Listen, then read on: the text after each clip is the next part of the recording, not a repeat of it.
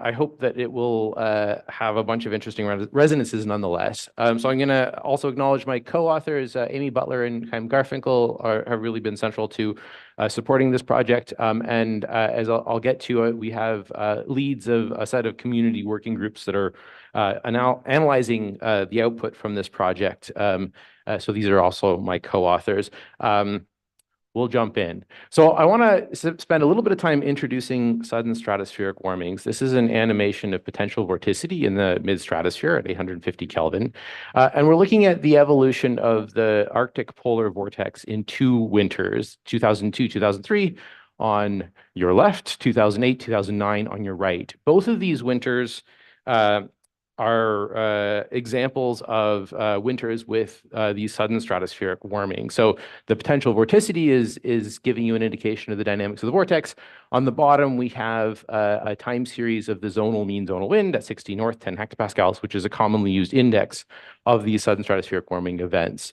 In both cases, we're about to go into these events. We see large amplitude Rossby waves perturbing this vortex. Anytime the vortex is disturbed from a circular pattern, that's indicative of a Rossby wave. We see sort of beautiful world's largest breaking waves that we heard a little bit about from Tim Palmer. And as we go into these sudden stratospheric warmings, you see these vortices, the polar vortex, be strongly disturbed by large amplitude Rossby waves. In this case, both of these are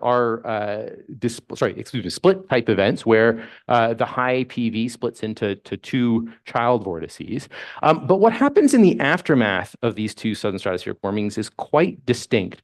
So in the 2009 case, the 2 child vortices in this case shear out, and we basically lose all elevated potential vorticity air in the stratosphere. So we lose that potential vorticity gradient on which Rossby waves propagate. In the 2002-2003 case, the vortex reforms, and so Rossby waves are still able to propagate into the vortex and are still be able to be sort of actively disturbing the vortex. In the aftermath of the 2008-2009 warming, because of the absence of that PV gradient, the whole polar vortex, the whole polar stratosphere is dominated by radiative processes, which are very predictable. So you get these episodes after about half of the sudden warmings that we have in the record, where the stratosphere enters into a highly predictable and highly anomalous state. And so that makes these events quite interesting from a subseasonal predictive point of view. If we can predict the stratosphere very well for a timescale of a couple months, and if there's an impact of the stratosphere on the surface in various ways, that gives us a hope of exploiting these events for subseasonal predictability. And that's what this project is trying to work on.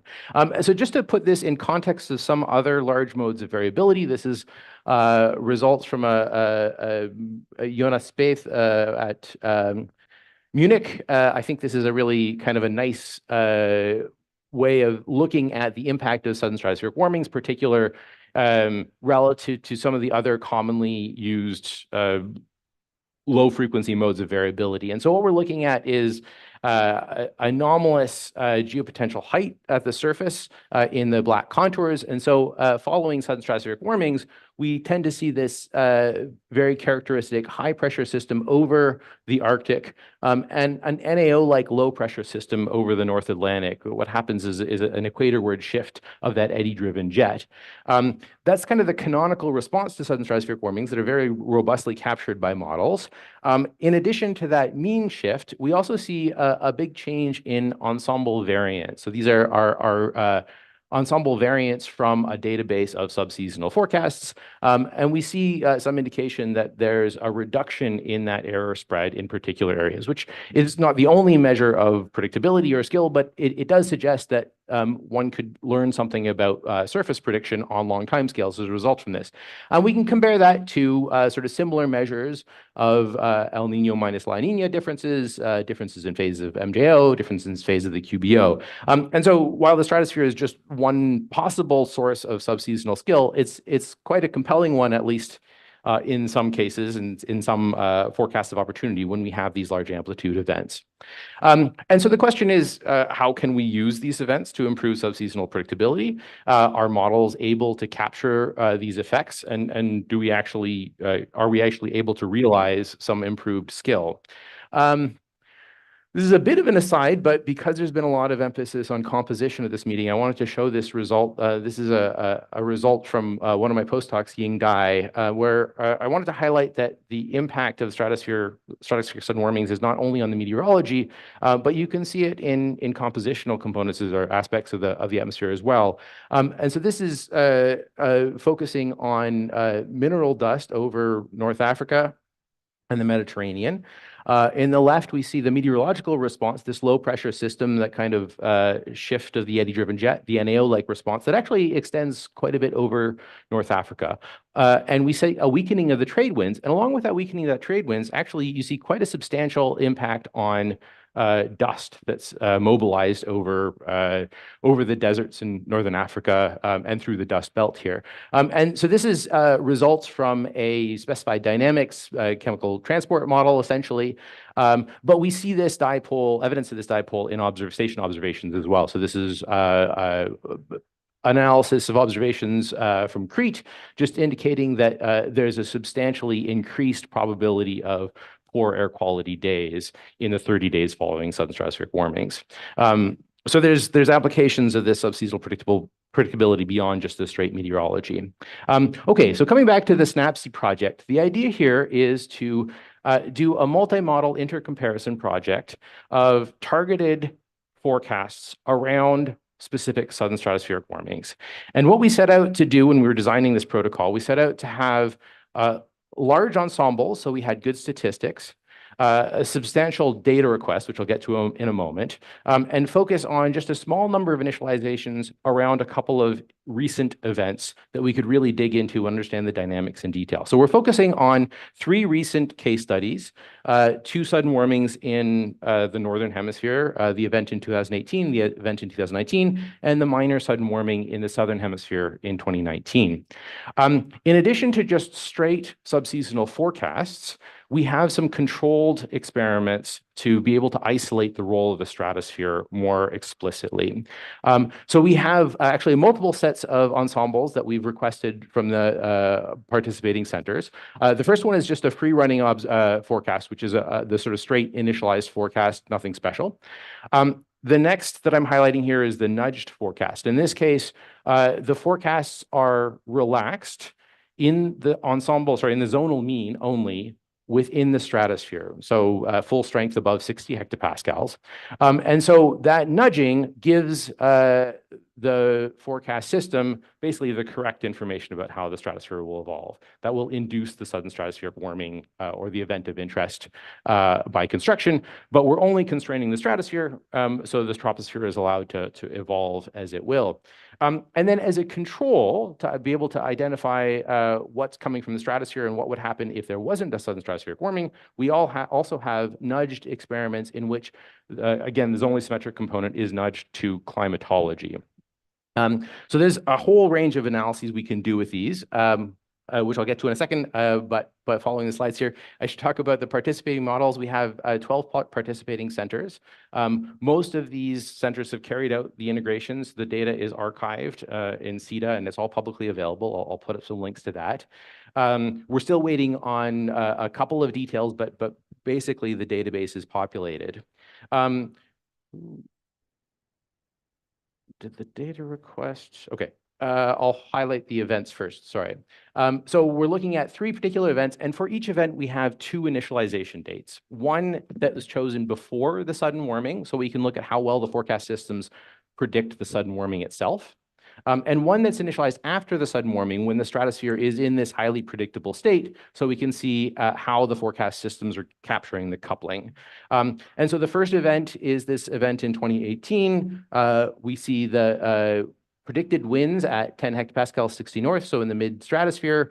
And we see in this initial forecast prior to the sudden warming, actually most of the forecast systems are not able to predict the sudden warming in that context. But when we initialize them a little bit later on, they're able to persist the vortex in that sort of anomalous state.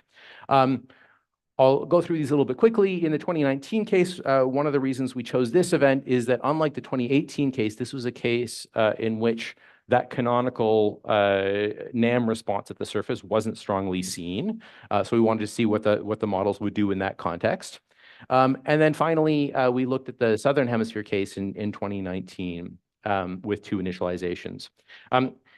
Well, I'll come back to that in a moment. Another feature that we were really trying to go for when we set up this protocol was to have a pretty substantial data request. There's a lot more data available from these ensemble forecasts than from those forecasts from, let's say, the S2S or the SubX databases.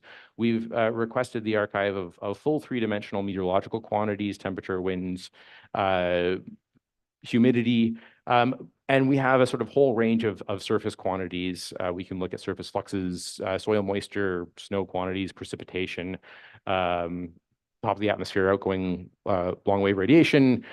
One thing we don't have is we don't have much compositional information. These forecast systems, with one exception, run with specified ozone. The IFS model from ECMWF ran with linearized ozone.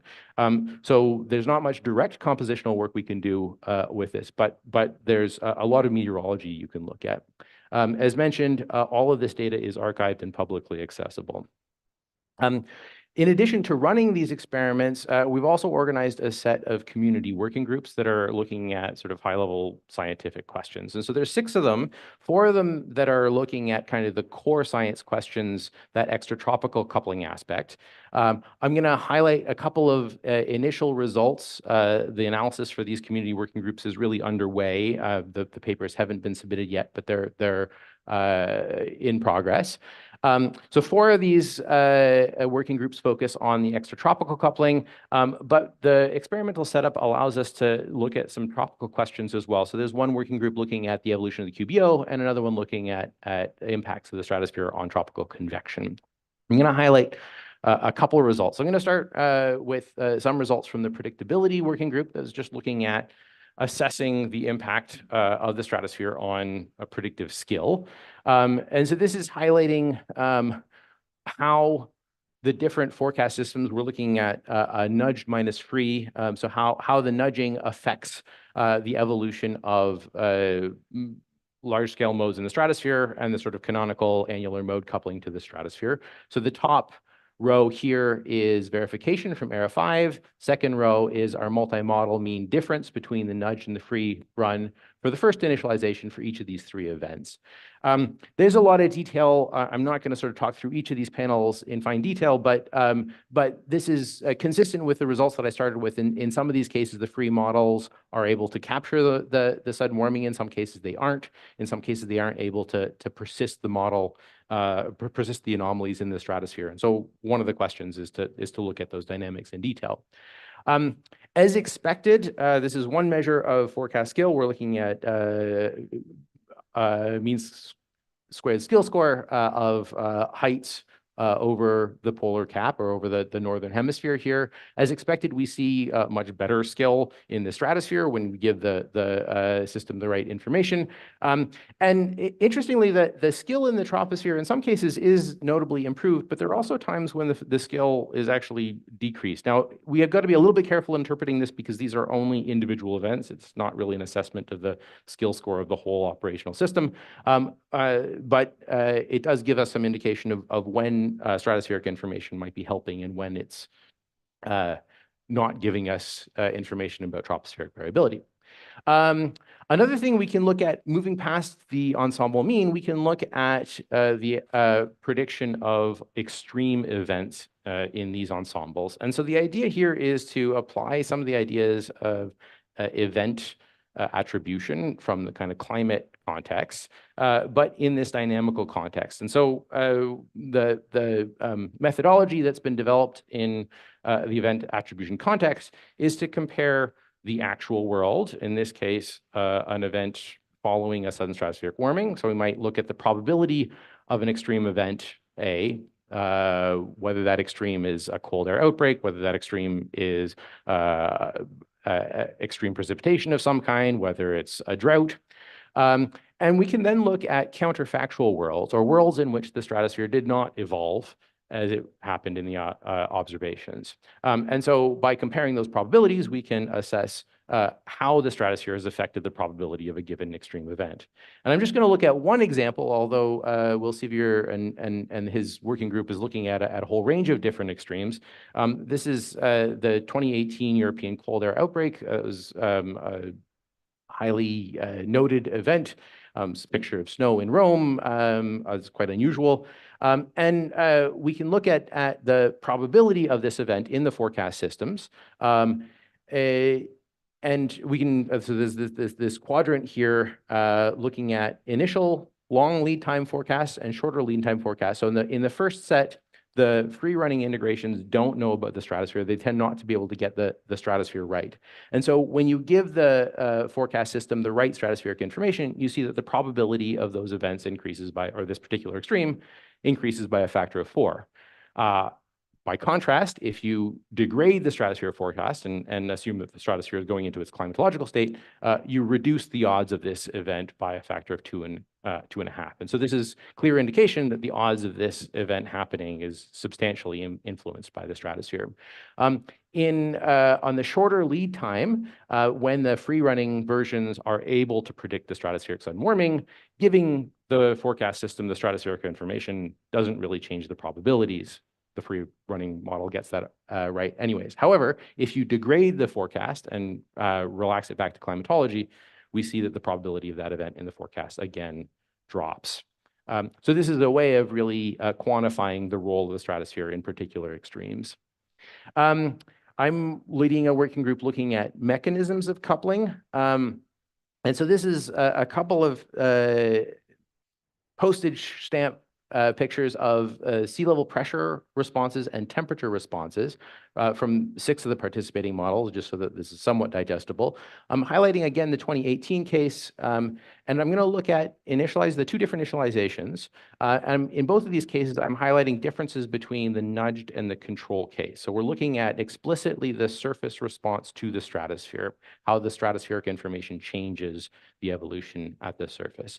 And the sort of broad scale picture is that of the canonical surface response to sudden stratospheric warmings, a high pressure response over the Arctic, typically this low pressure or this typical low pressure system over the North Atlantic. The temperature response, again, this is something that we often see in composites, although a lot of the details have not really been explored. We see, in addition to the sort of cold over northern Eurasia, the warm over northeastern North America, there's this band of warm anomalies that stretches from northern Africa over much of Asia. That's often seen in composites, although it really hasn't been explored very much in the literature. Now, one thing that I found very interesting in these integrations is that surface response seems to depend in some of the details quite strongly on the initial conditions. So I'm going to flip back and forth between these panels. These are averages over the same time period. It's nudged minus control, so we know that these differences are coming from the stratosphere, but the initial conditions are different in the 2 cases. And so while we see the broad scale, large scale circulation response is similar, there's a high pressure anomaly over the Atlantic and a low pressure system over the North Atlantic, a lot of the details, particularly of the surface temperatures, are quite sensitive to the initial condition. And so ongoing work is to really try to understand why those differences arise. And just to sort of summarize this in maybe a more global way, we can look at quantifying the strength of coupling in these runs by correlating lower stratospheric temperature, which is a useful measure of the amplitude of the stratospheric sudden warming, against an area average polar cap surface pressure anomalies. We can then chop this up in different ways. And if we do the averaging over the different sort of samples by model, here we can see that actually the different models that are contributing have substantially different coupling strengths. So depending on which model you're in, some models tend to respond more strongly to sudden stratospheric warmings, others respond more weakly. There's also dependence on initialization date, whereas if we average over different periods, there we really see this, this clear dependence on how big the stratospheric anomalies are. So ongoing work is trying to understand why these differences arise. We also can look at some aspects of tropical circulation. And so while these integrations are short, just 45-day forecasts, we are looking at how the QBO evolves in these forecasts. And so this is just a time series of the tropical winds from 2018 through 2019. The orange lines give the 6 initializations that we have forecasts from. And I'm just going to highlight that in 2019, we had the second of the QBO disruptions. And so one question is whether any of our forecasts systems are able to capture that disruption.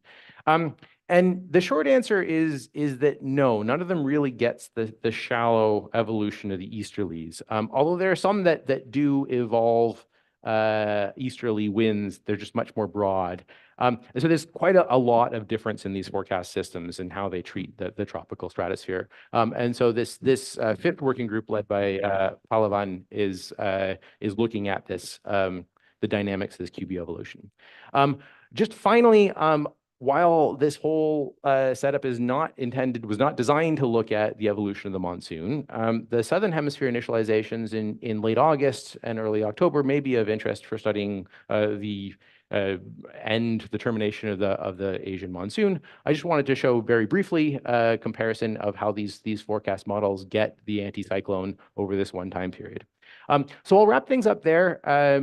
Just say that this is all of this project is still very much in work. We have this nice data set that we're looking at for the community science papers, but I want to really highlight that I think this is going to be a valuable data set, and it's available for the community to look at. I think there's a lot of potential for looking at processes beyond what we're considering in the community papers, particularly maybe there's interest in looking at monsoon processes. If you're interested in the data, you can follow that QR code to find out how to download it. And basically all I ask is that if you work with it, let me know, but you're very much encouraged to use this data set. So I'll stop there and take any questions. Thank you.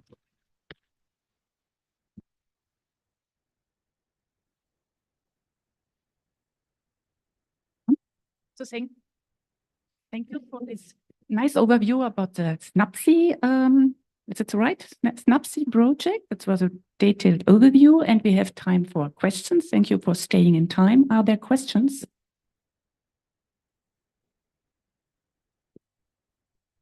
First, very nice talk and very opt for this conference and this community.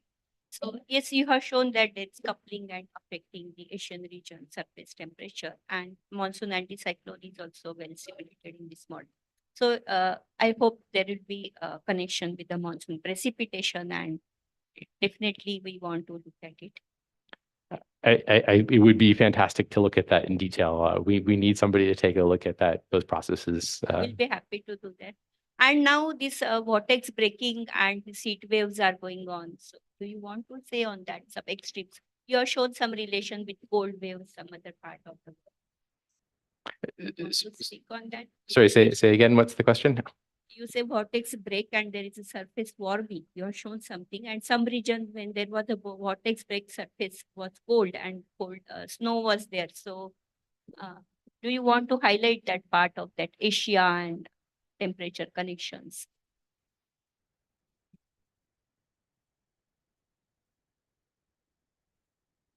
Thank you. Yes.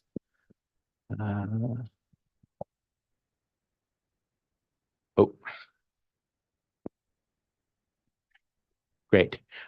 Yeah, so in this initial forecast, there are, there's some regions or some of these models that predict significant warming over parts, particularly of northeastern India and Pakistan. And interestingly, in this second initialization, that sign switches, although it's to some extent robust across large ensemble averages and so on. So understanding why that difference is very much an open question for us. Yeah, thank you. Yeah, thank you. We have one question here from the back. Thank you very much for this interesting talk. In one of your initial figures, you have shown that MJO78 minus 23. Why is it that specific region for which you have chosen? I should say this is not work that I'm directly involved with. This is somebody else's result, and so why they looked at that particularly, my guess is that in that set of phases, you end up with a North Atlantic jet shift that is of the same sign as the sudden warming case. So you could have looked at other cases just as well, but I think it was just chosen to be kind of comparable so that you could compare its impacts relative to the impacts from the stratosphere directly, if that makes some sense. Okay, yeah, thank you very much. So thank you, Peter, again. And then we move on to the next talk. The next talk is from David Plummer from the Environment and Climate Change in Canada, and he will speak about the challenges and need for multimodal intercomparisons of chemistry climate models in the troposphere. The stage is yours.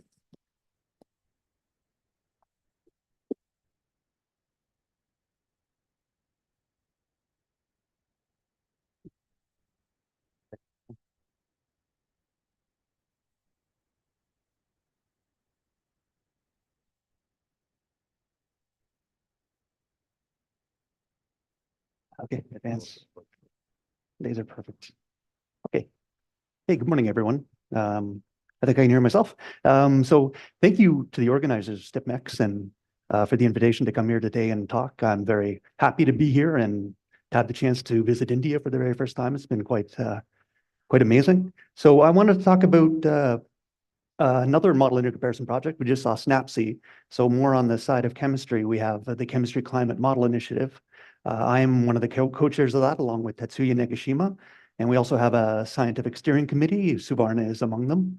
And we try and keep CCMI going and do interesting stuff. So I'll dive right in. CCMI, we do look at chemistry climate models. So we try and set up a set of experiments, coordinated experiments, ask modeling groups to run them using a common set of forcings and ask for a common set of outputs so that we can analyze and intercompare the models against each other and against observations.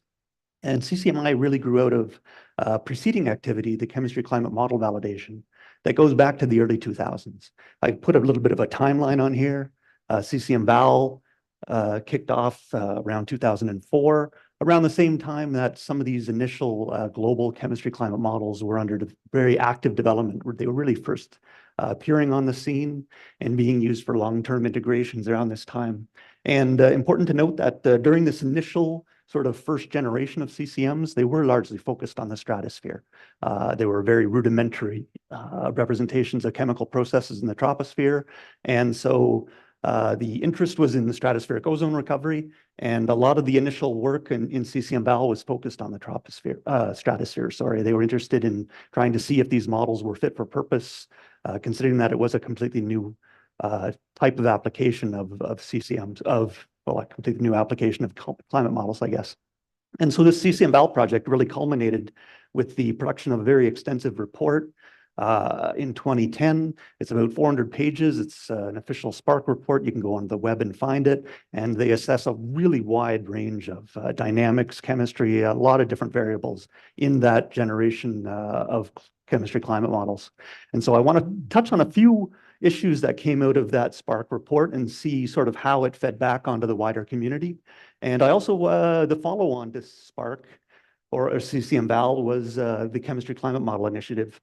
And sort of following along with the evolution of CCMs during this time, where they started in the stratosphere and then have more and more complex representation of processes in the troposphere, CCMI also is starting to look more and more into the troposphere. So I want to point out a couple of topics that came up in the first phase of CCMI 1 that have more of a tropospheric flavor.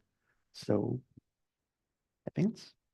So going back to 2010 and the stratosphere, I guess it's pretty low-hanging fruit, but it was an issue of considerable importance, considering these models were first under development, and one of the main applications was to look at ozone recovery of the stratospheric ozone.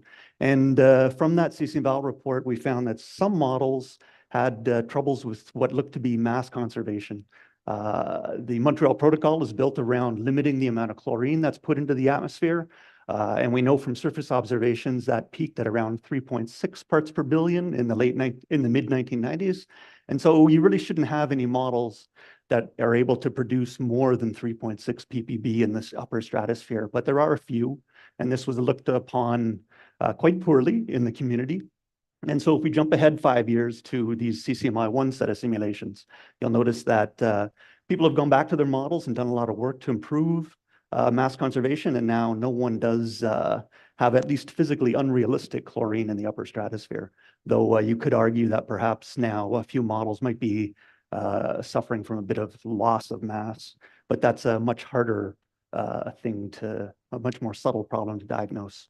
So again, back to the 2010 assessment, a problem that we found with the models that has a little more substance, I guess, is the breakdown of the Antarctic vortex. So this is the progression of the date when the winds at 60 degrees south pass through zero. So you have the Antarctic stratospheric vortex, strong winds out of the westerlies, all during austral winter.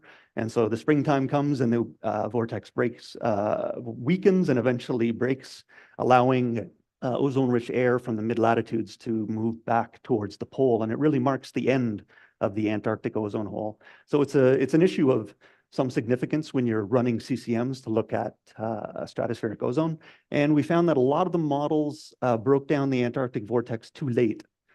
You can see reanalysis is right here. It's these couple of solid black lines and dashed black lines as well, but the vast majority of models were late in breaking down the vortex and correspondingly held on to the Antarctic ozone depletion too long. So a nice paper that came out by Charles McLandris looked into one of these CCMs, but it was connected up to a data assimilation system. So when you just look into the model, what it's doing with its drag is it tries to slow down the Antarctic vortex. A lot of the work is being done by the orographic gravity wave drag shown on the left. Non-orographic in this model is not doing a lot. And in particular, you notice that there's a very peculiar pattern to where the orographic gravity wave drag is having an effect on the vortex. There's one maximum around, say, about 50, 55 degrees south.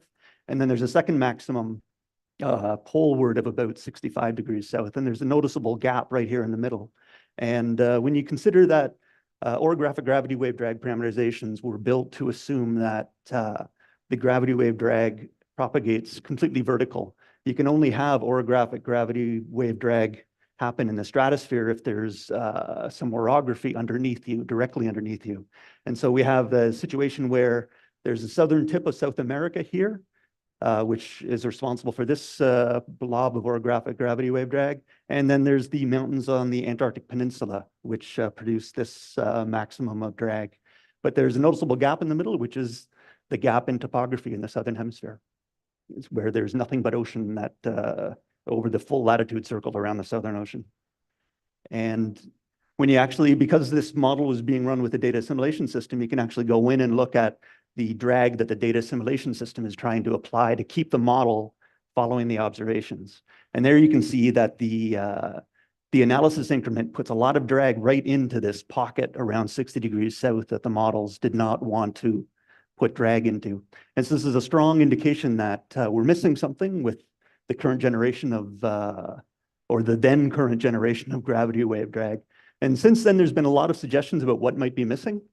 Orographic gravity wave drag, orographic waves excited by small islands in the Southern Ocean have been suggested. Secondary waves generated by braking, other braking waves have been suggested. Waves generated by winter storms out over the Southern Oceans, the extreme storms they have in the remote Southern Oceans. And there's also been some suggestion that the gravity waves do not propagate purely vertically, that they in fact can undergo a meridional refraction so that they break in an area that's not directly vertically above where they were generated.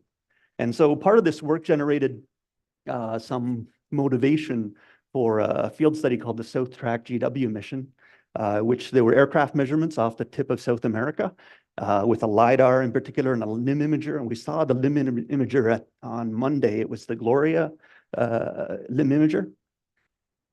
And so some of the work that's come out of this has suggested that there is reason to believe that gravity wave or gravity wave drag can undergo refraction and actually end up breaking in the stratosphere more poleward of where it was generated. And so you see here, this is a WRF simulation at 3 kilometers, so you can actually resolve these gravity waves themselves.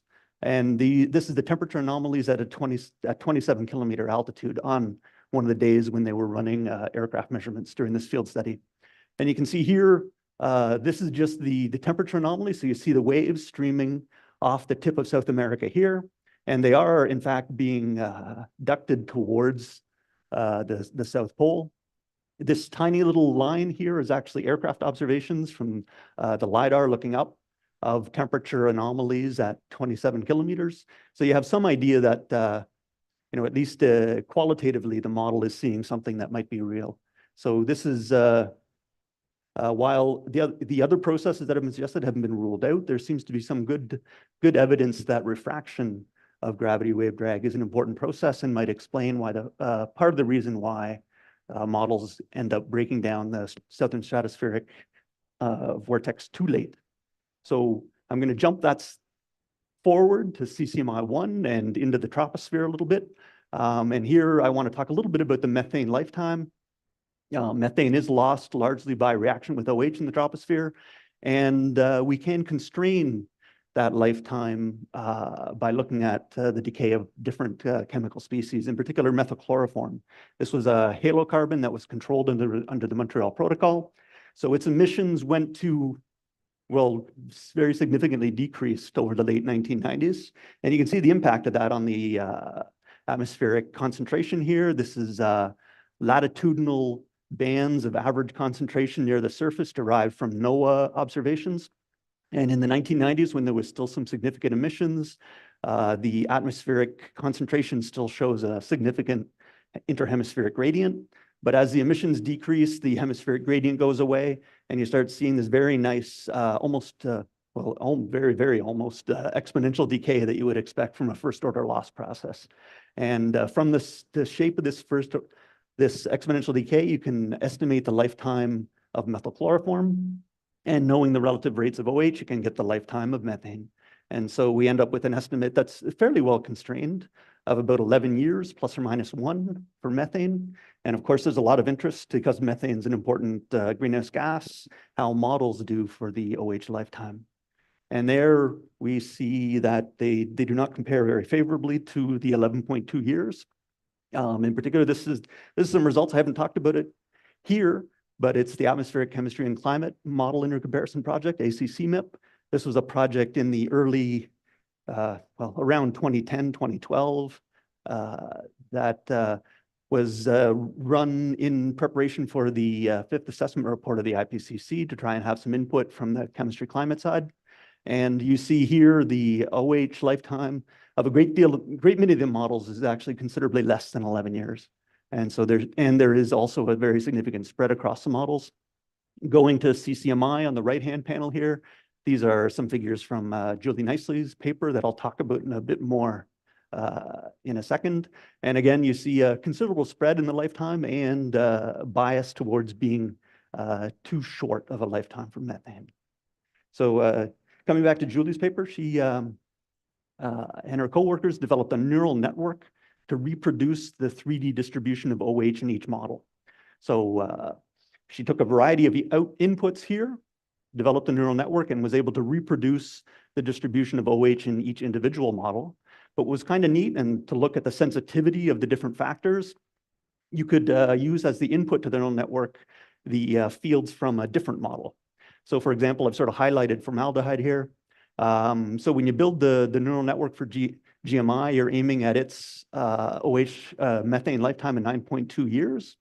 And what you can do once you've constructed that neural network, you can take the distribution of formaldehyde out of another model, and in this case also CTM, and use it as the input. And when you do that, you find that the lifetime in the GMI neural network decreases by 0.6 years. And you can do the reverse. You can take the also CTM neural network and give it the formaldehyde from GMI, and then you find the lifetime actually increases by about half a year. And so you can keep playing this game of swapping different inputs across all the different combinations, of models and the variables that you've analyzed. I should also mention, before I get to that, actually just to complete this description here. So when you go through the full list of all the different ones, switching in the Oslo CTM input for the GMI, you end up reducing the lifetime of methane by 2.5 years, which gets you a lot closer to the actual Oslo CTM value, but you're still out by a little bit. You end up at 6.7, and so there's this residual of about 0.5 years that is another factor in their analysis. So they've gone through this process and they've sort of summarized it in this graph here, and you can sort of get an idea of what factors are important that are driving some of this diversity in the model OH. Sort of the usual suspects you might imagine. There's ozone photolysis rate to O singlet D.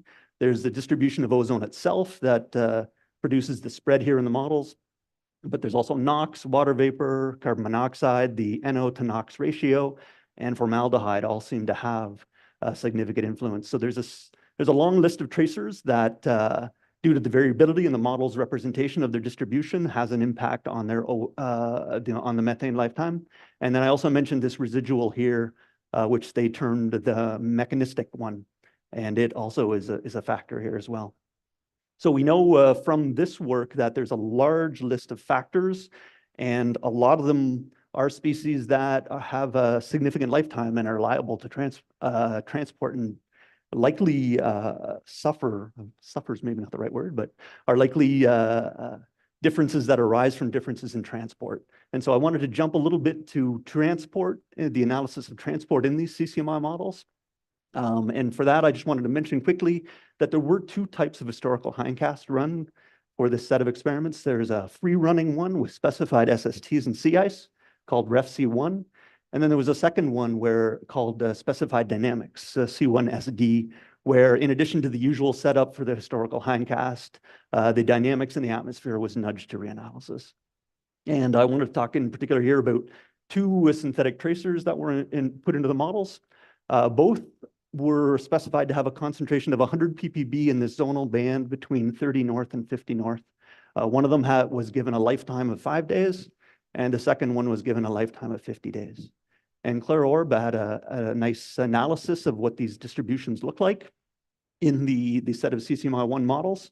And so just because there's a lot here, there's the top column here, or the top row, I'm sorry, are the 5-day tracers, the 5-day lifetime tracers in DJF over here and in JJA over on the right. And then the 50-day tracer, again, DJF and JJA.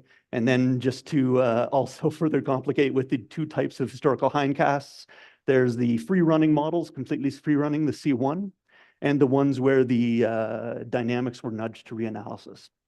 And in all of them, you see, and I should mention what we're looking at here is actually the concentration of these tracers in the mid-troposphere. So between 400 hectopascals and 700 hectopascals, between the equator and 90 degrees north. So it's only the northern hemisphere here where the tracers are emitted between 30 and 50 north. And you see a very wide range in the mid-tropospheric concentrations of these tracers. The 5-day here has a solid factor of 2 difference over the source region.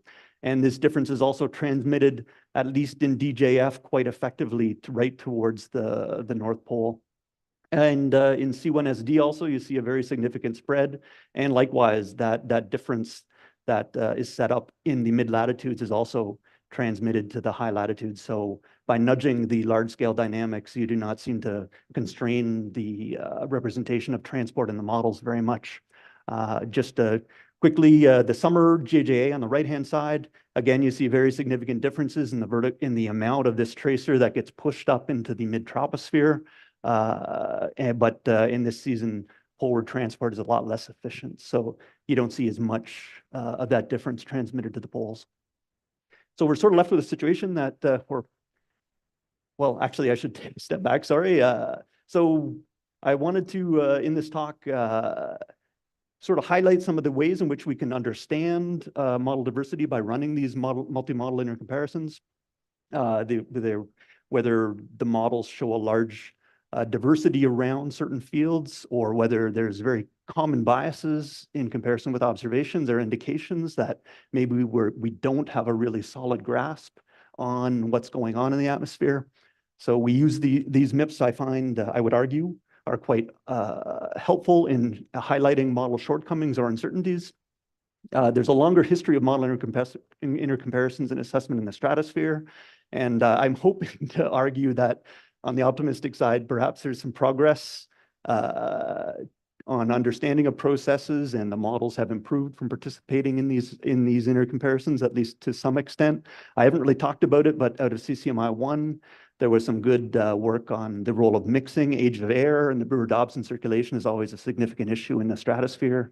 And so there was a couple of nice papers in CCMI 1 that looked at the role of mixing, controlling the age of air. The nicely analysis of CCMI 1 models really showed that the diversity in the methane lifetime is down to a lot of different factors. And when you put together all of these factors with the fact that we do see a wide range of transport timescales, you feel that there has to be a very significant amount of linkage between these two aspects of the model. And just to close with some thoughts, we know the state of the atmosphere is under constrained by observations, and because of convection, the troposphere is a very messy place. And so I'm sort of reaching out to the community that we need new and thoughtful ways to analyze processes in the models, particularly in the troposphere. The stratosphere, we have age of air, the Brewer-Dobson circulation, lots of things that are somewhat, in many respects, a cleaner case to look at. But the troposphere has lots of convection, and it's clouds and rain out, and the things are considerably more complex. So the CCMI community, as we start to work more and more in the troposphere, these challenges are becoming more acute, I would say. And I guess we've always asked, for example, we've always asked modeling groups to provide monthly average fields. And will that allow us to improve these models when we're looking in the troposphere? So I guess also other questions just from earlier in the talk, earlier this week, we saw Tim Palmer's talk about the use perhaps of convection resolving global models, providing estimates of quantities that are difficult to get from observations alone. And so the role of deep convection came up to mind. I just wanted to point that out as a possible connection of one way forward, because it is difficult to know what is the correct convective updraft mass flux. So, and just sort of as a shout out, we are just beginning to think of a new phase of CCMI with a focus on the troposphere. We're always sort of trying to balance WMO ozone requirements and science requirements in the troposphere. So our next phase will be focused more firmly in the troposphere, trying to think of novel and illustrative experiments. So we are very welcome to suggestions and participation. And so if there are some of you that want to get involved with the next phase of CCMI, sort of at the ground floor, please let me know. And with that, I will close. Thank you. So thank you, David, for this overview about multimodal intercomparison. Are there questions? Whether these non-orographic waves include inertia gravity waves over the high latitudes, which is very frequently observed due to jet stream instabilities. Oh, yeah. I'm not a dynamicist myself, but I have my doubts. I don't know that the model horizontal resolution would be sufficient to try and... It's a pretty large scale waves, like 1,000 kilometers of horizontal wavelength. Oh, yeah. Okay, sorry. It's sort of, that is firmly out of my depth. I apologize. Thank you. Are there more questions? David, you mentioned the point of the mass conservation, and you showed that some models seem to overestimate CLY, but some seem to, still in the new version, underestimate. And that's also a concern, isn't it? Yes, it is. Because if you have not enough chlorine, it's also not good for them. Yeah, that's right. That's quite right. I mean, it was raised in this dossier AL paper that, while it's very easy to rule out exceeding the maximum because it's blatantly unphysical, some of these models do show just touching 3 ppb, which seems to be a little bit low. And so it was raised in that paper that maybe we can't rule out that models are losing mass now, though it doesn't look as noticeably wrong on the figure, but it is a concern. Yes, it is. Yeah. Okay, thank you. Thank you again. And then we move on to the next speaker. It's V.K. Patel. Patel? I don't know. Yeah, okay. And he will speak about changes in water vapor in the upper troposphere and lower stratosphere of the global tropics, role of surface warming in recent decades and future scenarios. Who is the speaker? You just... It's not here? Okay. Then it's not here. Then I propose we go on to the next speaker. It's P.P. Musaid.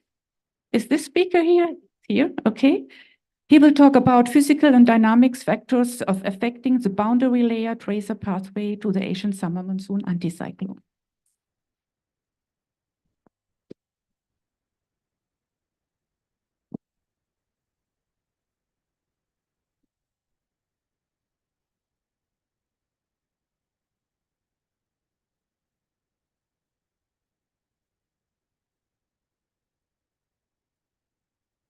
Okay. Good morning, all. Thank you so much for this opportunity. Myself, I'm Musaid PP. I'm from SRM Institute of Science and Technology from Chennai, and I'm a PhD scholar working over there. Part of this work has been done as part of scheme for promotion of academic and research collaboration in Government of India at Institute of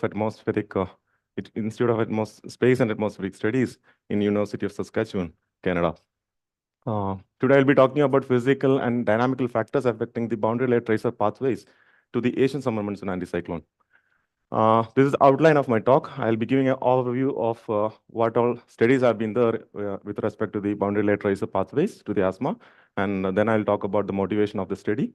And further, I'll be going ahead with my results, starting from the monsoon region and the dynamics and the region-specific factors affecting the pathways, and finally, the Flexpart results that we have. And finally, I'll conclude my talk. So to start with, the tracer pathway to the asthma has been extensively studied. And Burgum in 2013 has proposed and coined the word, the conduit. So there exists a conduit in between the Tibetan Plateau and the Northern Bay of Bengal, where the air rises to the asthma level. To understand the asthma, it is actually primarily a response to the diabetic heating from the monsoon. And we have, as in my previously, Dr. Sanjay Mehta in his talk has mentioned, asthma, we could identify that asthma has been thermodynamically classified with a very warm core to the east and very cold core in advection terms to its west. And later, Rundle and Park 2006 has stated that there is clear-cut, with a 5-day lag, there is clear-cut connections with the convection between the 60 to 120 degree north longitudinal belt to the spatial extension of the asthma. So it is very well clear that the convection plays a role in the modulation of the asthma. When we talk about the modulation, asthma has a very strong east-west variability. And further, the asthma is also chemically characterized with enhancement of carbon monoxide and water vapor and a reduction in the ozone. Starting from the Burgum paper, Burgum et al. 2013, he stated that he concluded studies stating that most of the traces are coming from the Indian mainland and the Tibetan Plateau, and very less from the East Asian part. But later in 2018, Lau et al. In his study of et al., he stated that there exists a what we call is double stem chimney cloud model structure. So when we look at the carbon monoxide vertical distribution, we could see a double chimney structure of the of the carbon monoxide distribution. So there is sufficient distribution coming from the South Asian region as well as the East Asian region.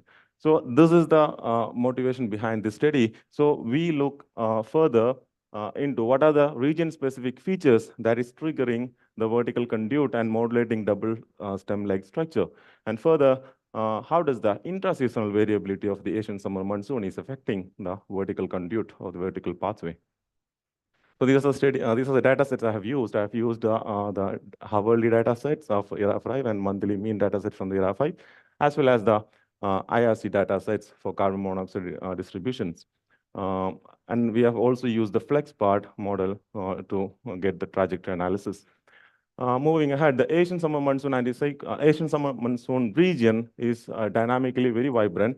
We have a heat low at 850 hectopascal at around, which we call Pakistan heat, at around 60° east longitude.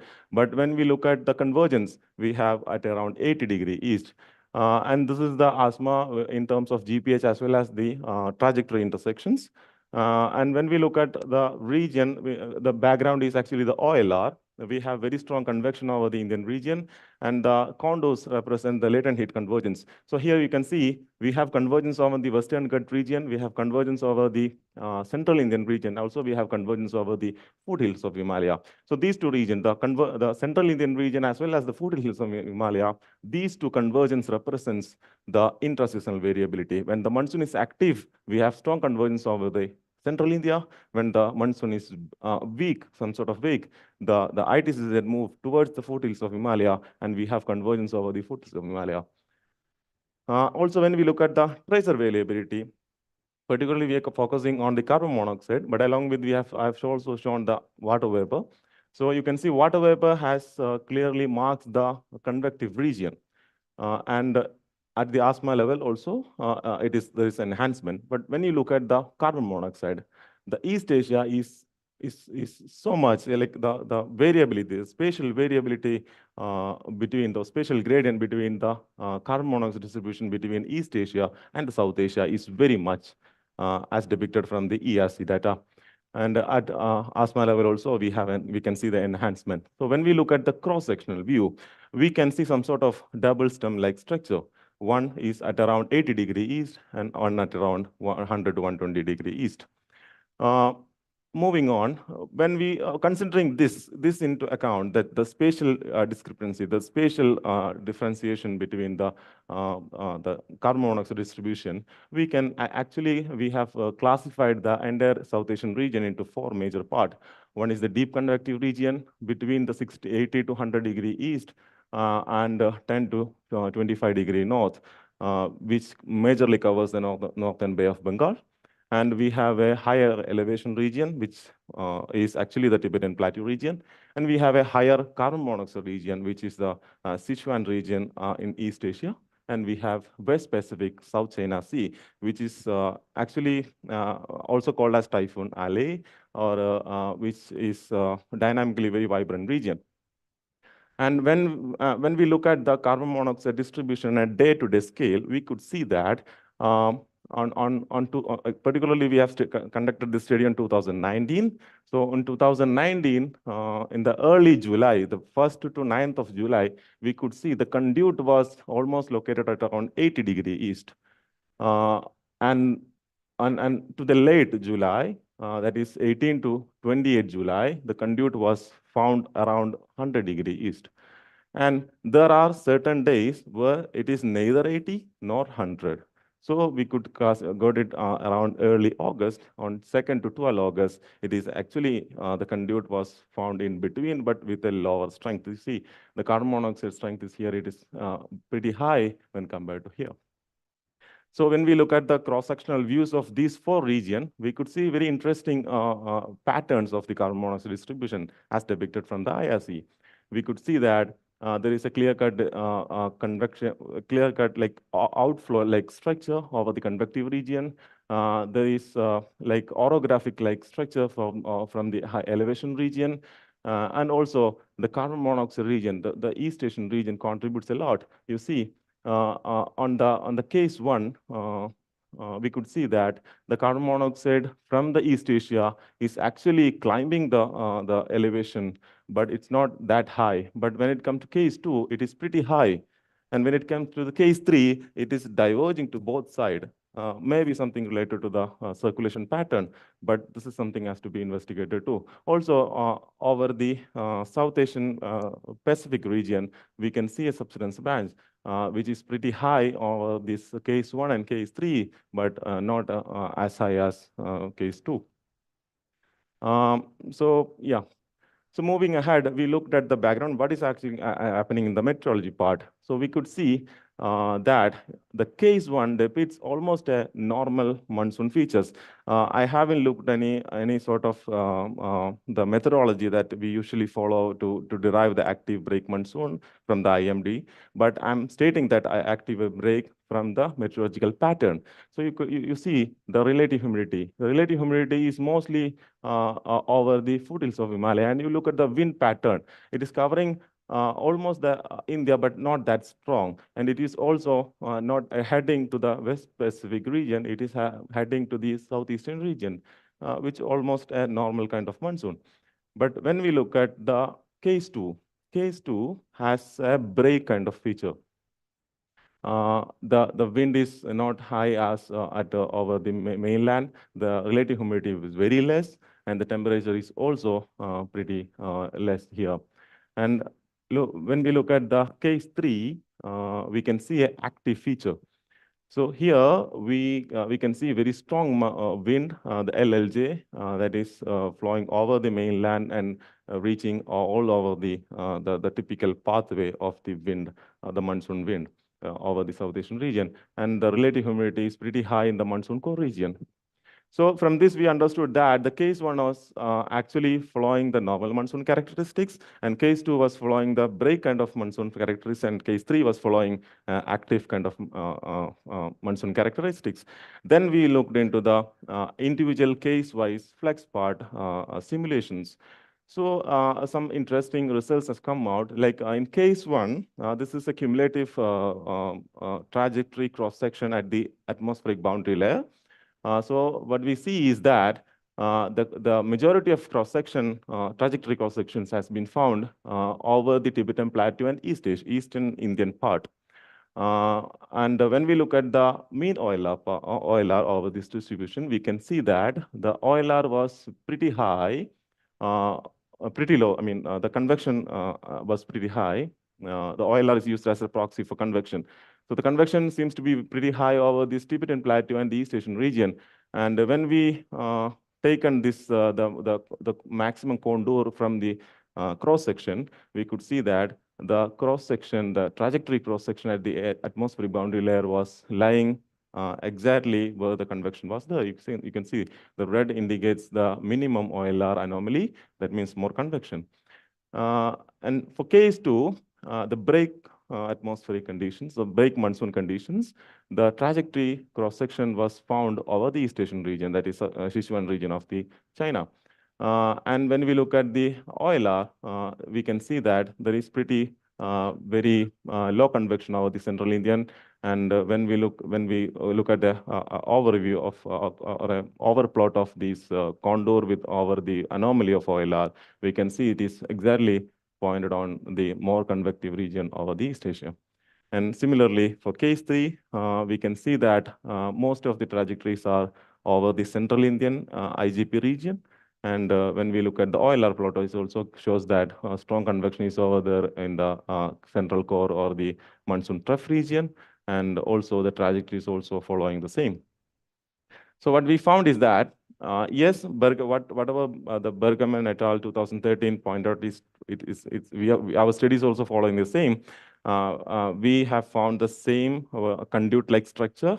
We have similar, there exists a conduit, but there is also a variability to the conduit that we found. Apart from that, from the temperature, relative humidity, and wind analysis at 850 hectopascal, what we found that it is depicting the normal and break and active conditions. From the Flexpart simulations, it is also aligning from the with respect to the Bergam et al. 2017 studies in terms of conduit-like structure and the regional contributions. We could see more contributions coming from the Central Indian and Tibetan region, but given the condition that it is normal or active monsoon. If the monsoon is break, the sort of contribution is more from the east region. And this is very particular, this is very important in terms when we consider the contribution, the variability in the spatial distribution of the carbon monoxide. Even the trajectory intersection is very less in the East Asia part. We have to do something in terms of quantification. How much of aerosol, how much of carbon monoxide has been transferred? Yeah, that's all. Thank you so much for this opportunity. So thank you for this overview about transport and the Asian monsoon. Are there questions?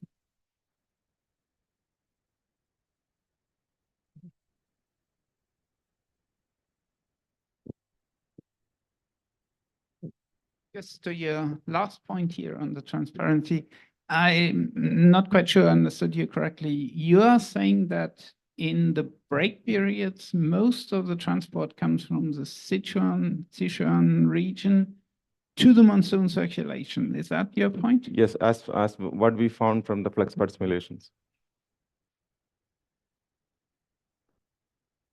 This is where you expect more pollution coming up from this region, right? We haven't quantified in terms of pollutions, but what we saw from the Flexpart simulation shows that the take-home message is that there exists a conduit-like structure, but there is also the conduit-like structure is some sort of influenced with the interseasonal variability of the monsoon. So it depends on where the conduit is lying. Yeah.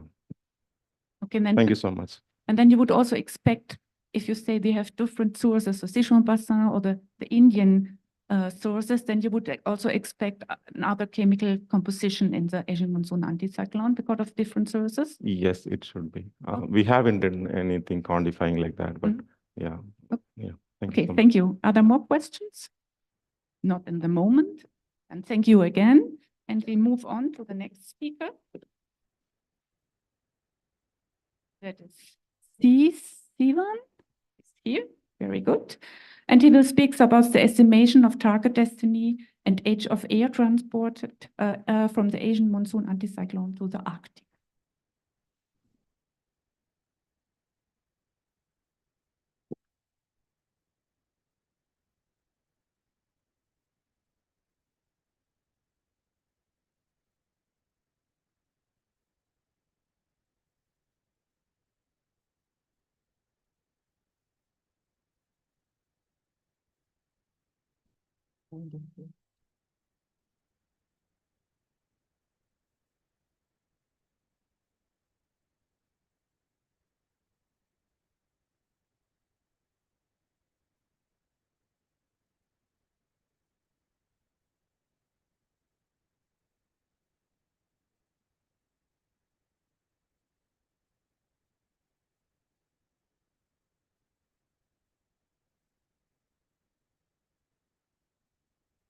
Good morning, all. Audible?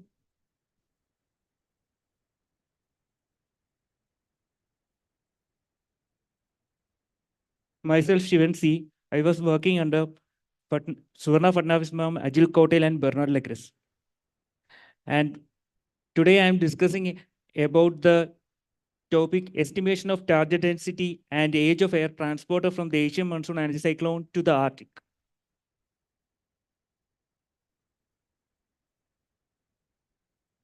The Arctic amplification is a accelerated warming process across the Arctic, outpacing other areas across the globe.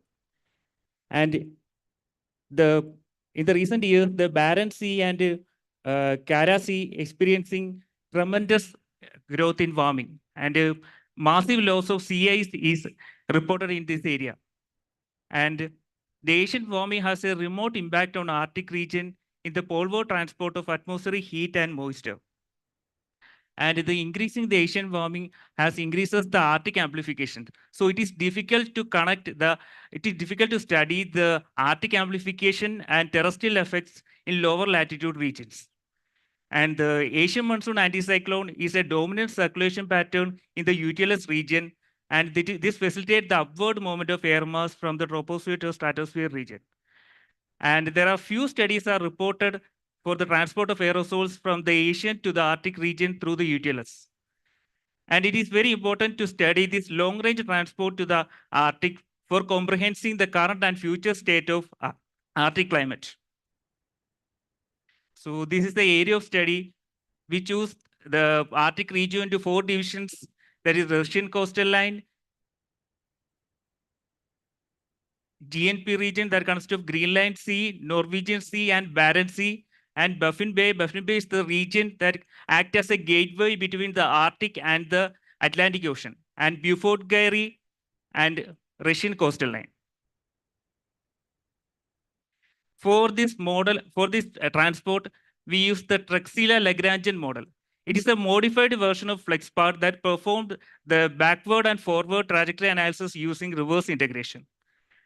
And in this analysis, in this trajectory analysis, we computing the age by time period since the parcels leased from the specific location and it reaches the destination is taken as the age of air parcel. And the target density refers to the distribution of trajectories that reaches a specific location. And the impact level corresponding to the vertical isentropic level that the parcels reaches the target. This trajectory analysis is very helpful to study the transport process and assess their impact on various regions.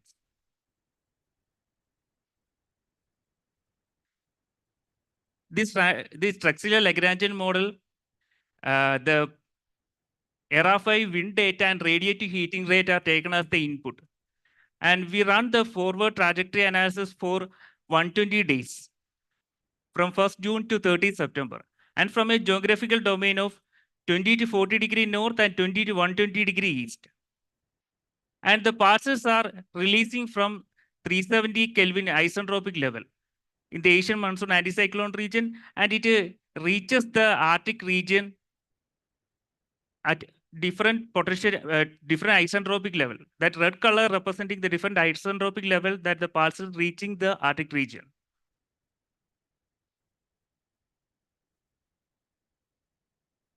This is an animation showing that a trajectory just releasing from the Asian monsoon, single trajectory that is releasing from the Asian anticyclonic region, and it is reaching the Arctic region within an age period of 21 days. And the red color indicating the isentropic level.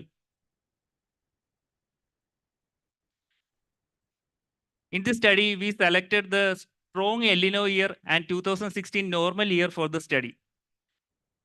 And the figure on the top showing the time taken for the air passes to reach the Arctic region from the Asian monsoon anticyclone. So figure on the top showing their age and the bottom showing their target density. And the average age and target density for the year El Nino and a normal year is shown in this table. From the figure, it is clear that maximum age is taken during the El Nino years to reach the Arctic region as comparing to the normal year. Particularly in the Beaufort Gary, it is taken around the average of 77 days to reach there. But in the case of normal year, it is taken only 54 days. And also in the case of Russian coastal line, it is taken around 54 days in the El Nino year, and it is taken only around 44 days to reach the normal year. And in both the year, the parcels taking less time to reach the Arctic is in the Russian coastal region. And when we consider the target density, the more target density is observed in the Baffin region and GNP region. And when we moving to normal year, there is a decrease in target density is observed in the Baffin region from 43.6% to 20%. And in 2016, there is an increase in the target density in the Eastern Siberian region, that is in the part of Russian coastal line. And also increase is shown in the Chukchi Sea region, that is the part of Beaufort Gary. And overall, the more transit time and lesser target density is observed in the Beaufort-Gary region.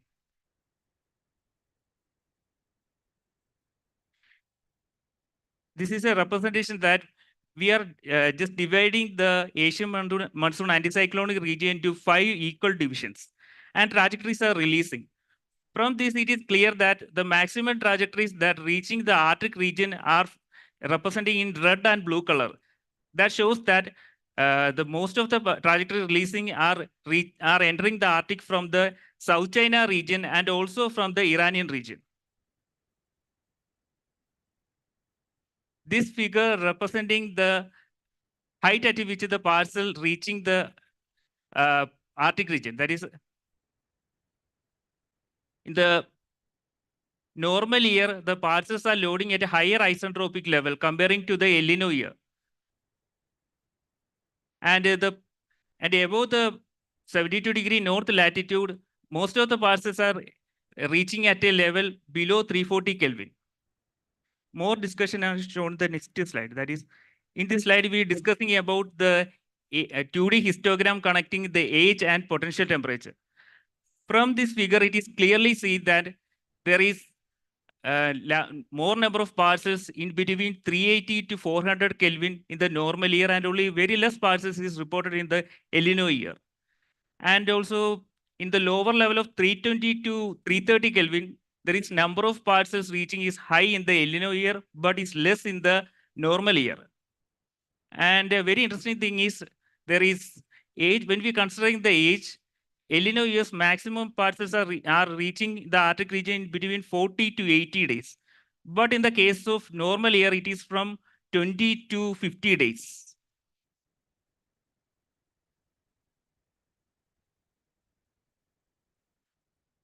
So during the El Nino years, the parcels taking more time to reach the Arctic region, and highest target density is observed in the Baffin region in 2015 and GNP region 2016. And lower target density is observed in Beaufort region in both the years. And parcels are loading at a higher level during the normal year as comparing to El Nino year. Thank you.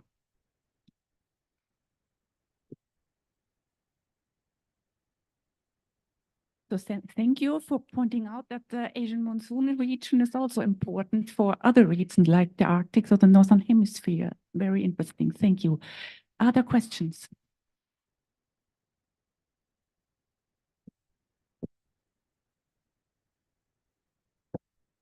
What are your implications of this study on the Arctic sea ice thickness or temperature?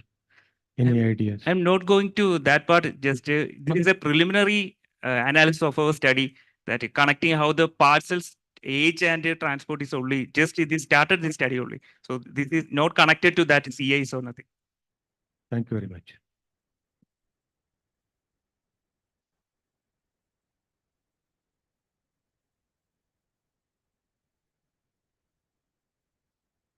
Thank you very much. So the air parcel coming from Bangladesh, monsoon region to the Arctic region, it's a very good idea, and I think it's very interesting.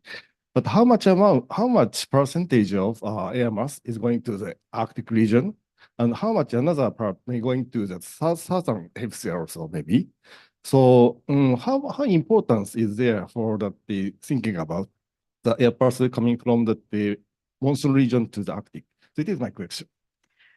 Because in the parcels, now here we consider only that parcels reaching the Arctic only, not considering the other areas.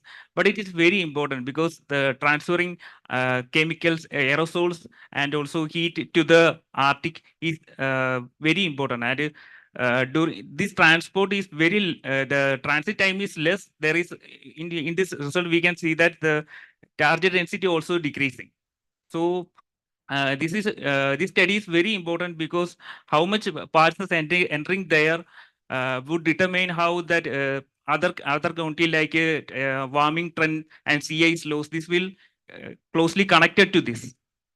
Yeah, I think it is important, but maybe so how much important can be related with my question? So please continue your research? Yeah. Thank you very much. I think someone.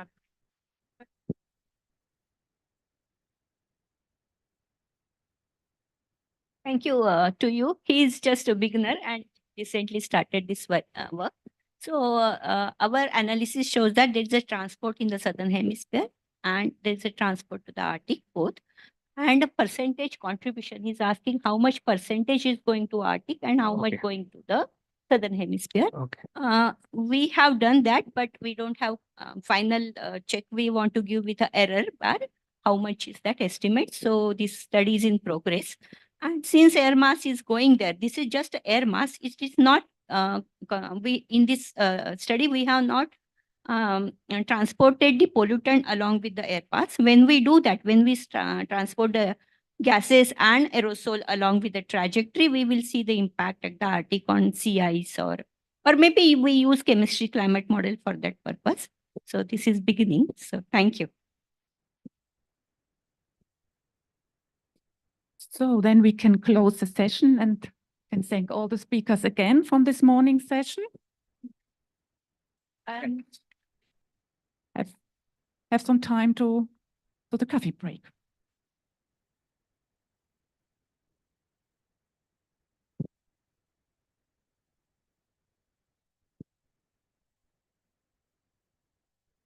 There is a short announcement that people who have posters for day 3 and day 4, the arrangement for the poster display is done at the basement of the Meghdut Hall itself.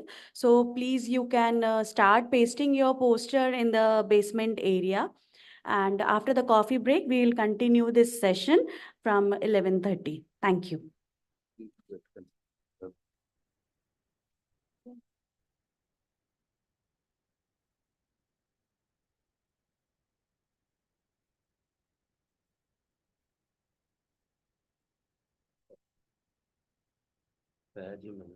Somebody forget to put blazer. You can connect.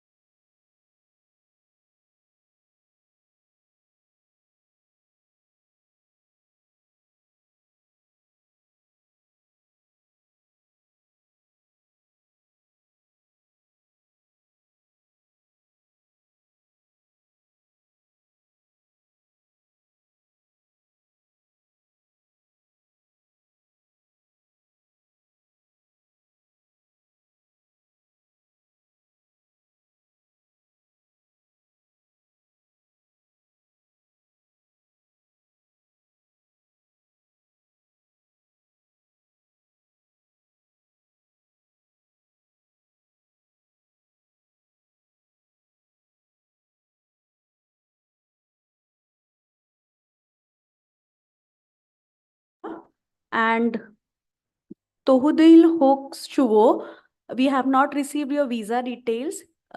If you are here, please kindly submit your visa details to the office. Thank you.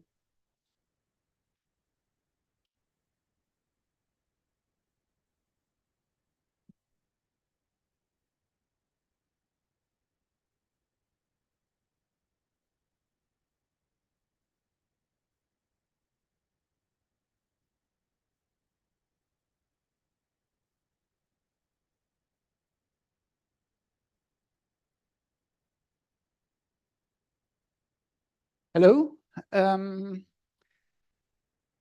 Rolf Müller. I'll be speaking about the FILAS campaign. I think in your agenda, it's a little different, but Bärbel Vogel will speak about the Stratoclim campaign and her results in the next talk.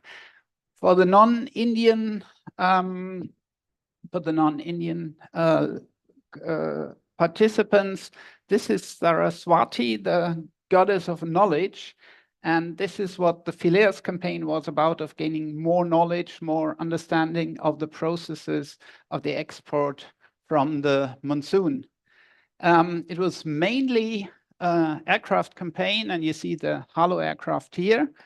FILAS is short for probing high latitude export of air from the Asian summer monsoon. But I should mention it was not only an aircraft campaign. We had a component here in India, in Nainital, and Manish, Savannah, and Sunil were very, very good in putting this campaign together. And it's a component here in India, the ballooning, but the aircraft was flying out of Germany and out of Alaska, and I'll talk about that. So I will talk about the campaign, its objectives, the ideas behind the aircraft campaign. I show a few selected early results and summarize. What you see here is based on a paper by Bärbel Vogel. What you see is it's a sketch, right? You see the extratropical, the lower stratosphere. You see the tropics here. This is roughly 380 K, and this is the Asian monsoon circulation that you see here. And in the campaign, we were concerned about two issues, not so much the monsoon circulation, the anticyclone itself, but the export from the anticyclone.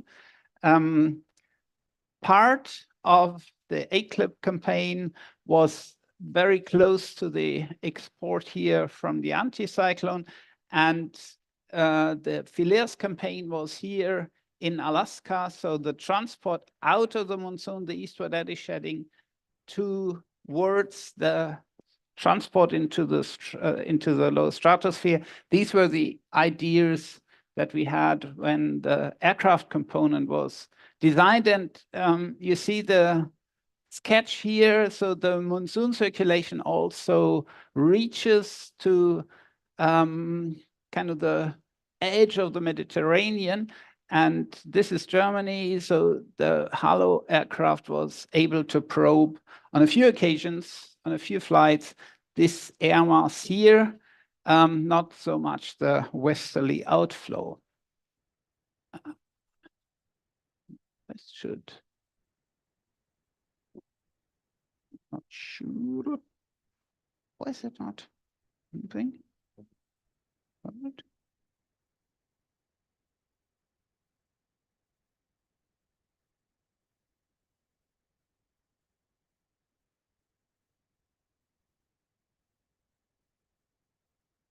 Okay, thank you. The questions of the FILAS campaign were mentioned here. As I said, first of all, pathways, timescales, dynamical processes of transport from the monsoon, out of the monsoon into the extratropical UTLS. A focus was on gas phase and particulate constituents, both of which we had, and I'll show a few examples, both of which we had specific instruments on board. This is the eastward transport is what you call eddy shedding. And of course, a lot of this material goes to the lower stratosphere. What impact does it have? And this is a add-on forest fires in Canada, where also something interesting, this is not monsoon, but it was within reach when we were in Anchorage. And this is what I should touch upon briefly. Here are the research flights. This is a base in Germany, in Oberpfaffenhofen. You see the flights here, and particularly interesting are these flights here to the, as I said, to the edge of the western edge of the monsoon. The second flight, the second base was in Anchorage in Alaska, and you see lots of different flight passes here. The main issue is that you characterize the outflow from the monsoon in various ways, and I'll show a few examples. This is the instrumentation, just for completeness. I'm not going to go through all the instruments here, but you heard about the Gloria instrument, which you see here, ammonium nitrate. Michael Höpfner talked about that. That's also on this plane here. It's down here. You see the Amica instrument that is from the Research Institute in Jülich, and Mark van Hobe is here, and you can talk to him about Amica. And we had aerosol instruments from the MPI in Mainz and the University of Mainz. And again, these proved to be in situ particle measurements. These proved to be quite helpful. German universities, we had Frankfurt and Wuppertal, short-lived chlorine species, short-lived halogen species, and many, many more issues. I cannot talk about all of them and mention all of them. The idea was to look at, as I said, this region here in Anchorage. So this is, well, perhaps let's look at the climatology here. This is the E90 tracer. This is basically a model tracer that is similar to CO. So it's basically tropospheric influence. You see the strongest influence here. These are model results, strongest influence in the monsoon. This is a climatology. You see the eclipse anomaly. You see the strongest anomaly of enhanced E90 tracer, enhanced tropospheric influence here. In FILAS, it was a bit shifted, but you see the enhancement here and perhaps less influence here. And this is stratoclim, but you'll hear about that in the next talk.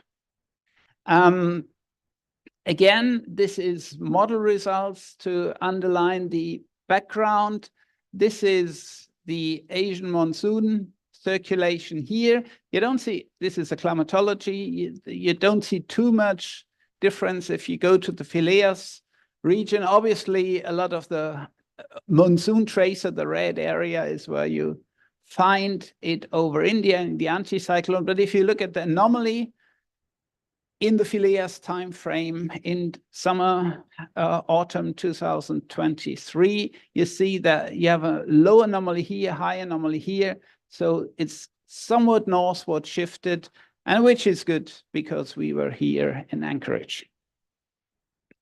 A few results. The first thing is we named the flights. That you have numbers, but also German cities. So this was something that you see coming if you frequently, if you hear about FILAS. The basic information here is the first step, the first flights from Germany here to the edge of the monsoon. And this is 360K. This is the bottom. We had the Halo aircraft flying, which is not getting quite as high as you wish it would be, but you can see that there was some sampling here of the monsoon air at the very edge of the range of the aircraft here at the beginning. This is in August. This is from the in situ measurements. This is Franzi Kölner from Mainz. And you see where you have enhanced methane, and this is where you would expect monsoon air. So this is a methane curve here. You have enhanced methane. You also have enhanced nitrate and sulfate. So you have the nitrate and sulfate signals in individual particles, and this is what this instrument is about. This is what this instrument can do. It's very unique in doing that, but of course you need to have the single particles at the flight altitude. So this is one example of what these instruments could do. Here you have an example of a flight from Alaska. Anchorage is here. In principle, this is the reddish area is the monsoon tracer that we simulated in the model. It's a CLUMS model, and we looked at a lot of these figures like that while planning the flights, and you see here that monsoon air is transported. This is 360K, about the top altitude of this aircraft. You fly into the monsoon air that it's exported. This is the way the flights have been done and the flights have been planned. What is typical for monsoon air? There is also a discussion and an ongoing discussion in the FILAS meetings. There was this discussion. What is monsoon air? What are the traces of monsoon air? High methane, yes, but of course methane has also a background. And another tracer that was used is dichloromethane. And you see here measurements of dichloromethane and dibromomethane. Why these compounds? Why especially dichloromethane? These are produced and used, emitted at the ground. And if you have rapid upward transport and rapid horizontal transport, this is what you expect to find. And the point is you expect to find it close to the sources because it has a certain lifetime. It's about the same lifetime as CO. So it won't be there 10 years like methane. But if you have enhancement of rapid transport, and this is exactly what you see here, you have the enhancement of the reddish dichloromethane concentrations above 200 ppt. And this is something that is seen in some of the flights and some of the results. So this is coming from Asia. This is somewhat preliminary. The detailed analysis, of course, is not being done. What I should say, the concentrations of dichloromethane that we saw were larger than were seen inside the monsoon during stratoclim. It was also measured by samplers. And again, this is not completely clear why exactly this difference is. Obviously, at different years, different monsoons, but this is one of the outcomes of the measurements in these two particular years. This is also dichloromethane in tracer correlations against dichloromethane and chloroform against F12. You have F12 here, and you have chloroform here, dichloromethane here. What you expect to see is high concentrations of F12 in the troposphere going down towards the stratosphere, though this is going into the stratosphere. At the same time, short-lived compounds like chloroform will go down in the stratosphere because they're destroyed, they're chemically destroyed and they're not produced anymore. And what you see here is if you do a tracer-tracer correlation, that you get these mixing lines, so something here in the troposphere against something here in the stratosphere. And on certain occasion, and this is what you found here during the campaign, you have a mixing line between a tropospheric and a stratospheric point. And along these mixing lines, you see the measurements lined up. And what that means is that you see the process of mixing acting on the air mass that you're sampling. This is another example. Ammonium nitrate, see it up here. This is from the Gloria instrument that was introduced on Monday. What you see here, flights from Anchorage going out and down, and the enhancements here, and you see it here also a little bit. That is the point. Ammonium nitrate was also seen in the flights here in Anchorage from the instrument, from the Gloria instrument, and it was seen up to these altitudes, which is about 14 kilometers.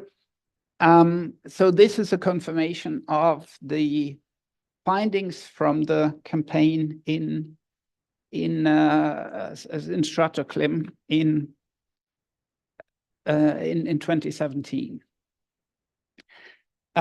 Talking about the triple flights in this case, or double flights, the idea was on some occasions to actually document the mixing in the measurements. The way it was done is, what you see here is 370K surface. You see the Asian tracer, you see the Asian monsoon air mass, and you see the flight pattern here into this air mass, and you see this octagon here. This is done for the Gloria instrument, because if it's flying an octagon, it can characterize the air mass within this octagon pretty well. The technique is called a tomography, and in this tomography, it's particularly useful to have Gloria measurements. Then we follow the air mass, and if you it was a bit more complicated using trajectories, then you get a different flight path. And what we try to catch is this air mass again that was characterized here. And it's not that easy because it's spread out, but there was another flight in this into this air mass, and again an octagon for the Gloria measurements. And this air mass then went to further east and came up above us, if you like, or north of us, and this is the air mass here. So this is pretty high in the north, 75 north here, and still Anchorage, from Anchorage you could reach this air mass, and so it was a third time that you could fly into this air mass that was originally coming from the monsoon, and obviously it needs further work, but the idea is to develop concepts of seeing the mixing and progress. I think in the interest of time, I should be quick. This is basically emphasizing the same thing. This is Gloria measurements of these two octagons. This is the first flight characterizing the monsoon air mass here. A few days later, second flight characterizing the air mass here. And as what I said before is, you have this air mass here, you have all these trajectories, it's spread out, so it's not that trivial where to catch it, but this is the way it was done. It was then characterized down here. Finally, I mentioned the wildfires. This is a completely different thing. Wildfires obviously is not monsoon air, it's something burning in Canada and moving up. And possibly reaching to the stratosphere. You see pictures that were taken from the plane. This is a flight path leaving Anchorage, characterizing some air here in the area where the fires happened, also here, and returning back. And what you see here is the red line is a tropopause. So above the tropopause, you see some layers of signatures of PAN or C2H4, both of which are traces of biomass burning. And you could see this in the Gloria measurements. Obviously, it's good to have an instrument that can look down into something like that rather than actually entering the air mass right above the fires.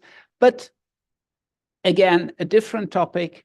also something very interesting, also something that could influence the stratosphere and eventually impact the northern hemisphere.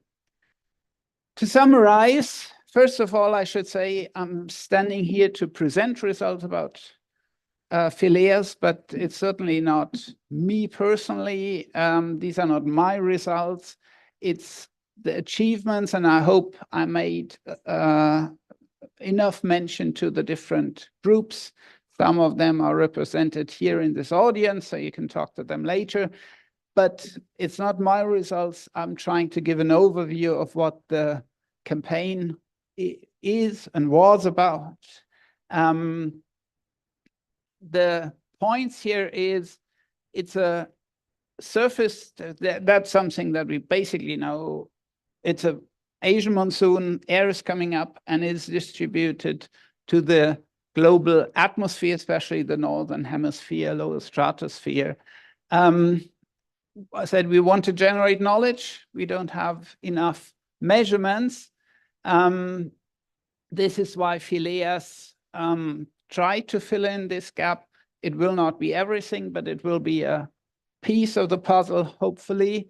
We saw filaments of Asian monsoon air. We saw indications of mixing, and we saw indications of the ammonium nitrate aerosol that was found earlier in the stratocline campaign within the monsoon. So it looks, there are more and more indications that it's a stable, robust finding that ammonium nitrate is something that is dominating the ARTAL, or at least the monsoon aerosol layer. At least it has a very strong impact. And this is seen in Gloria measurement. It's also seen, as I showed earlier, in the in situ particle measurements of the MINES group. And of course, there were a few flights into fire air in Canada from biomass burning, and there was both the main part in the Alaska campaign, and there were a few flights from Germany into the western part of the anticyclone. And again, it's not my work, it's work of a lot of people. And it's not only the aircraft campaign, it's also the campaign that happened in India at the same time. And we are also in exchange of the two teams. And this is a photograph of the team in Alaska. And if you worry about the flag, this is not the European flag. It's the Alaskan flag, which we found out it's the Alaskan sky, and the stars are real stars. And this is what we have so far. Thanks very much.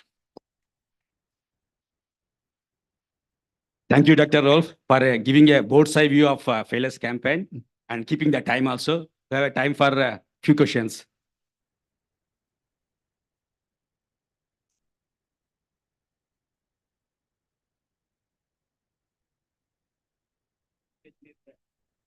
That's fine.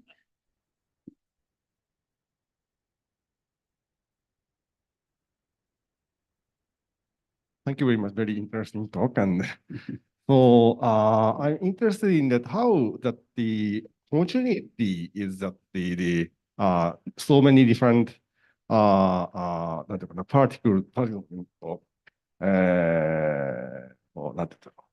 species inside that the air in the atmosphere in the anticyclone.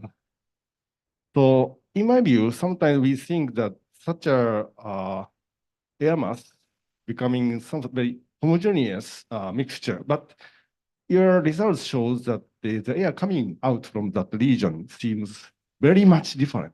So changing inside that air mass. So how is the homogeneity and how this inhomogeneity is preserved for that the outflow from that air mass in that Asian cyclone region? It is my question. Well, thanks very much. It's obviously not such an easy question to look at a homogeneous air mass. There are several aspects of that. First of all, I think, but again, we don't know enough about the monsoon circulation. I think even within the monsoon, the air mass is probably less homogeneous than we think it is. So there were studies of the 2016 period when in Nainital there were lots of balloons, and they were just trying to measure water vapor and backscatter. And if you look at these measurements from day to day, the aerosol particles, the backscatter, which is kind of the strength of the outer layer of the aerosol layer, it is not so uniform. Then the second point here is what I've shown is, of course, the aircraft taking off, flying somewhere, going back. So as you've seen from some of the examples, not all the measurements were exactly done in air of the monsoon. You've seen the reddish blobs and the bluer blobs, and these were kind of model forecasts of where there's monsoon air or not. So you actually cross monsoon air and out of monsoon air. And as I tried to show on a few occasions, there's also mixing between these two air masses. So we're in Alaska, that's far away from India. So it's not so straightforward to see unmixed, really, shouldn't call it clean, but unmixed monsoon air at these regions. And of course, one further thing is the air gets more homogeneous the higher up you get, because it takes more time to circulate. And what we see in Alaska is only the lower bound of the monsoon. And as it goes higher up, it has more time, at least has more time to homogenize. But this is something we don't see. We would need a higher flying aircraft like the WB-57 that they had during ACLIP. But we did not have that on this occasion. Very interesting. Thank you very much. I have one question. Here. Yeah. Here, I have one question. Sorry. Actually, apart from these chemical traces, do you have any dynamical traces to trace this Asian monsoon air? Not so much. I mean, dynamical traces, obviously there are measurements of wind and turbulence, but it's not so easy to have a dynamical measure I mean, what you would like to see is PV, yeah? But it's not so easy to measure PV locally from an aircraft. So we don't have very good dynamical measurements. We don't have a PV measurements, let's put it like that. This is why we focus on the tracers that we get from the measurements, the chemical traces, and we try to combine this with model information. And in the model information, first of all, you also have chemical traces or even origin traces, and this must be this air because this is what I initialized. And at the same time, in the model world, of course, you have PV and all the dynamical things. Measurements of PV, it's very difficult.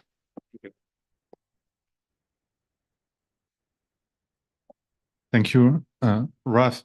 NASA will be funding a field campaign in probably 2025 and 2026 called PYREX to study pyro-CB influence on stratospheric composition, UTLS compositions. Mm-hmm. I'm wondering what would be, from what you learned from FILAS, you had a flight where you did some sampling of fresh pyro-CB plume.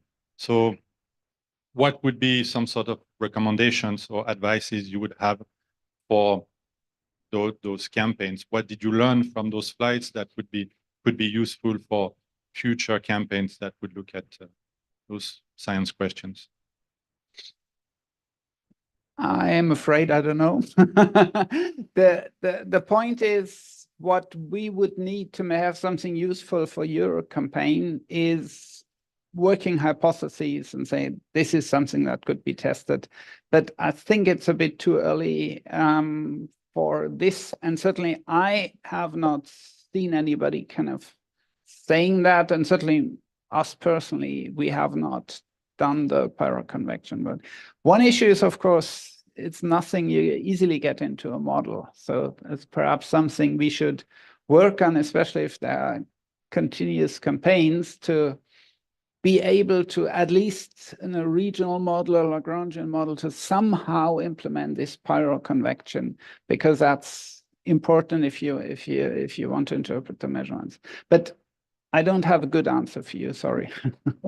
No, that's fine. But I think I'm not the PI of this campaign, so I'm not really talking on behalf of NASA. So, but one challenging part of doing a campaign studying pyro-CB is you need to have an aircraft waiting for something to happen. And with your campaign, what is interesting, there was very interesting science questions in North America that you did not need to wait for.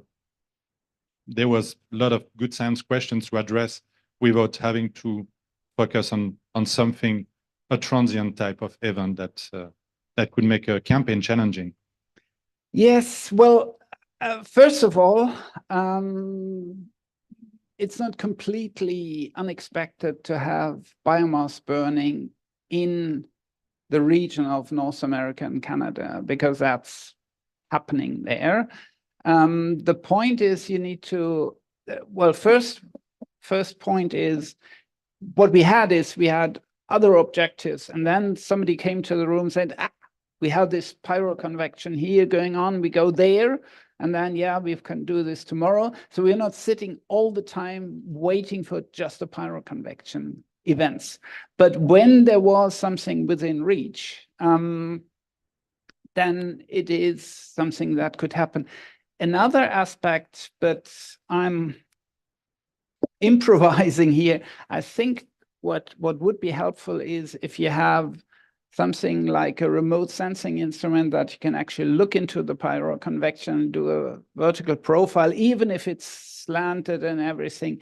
So if you have just in situ measurements, it's of course sometimes difficult to convince a pilot to go into the plume, but if you have something that could measure from a certain distance and then detect, for example, PAN as a tracer, and then combine the information, that might also be helpful. Thank you.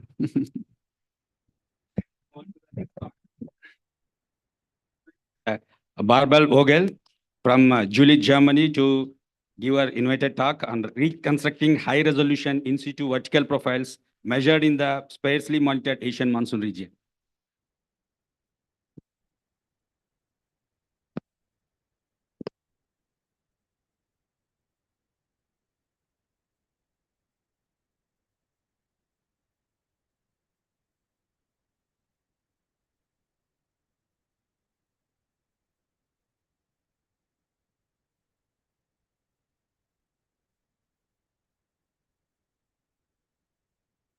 That's fine, and then just waiting.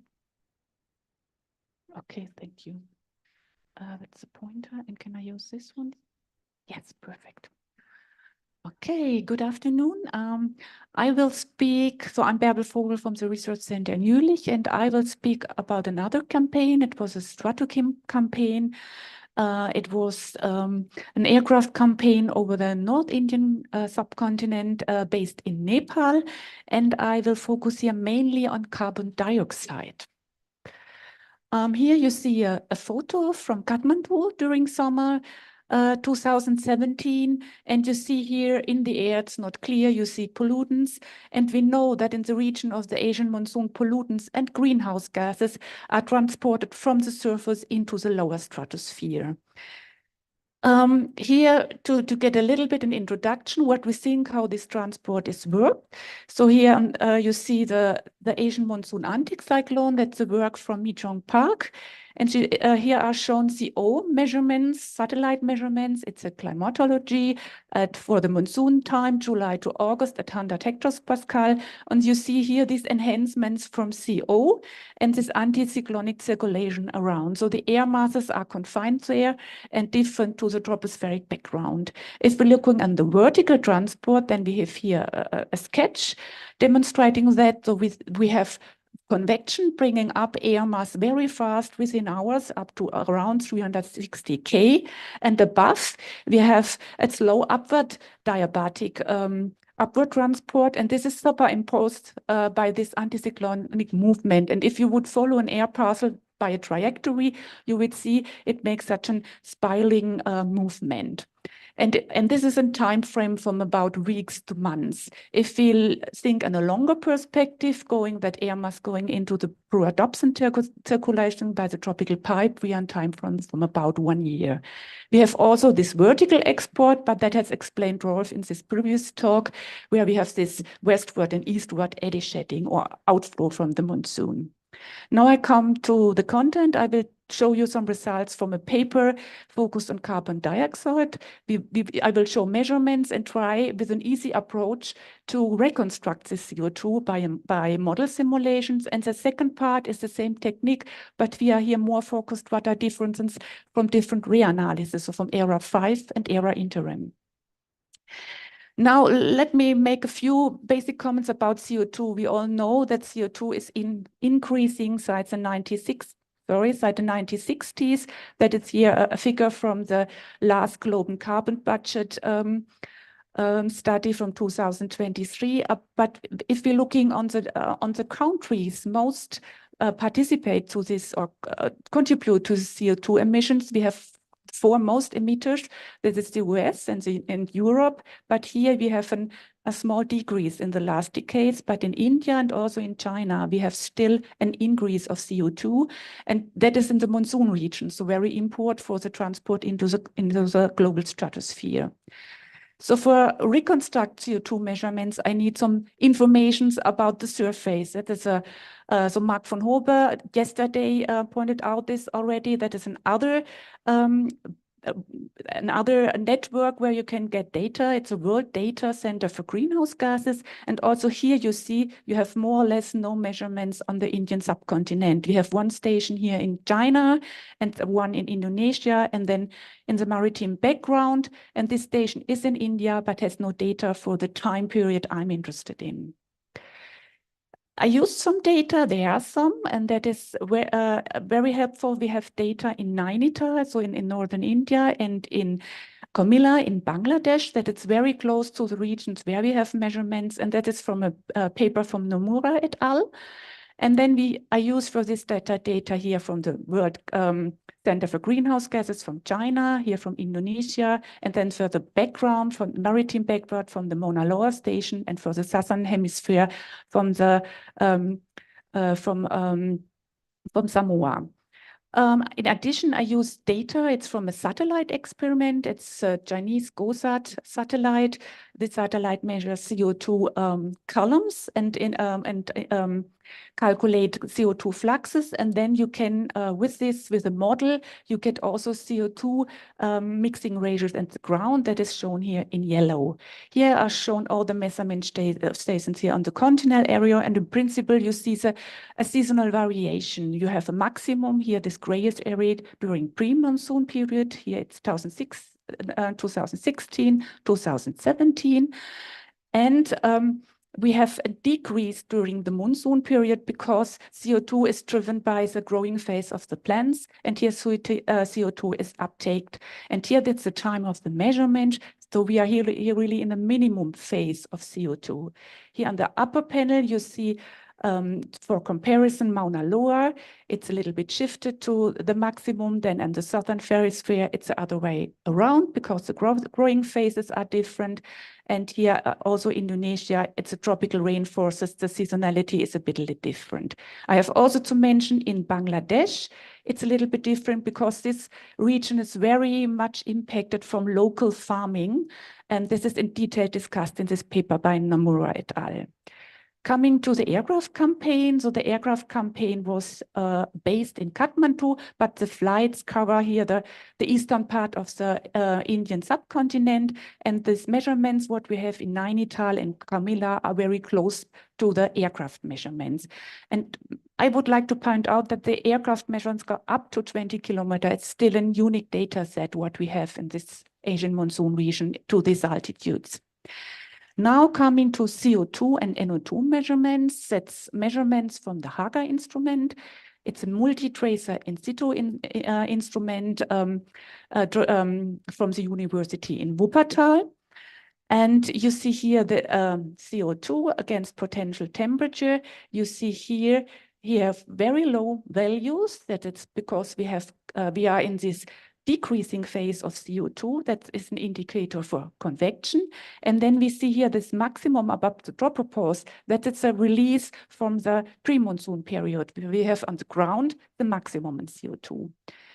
If we are looking on N2O, so like N2O is very important. So it's more or less the same value in the troposphere, but it begins to decrease above 400 K potential temperature. That means as an indicator, aged, the older air masses from the stratosphere with a lower amount of N2O will be mixed into this region. So we have on the one side the upward transport, but we have also to keep in mind that we have the inmixing with older airs. So the color, what is indicated here, it's from clumps. It's our Lagrangian model. It's just backward trajectories, and we calculate the trajectories back until they reach the ground, the model boundary ground. And you see, as expected, the higher you are, the older are the air masses. But you see also a lot of variability. And now we would like to understand this a little bit more. And we separated the transport time in different phases. So we say until there's a phase in summer from June till September is a monsoon phase. Air masses coming from the ground to the measurements have an age from around 2 months. Then we can go further back and we get older, older air masses. And our analysis stop in the year before on 1st June. And after that is aged air that is not covered by our analysis. So looking where are these air masses from? So that is just a time slice. I look of the air masses that coming from the ground during the monsoon period 2017. So from all that are all the flights, and what you see here is a frequency distributions from the air mass origins in the model boundary layer from all the flights, and 65% from all the flights coming from the monsoon region. You see the most is here from South Asia as expected, but we have also smaller contributions from the tropics and North America. Here's a zoom in the region, and you see the most air masses coming here from the Tibetan Plateau, northern Indian subcontinent, Bay of Bengal, and we have also here an impact of a tropical cyclone. If we go back in time and looking on the time slice from the pre-monsoon and winter time, so have a lower amount from air parcels contributing to that. It's 14% for pre-monsoon, 6% for winter time. And here the origin shifts. So here from these older air masses, we have more elder masses in the northern intertropical convergence zone. And in winter, it's moved further to the southern intertropical convergence zone. That means, so different ages means different origins at the ground. That is important for our reconstruction. And now the idea, it's a very easy approach. We take these backward trajectories and say, if a trajectory ends here in this greenish area, it's India, and I take the time, and if it's 2 months old, I take the ground-based measurements from Nainital to this time. And I do this for all these regions. So we have here one for India, Tibetan Plateau, Bangladesh.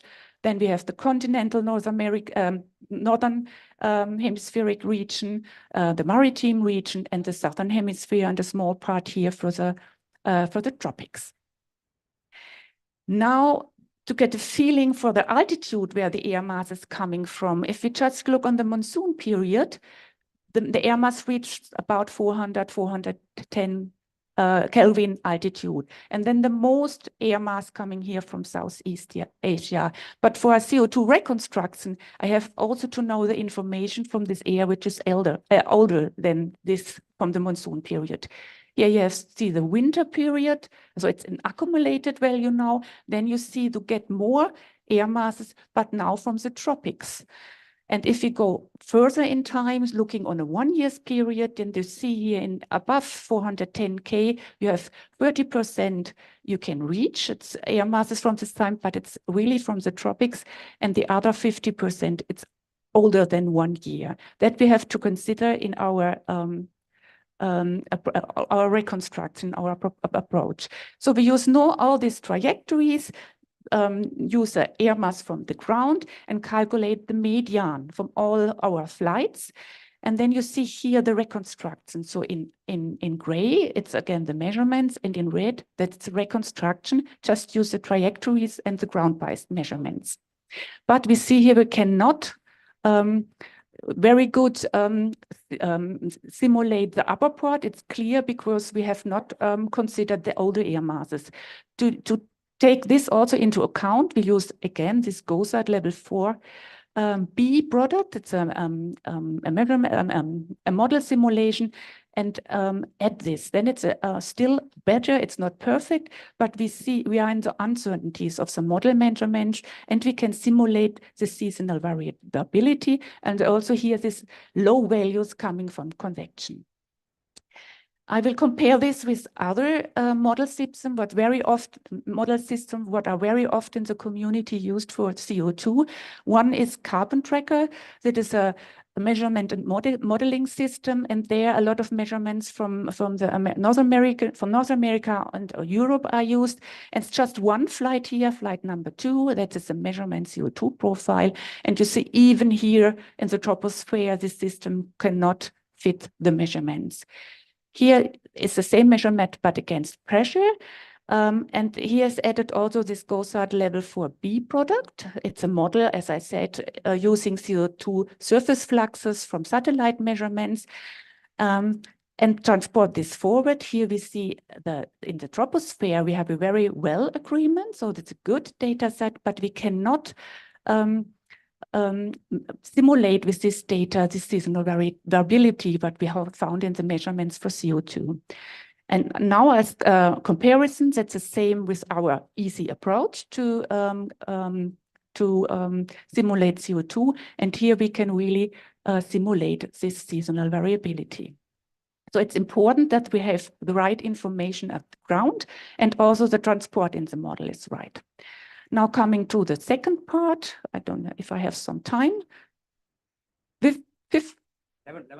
11, okay, then I have time for that. So in the second part, we use the same technique, but focus more. Can we learn about these measurements, about the different reanalysis we have? We have ERA interim and ERA 5, and can use these models to say what is better, or is the reanalysis good for the Asian monsoon regions. Just as a reminder, we use 2 data sets from the European Center of Medium Range Weather Forecasts. ERA interim has a resolution of 0.7 times 2.7, and ERA 5 a much higher horizontal resolution, 0.3 times 0.3.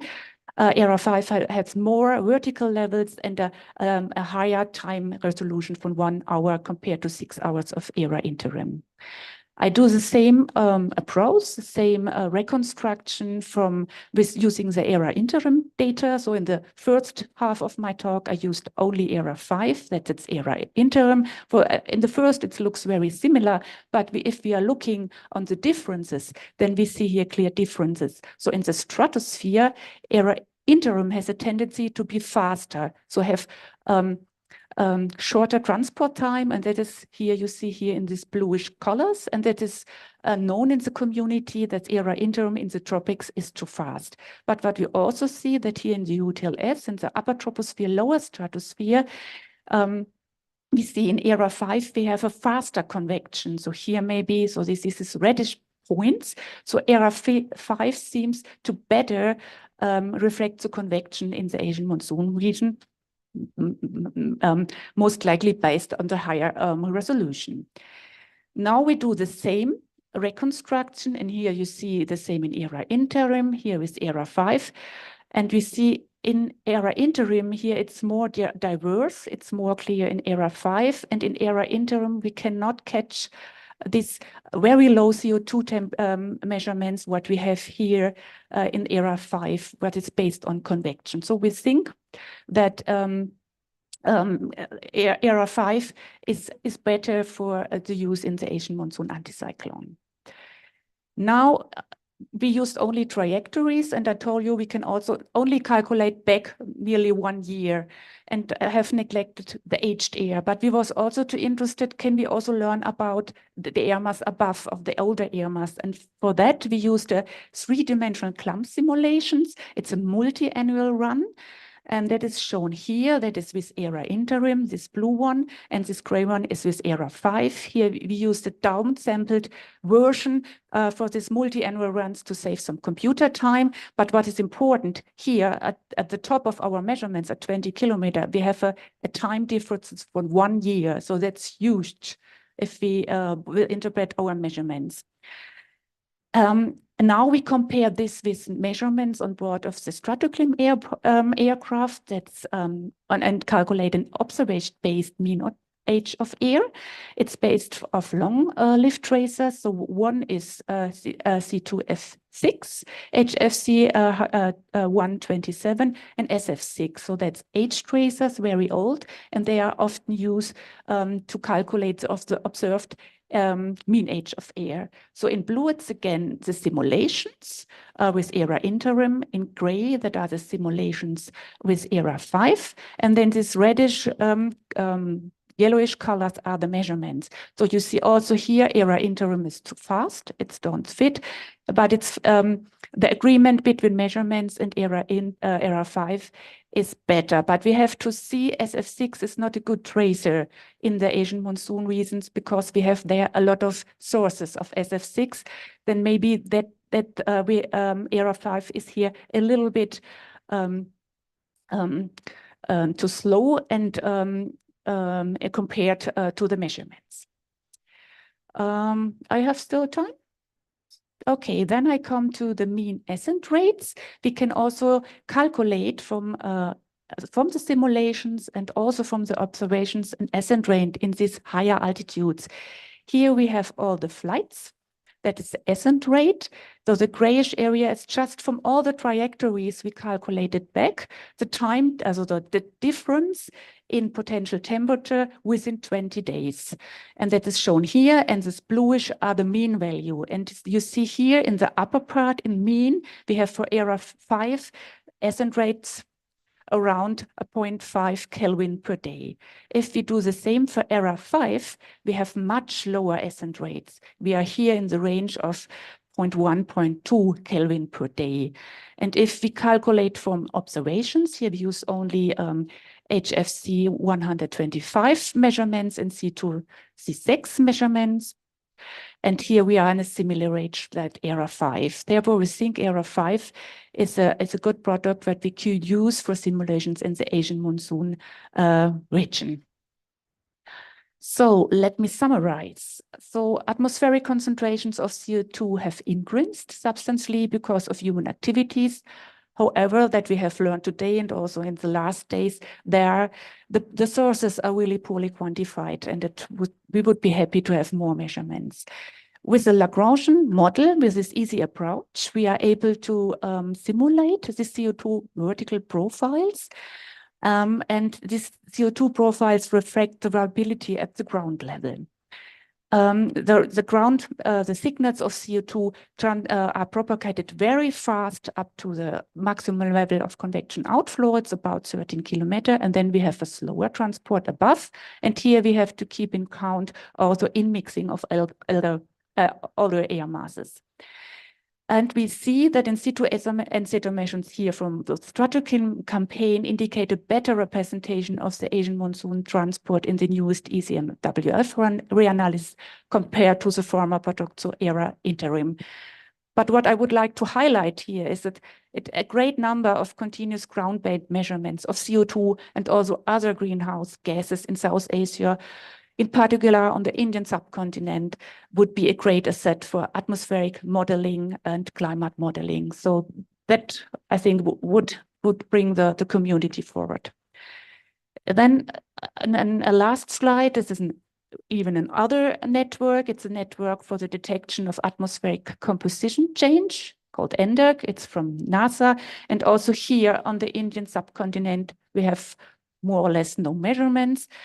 And since last year, I am together with Sarah Strote. We are the PIs of the theory and analysis group from this network. And if somebody is interested in data, but also to deliver data to this network, I will be happy to be the contact person. And then I would like to finish. Thank you for attention. Thank you, Dr. Barbel, for a very informative talk. We have time for some questions.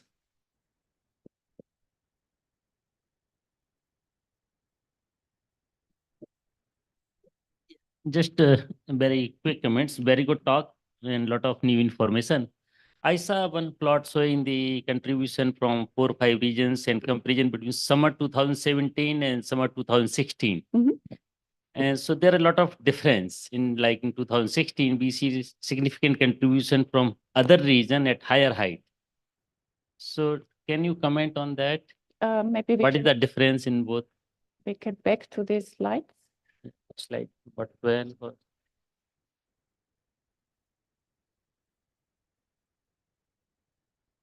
You're talking about this slide. Right. Okay, you see you have to keep into account that's just the monsoon region from 2017 where the campaign were, and then we accumulate back.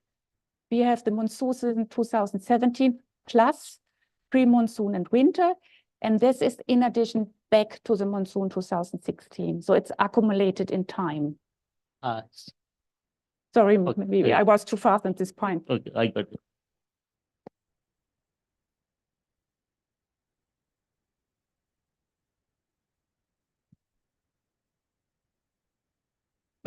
Talk. Just that it was we see that ERR5 is better, seems to be better. Do you have also indications where ERR5 has deficiencies?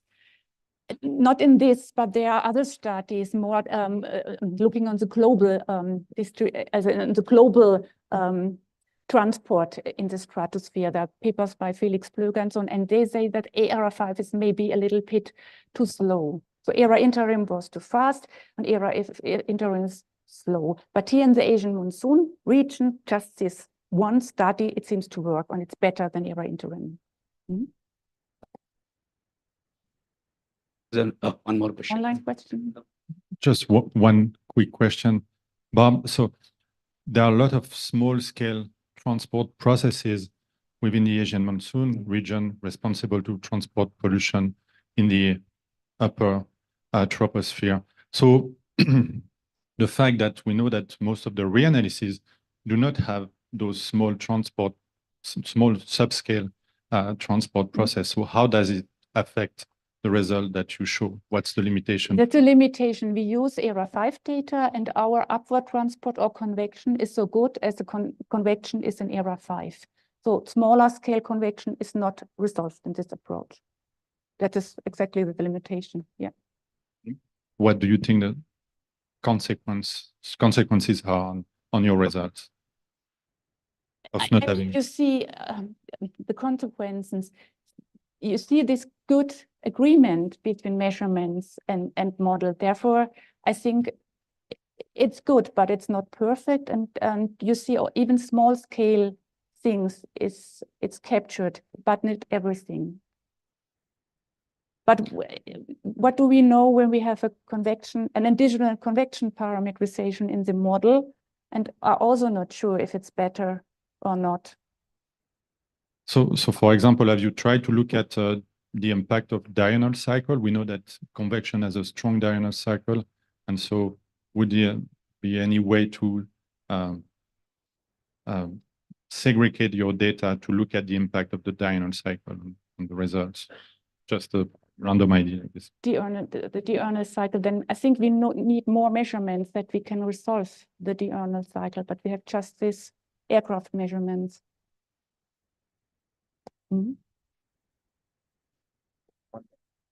Online. Yeah. Online question.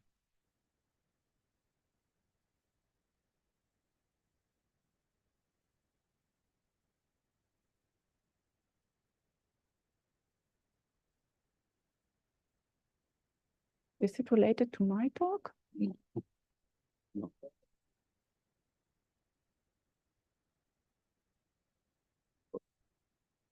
Here it is.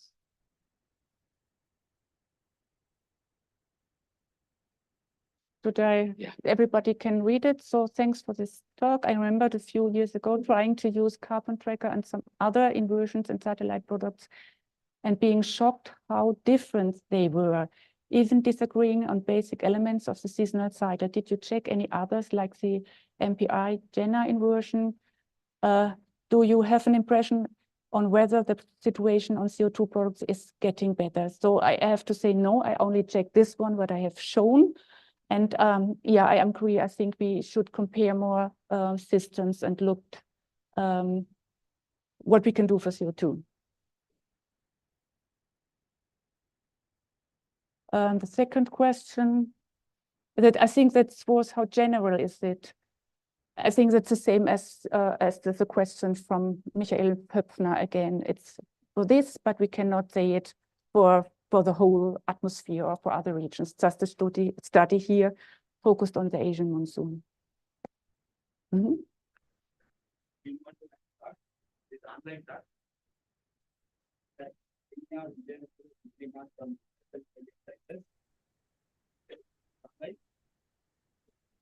Sorry, your microphone is switching off. Oh, okay. Just a moment. Can you see my screen?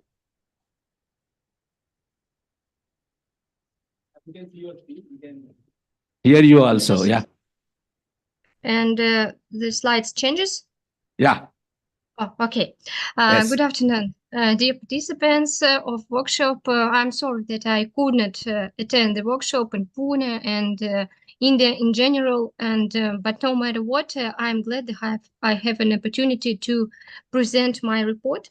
The topic is on the slide, and the report was prepared jointly with my colleagues from St. Petersburg State University.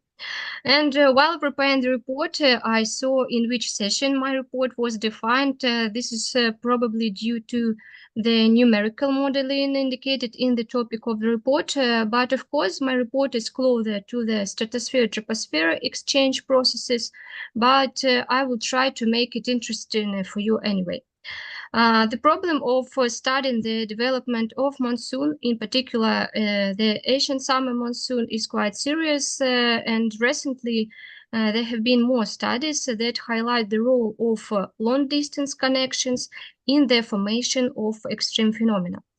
This includes the interaction between atmospheric layers, the development of tropical oscillation that affect both the temperature and wind regime of the atmosphere, and of course the development of the thermodynamic situation in winter throughout the northern hemisphere. And we will touch on all these aspects. If we talk about oscillation in lower latitudes, the most striking, of course, are quasi-biennial oscillation of zonal wind, QBO, and the El Niño southern oscillation, NCO. There are two main phases of QBO, easterly and westerly. For NCO, we will select the cold and warm phases, La Niña and El Niño, respectively. These phenomena not only determine the wind temperature and cloud regime, but also are mainly controlled by wave acceleration. And the signal from this is also transferred to polar latitudes by atmospheric waves of global scale. In winter polar stratosphere, under the influence of waves, sudden stratospheric warmings are formed. During sudden stratospheric warmings, the stratosphere polar vortex can shift from its position, split into two, or stretched out. This can lead to the formation of cold waves over East Asia, which can regulate the initial summer temperature regime, especially in combination with tropical oscillation. And the purpose of my work is to investigate the influence of various QBO and NCO phases on wave processes of the winter stratosphere and the SSV evolvement. Since unfortunately in nature we cannot turn on or off such any phenomena, the only working tool is numerical modeling. So a model of general circulation of the middle and upper atmosphere MOAM was used. MOAM allows to take into account various boundary and background conditions when modeling the general circulation of the atmosphere, and a number of numerical experiments with MOAM were conducted for the winter conditions of the Northern Hemisphere. I don't want to talk much about the model due to time limitation. Many publications and reports have been made about it. The results of modeling are and validation. Its main characteristics are presented on the slide. The main thing that can be noted here is that the model takes into account many dynamic, energetic, and chemical processes. And when conducting numerical experiments, at the output, we obtain a temperature distributions, a component of wind speed and geopotential up to heights of 300-400 kilometers. Weather changes and clouds in the troposphere are not modeled. But what should be noted is about the principle of QBO and NCO accounting in the model. To take into account QBO in model, nudging is used. That is, MOAM is not capable of self-consistently reproduce the QBO in the stratosphere. Therefore, modeling requires specifying background and initial hydrodynamic fields for years with different phases of QBO. The years of QBO were selected based on the method of decomposing meteorological fields into empirical orthogonal functions into 8 phases. And to increase the statistical significance when choosing years, it was proposed to combine the second and third phases into the westerly QBO as in figure 1, and 6 and 7 phases are considered an easterly one. We selected 2 sets containing 10 years with typical westerly and easterly QBO phases, and the selected years are presented in the table 1. And using these 2 sets, the background mean zonal distributions of wind were calculated and used in the model. To account for NCO phases, the data on the release of latent heat averaged over the years corresponding El Niño and La Niña phases are used. The NCO years were selected based on the multidimensional NCO index MAE. Table 2 shows years with the selected years, and they were used to calculate latent heat for the El Niño and La Niña conditions. Taking into account the different QBO and the NCO phases, a series of experiments, model assembles were conducted. 10 runs for each assemble were obtained, that is, 4 scenarios were implemented. El Niño easterly QBO, El Niño westerly QBO, La Niña easterly, and La Niña westerly QBO. And for each run, the fields of zonal wind, temperature, and amplitudes of planetary waves were analyzed. Firstly, we determined the simulated SSV. Under the El Niño easterly QBO conditions, SSV was modeled in 9 runs out of 10, and figure 3 and 4 shows that from 6 to 10 run, the SSV was in each run. Major warming was modeled in also half of the cases. Under the El Niño westerly QBO conditions, SSV was modeled in 8 out of 10 runs, but there were only 2 major ones.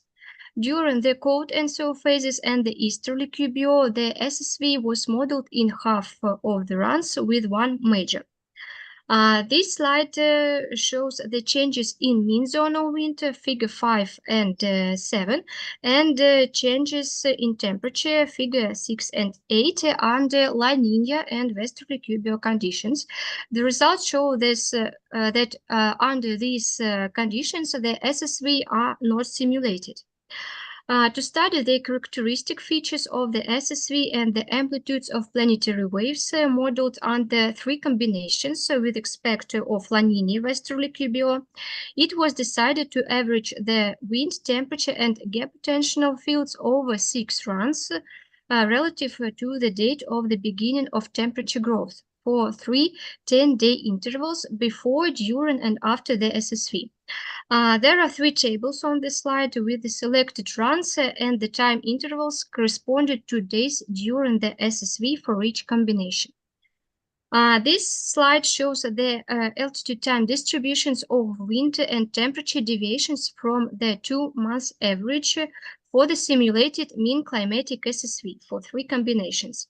The main results have been obtained and will be shown for 10 days during the development of the SSV.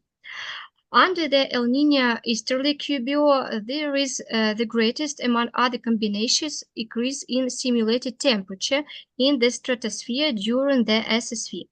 This is accompanied by a mesospheric cooling.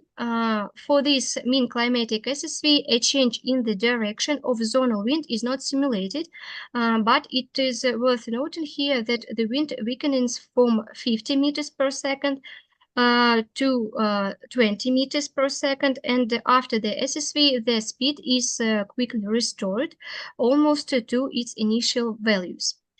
The weakening of zonal wind speed under the combination El Niño easterly QBO is not the greatest. It weakens more strongly under the El Niño westerly QBO. It weakens more from 50 to 10 meters per second and does not restore to its initial values after warming. The most interesting thing that such a weakening of zonal wind is characterized by the smallest temperature increase in the stratosphere among other combinations. It increased only by only 15 degrees.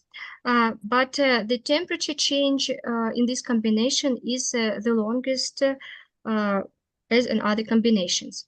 Under La Niña easterly QBO conditions, simulated temperature increase rather more, up to 21 degrees than for previous conditions, but less than for the El Niño easterly QBO. The changes in mean zonal wind in this ensemble is insignificant. In addition to the estimates of SSV characteristic, planetary waves amplitude in gap potential height were analyzed. Specifically, westward propagating PVs with a zonal wave number 1 and periods of 5 and 10 days were analyzed. The results are also presented for 10 days interval during the SSV development. Other planetary waves were also analyzed, but I will present only these results, main results. Why we are interested in propagating waves? As I have already noted, they transfer signal to high Dr. Dedenko, you have 2 minutes. Okay. The distribution affects the temperature and wind conditions. And the work presented on the slide shows that propagation of individual planetary waves can transform speed of the background wind and components of residual meridional circulation up to 5%, especially in the areas of their maximum. So what do we see under the SSV development? The maximum amplitudes of 5-day planetary waves and in mesosphere, lower thermosphere of southern hemisphere, and 10 days PV and 10 days PV in the stratosphere of the high latitudes of the northern hemisphere are observed during the SSV under La Niña easterly QBO conditions. A similar distributions observed under El Niño westerly QBO conditions, but the magnitude is half time less. What is interesting is the distributions of amplitudes under El Niño easterly QBO conditions. Both considered waves have maximum amplitudes in the high latitude stratosphere of the northern hemisphere. Estimates of the difference between the days during and after the SSV show that in these areas, the wave amplitudes continue to increase under El Niño conditions, regardless of the QBO phases, and decrease rapidly after during La Niña easterly QBO. The main results are presented on the slide, and I have already said about it. I just want to note that one of the most important results of the work is that within the framework of this work, hydrodynamic parameters of the atmosphere database for the winter months has been prepared with the MOAM, taking into account different combinations of ENSO and QBO. This data can be used both for analysis of wave processes, various dynamic processes in the middle atmosphere, which we continue to expose. And thank you for your attention, and I'm waiting for your questions.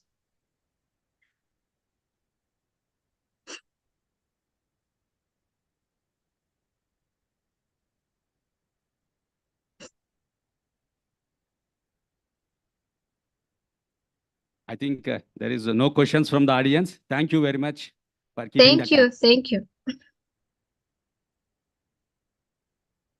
Now we move on to the next talk. I invite Dr. Shubha Singh from NCMRWF, India, for presenting on assessing upper tropospheric humidity during monsoon depression during NCMRWF Unified Model Forecasts.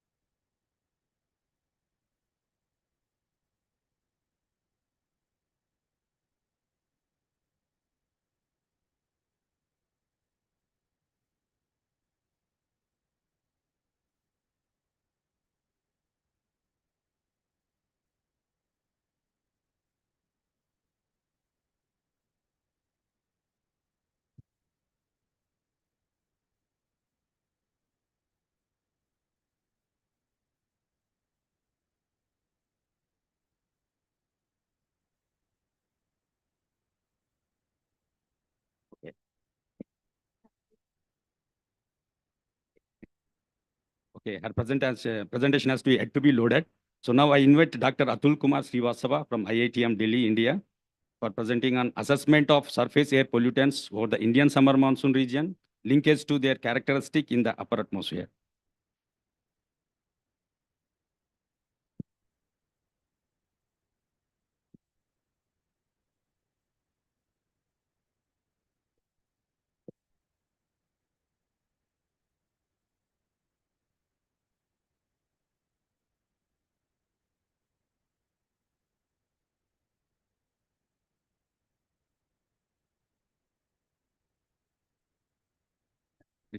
Now. So good afternoon, everyone. So I would like to thanks to the organizer, especially to Dr. Suvarna for giving me this opportunity to present my work. So the topic of my talk is the assessment of surface air pollutants over the Indian summer monsoon region, linkage to their characteristics in the upper atmosphere. So I'll start with this motivation slide. Like Indian summer monsoon region is confined with the highly polluted Indo-Gangetic Basin region, which has complex nature of aerosol and large heterogeneity in their loading. Why? Because it is surrounded by different emission sources like crop biomass burning and dust storm activities, along with forest fire and local industrial emissions. Also, it has a unique characteristics topography of surrounded by Himalayas to the north, Arabian Sea to the west, and the Bay of Bengal to the east region, which makes the region hotspot for aerosol research. Apart from that, this deep connection activities, which are mostly associated with the monsoon trough, occurs frequently over this region during the summer monsoon period, and which may play an important role in uplifting of boundary layer aerosols up to the upper atmosphere. Delhi is situated somewhere here over the ISMR region, which is frequently affected by the crop biomass burning as well as dust storm activities during post-monsoon and summer season. So this is just to show the major sources of near surface aerosols. Like there are some mobile sources, stationary sources, and area sources, which includes the agriculture activities and urban cities activities.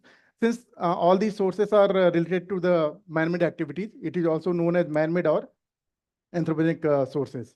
So apart from that, some natural sources are there, like volcanic eruptions and sea spray.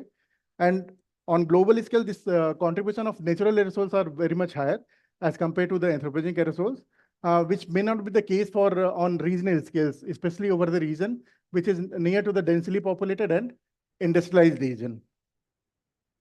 Now, surface convection activities may help to uplift these aerosols near to the ground aerosols into the upper atmosphere.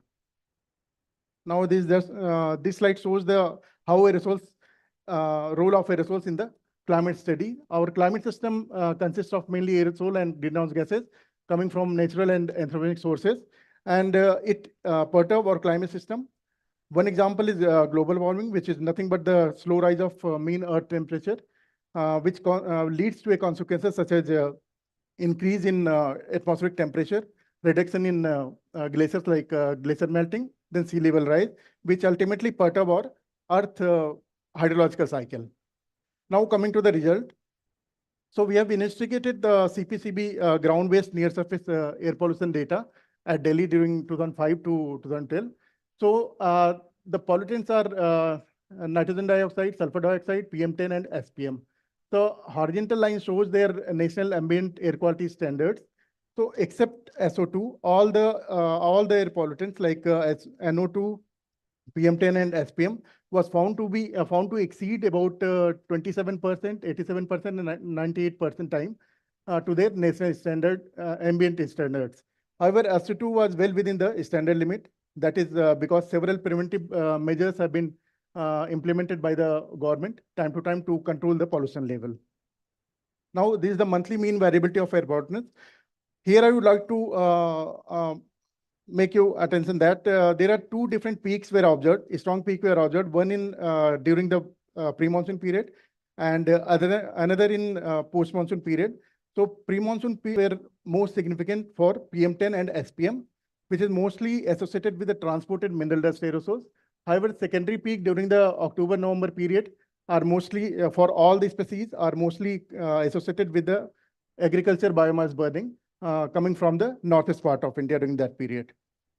So this was the previous slide shows how the pollution level was near to the surface. Now we have also investigated the columnar aerosol loading in terms of aerosol optical depth from 2011 to 2012. So this shows that during the pre-monsoon season and during all the season, the large heterogeneity in aerosol loading were observed across India with significantly higher values over the Indian summer monsoon season. So further to investigate it, to add on this, we have also investigated this outgoing long wave radiation data, so which is the proxy for surface deep convection activities. So you can see during the monsoon season, it is relatively lower. That means that it indicates the occurrence of deep convection activities during the monsoon period, which may help in vertical uplifting of boundary aerosols into the upper atmosphere. Now, to understand it further, how it is linked with UTLS aerosols, we have considered this Calypso data over this study region, over this blue part. So this is the total backscattering coefficient mean over the ISMR region we have considered. So an aerosol enhanced layer was observed between 16 to 18 kilometer, mostly pronounced during the summer monsoon period. And if you see the topopause height, variability in topopause height, it seems to have some association with this increased aerosol loading. So to understand it more further, we have integrated this backscattering coefficient within the height limit of 15 to 19 kilometer, which is called integrated backscatter coefficient. So you can see a gradual increase in IBC was observed during the summer monsoon period. However, a small decrement in topopause height. So that could be because enhancement in aerosol loading in the UTLS region during the summer monsoon period may probably be due to the convective uplifting of boundary layer aerosols, which may also affect the stability of tropopause. So to understand it, we have also investigated this outgoing long wave radiation, which clearly shows a decreasing during the period when we observe the increasing trend in IBC, which confirms the enhancement of deep convection activity during that period. And further, we have also investigated this vertical velocity from ANSIP, and it also confirms that the probability of vertical transport of boundary layer aerosols up to the upper tropospheric region, which are largely associated with deep convection activity. So with this, I come to the summary part. The study suggests that the ISMR region has enhanced aerosol loading with different composition, which has large spatial heterogeneity in their characteristics and found to have significant impact on UTLS aerosol characteristics during the deep convection activity.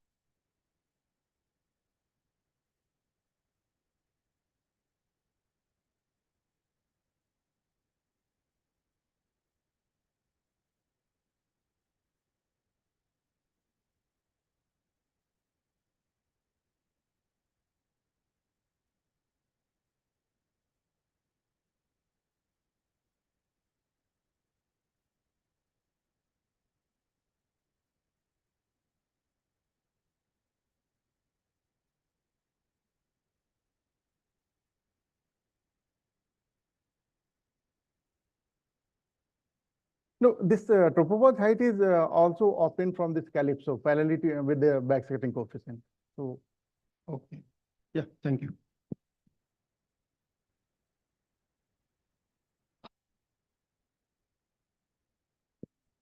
Yeah, thanks. Very interesting talk. I think what you see there should be what we know as the ATAL, the Asian tropospheric tropopause aerosol layer. And so what you're suggesting is that it's the boundary layer aerosols that make up this layer. But we've learned in several papers and in the presentation by Michael Höpfner that it's to a large extent trace gases that are uplifted by the convection and then form aerosols only at higher levels. And for some of these PM10 aerosols, I wouldn't expect them to survive the convective uplift and be washed out. Because, sir, we have not quantified which type of aerosols are there. There could not be PM10. There are some fine particles like sulfate or nitrate, something is there, which can be go up to that level because of their fine sizes. Okay. So.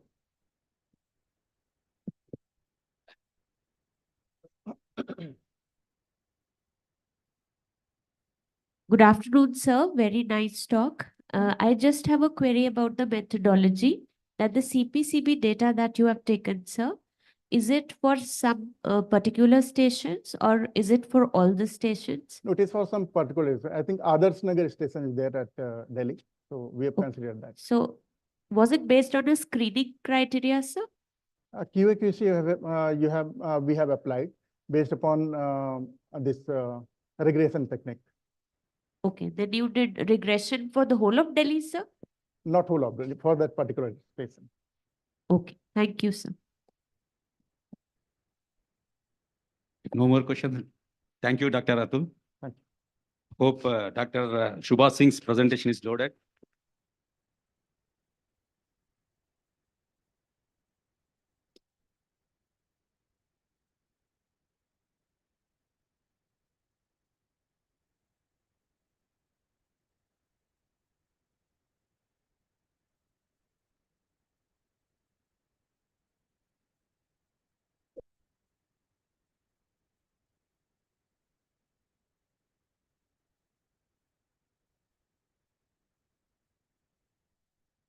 Hello. Yeah. Yeah. Yeah.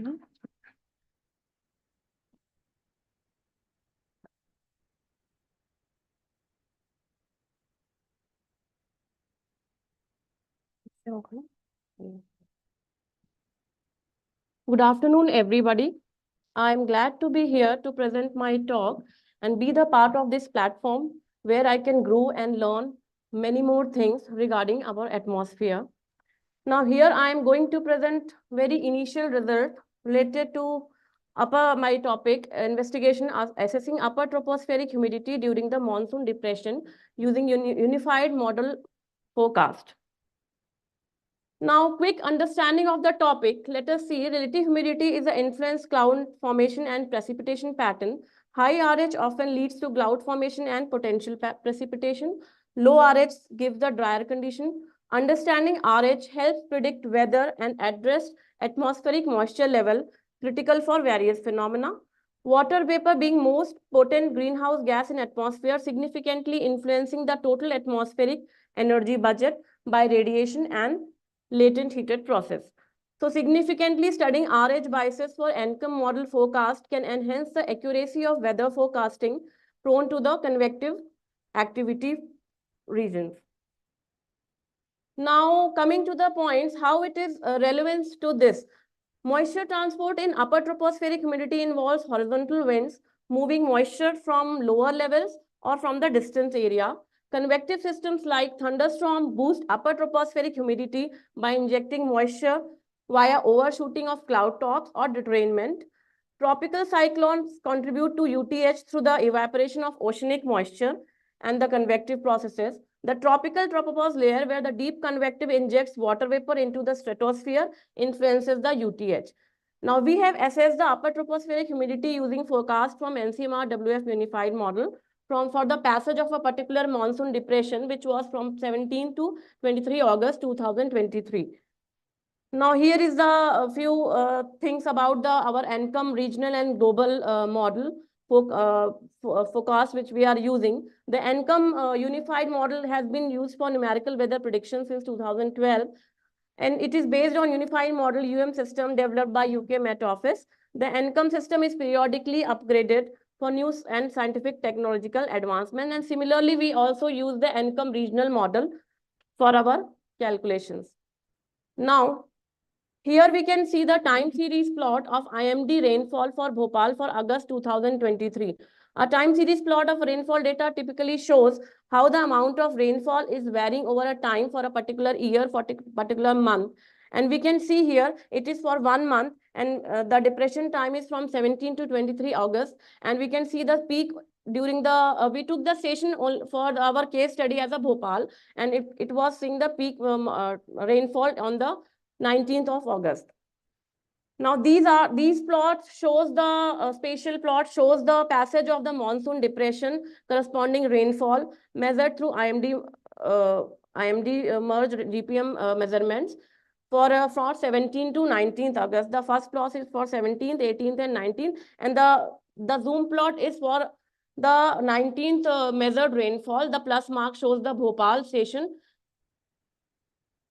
Now, during one of the study for the NCOM vertical structure, we got an idea of studying the RH biases, and so in turn the UTH calculations. So for that we calculated the average relative humidity for NCOM G forecast during monsoon depression and its observational vertical profile through the radio sonde observations for 18th, 19th, 20th August 2023, and we can see it is the RH is high during that period, and it is well comparable with the radio sonde observation.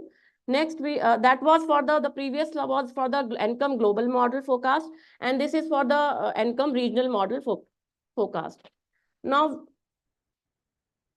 we then plotted the mean forecast vertical profiles with pressure level for 19th and 20th August and compared with the observation, and we find it with the quite good compatibility in it. Now, coming to the RH biases for model forecast for 19th and 20th, we observed the high RH for 19th. We can see here the RH is high, and for 20th it is a bit decreasing. It may be because from the 20th August, the depression become less marked. Now here are the vertical temperature forecast bias. We can see that the global, this is for the NCOM G and NCOM R. We can see that global model is showing a higher warmer tendency than the regional model, and this is for the 20th August. For the vertical temperature bias. Now we also computed the, in this slide, we can see that we have also computed the mean specific humidity forecast for 19th and 20th August. And we can see it is exponentially decreasing of mixing ratio with pressure level was consistent between observational and simulation.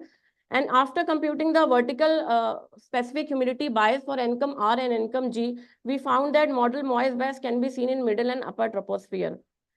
Now, coming still many more calculation is still left for the coming to the potent conclusion for this investigation. Apart from bias comparison, MAD, mean absolute difference, and the relative error for the specific humidity will further be calculated for better conclusion that the specific humidity is the main cause for the model wet or moist bias. We have first, here we have taken the station Bhopal, but we will take some more location for getting our investigation into more deeper sense. We will also compute the moist bias with NCOM analysis as well as taking the satellite data for UTH, inside 3DR, which can be downloaded from MOSDAC. In this further, to get the understand the intensity of the convection, we can compute the CAPE index, which will be computed for which shows the instability in atmosphere, which will in turn suggest how strongly the air parcel accelerated upward, as computing CAPE will give to judge how the convective system contribute to increase upper tropospheric humidity by injecting moisture through overshooting of cloud troughs and detrainment in the lower upper troposphere and the lower stratosphere. Thank you. Thank you, Dr. Singh. Any questions? Yeah.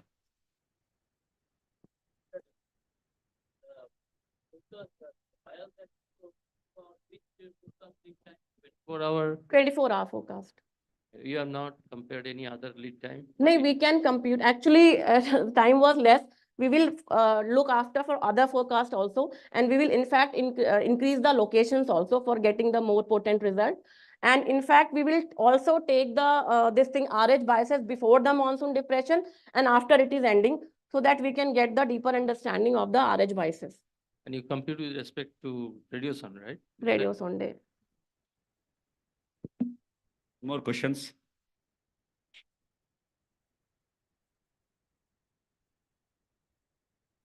It's very interesting talk, Thank you, and ma'am. thank you that our models are doing. So yeah, there is effort on this direction. Yes. So one suggestion. So Yes. You have a stratosphere in the model, right?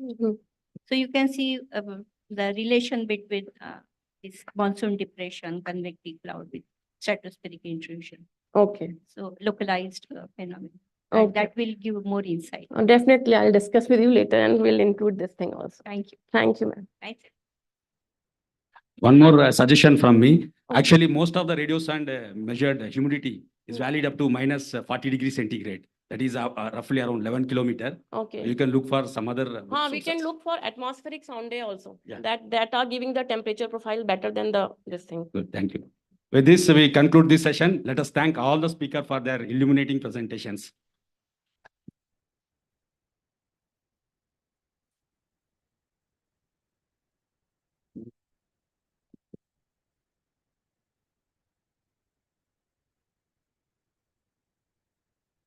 Now I request Chair of the session, Dr. Babel Bogel, to please come on the stage and felicitate the invited speakers.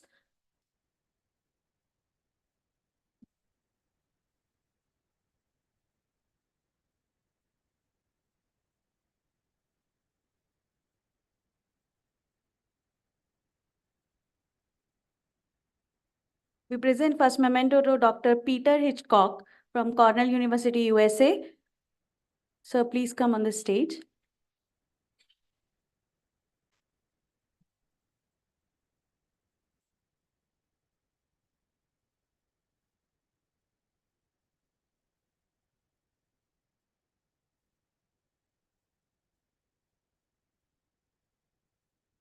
Dr. David Plummer.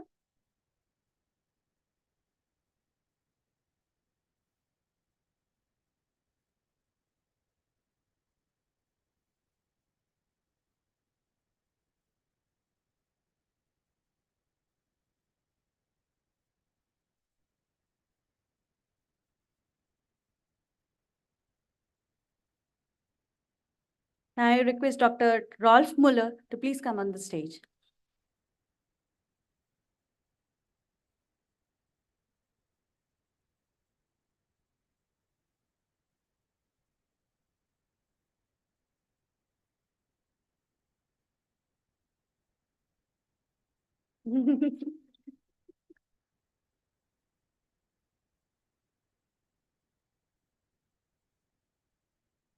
I request Dr. Kishore Kumar, co-chair of the session, to please join on stage and felicitate our oral talk presenters. Musaid PP from SRM Chennai, please come on the stage and receive your felicitation.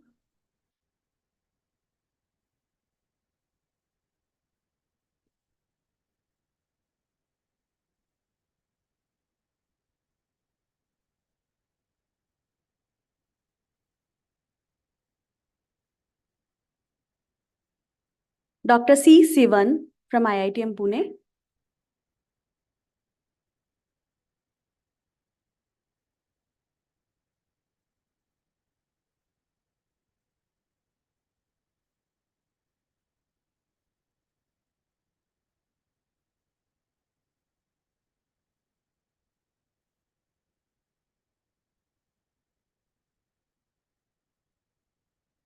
Dr. Atul Kumar Srivastav from IITM Delhi.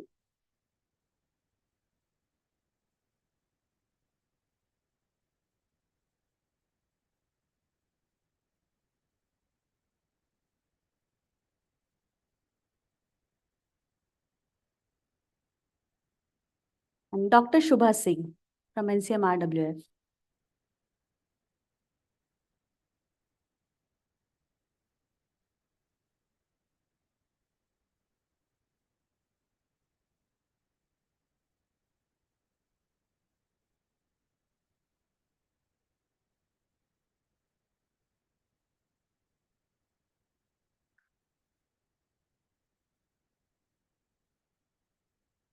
Thank you, sir.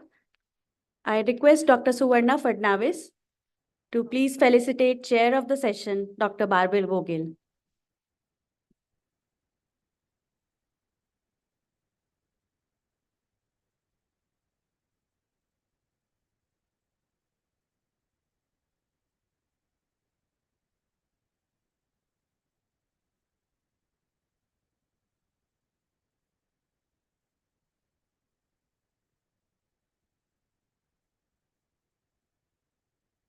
Thank you, everyone. We'll now break for the lunch and we'll join in again for the session 6, which will start at 2 p.m. here in the Meghdut Hall. Also, for the poster participant, those who have not uploaded their posters on the our poster session for day 3 and day 4 is arranged in the Meghdut basement. So kindly be available with your posters in the basement for the poster session.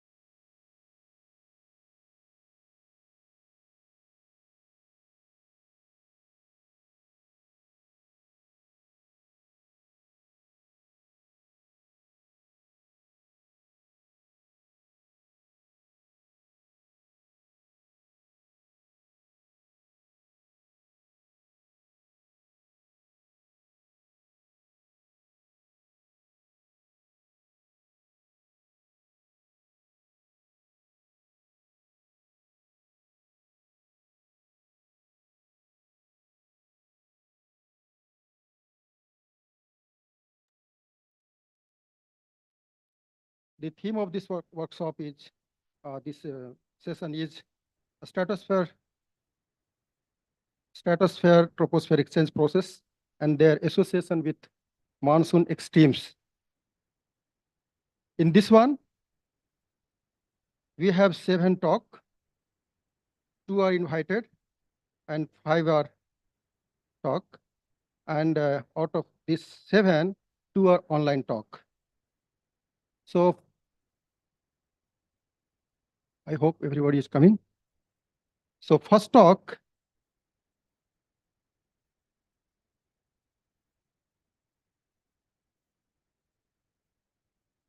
so our first speaker of this session is Professor Seok Osan from Seoul University, South Korea. And he will be speaking about KBO-MJO connection and its implications to South Asian precipitations.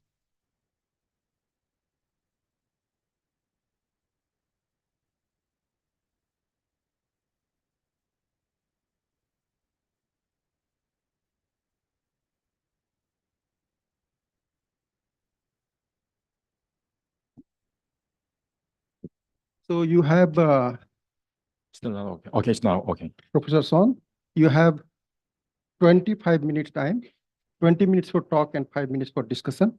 So yeah. Thank you for the introduction. I should say that my name is not easy to pronounce. So just in case I put my name in Chinese letter, some of you may recognize my the second letter. Can you imagine what it is? So the answer is, this one is the rain. So the bar, this one is the sky, something in the middle, cloud, there are 4 dots, there are raindrops. So this one means raindrops from the cloud in the sky. Very nice. So moving to the first one, this one means big. So something in the middle, this one itself means big, but this one is surrounded by 2 common letters, this one and this one. That means 100. So big is surrounded by 200. So altogether, it means gigantic. So literally speaking, my name means heavy rainfall. I think that's why I am invited to give us talk in this session. So I was joking because there are not many people in this room, but still, people are not coming back. So going back to 2016, there are not many people who believe stratosphere can affect tropical deconvection and tropical heavy rainfall events. But there are more and more evidence that shows stratosphere can control, I'm saying control, tropospheric convection. Here's an example from the review paper by Martin et al. This one shows the systematic change of MJO convection here by stratospheric quasi-biennial oscillation. Interestingly, this one was found only within 10 years. As you may know, QBO has really long history. This is one of the first figures showing QBO in the tropical Indian Ocean.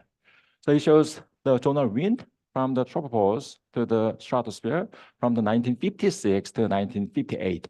During these 2 years, the stratospheric winds showed easterly, westerly, and easterly. So they are propagating downward in time. More importantly, this propagation is quite periodic. As you can see, easterly, then easterly. So it's called quasi-biennial oscillation. The QBO was discovered much later. It was first coined by Methane in 1972. Somewhat interestingly, in their original paper, which document Methane oscillation, they showed an example of MJO in 1957. So it's same year in QBO and same in MJO. Shown in this figure is cerebral pressure from the Western Pacific. This is the Indonesia, the Western Pacific in October, then November, then December. As you can see, this relatively low cerebral pressure is moving to the east. So that's an example of Methane oscillation. But after finding this one, no one tried to connect QBO and MJO. because they do have different time scale. QBO, as you know, quasi biennial. It's a kind of semi-interannual variability. For mid-seasonal oscillation, they are intra-seasonal oscillation. So it's hard to imagine to connect those two different phenomena. One in the stratosphere with much longer time scale, one in the troposphere with much shorter time scale. But there are a couple of papers which document QBO can change major in a MJO in a major way. Shown in this figure is MJO amplitude using the OLR anomaly for MJO phase 1 to 8. There are 3 lines. The blue line shows the MJO during easterly phase of QBO, EQBO. The red one shows the westerly phase of QBO. As you can see, MJO is much stronger in EQBO than in WQBO. It's not just about the amplitude. If you look at the spatial distribution, this one shows the precipitation in EQBO winter and WQBO winter. You can see not only the amplitude, but also overall organization of MJO is way better during EQBO than WQBO. After this finding, there are quite a lot of papers. Here's the key conclusion from the observational data analysis. So during easterly phase of QBO, MJO becomes stronger, slower, and more persistent. This finding is valid only in recent decade. This means that the Indian precipitation during winter season can be significantly modulated by stratospheric quasi-biennial oscillation. But there are many remaining issues because this is quite new. It's a mechanism. We don't know how stratosphere controls troposphere. And in terms of mass, stratosphere cover only 10%. And this light air change relatively heavier in the troposphere. It's hard to imagine. So we don't know how QBO-MJO connection is happening. Another interesting question is teleconnection. So QBO can affect MJO teleconnection, but in a counterintuitive way. Third one, this is also a really hot topic, especially within SNAPSI project. So far, none of the climate models or major scale models can capture QBO-MJO connection in the observation. So in the next 15 minutes, I will briefly go over these 3 issues for possible future collaboration or future work. So for the mechanism, there are 2 leading hypotheses. The first one is UTLS instability. The instability itself can promote MJO convection. It's quite easy and simple idea. The second one is more complicated. So this one is cloud long wave radiation feedback. So let me go over the UTLS instability first.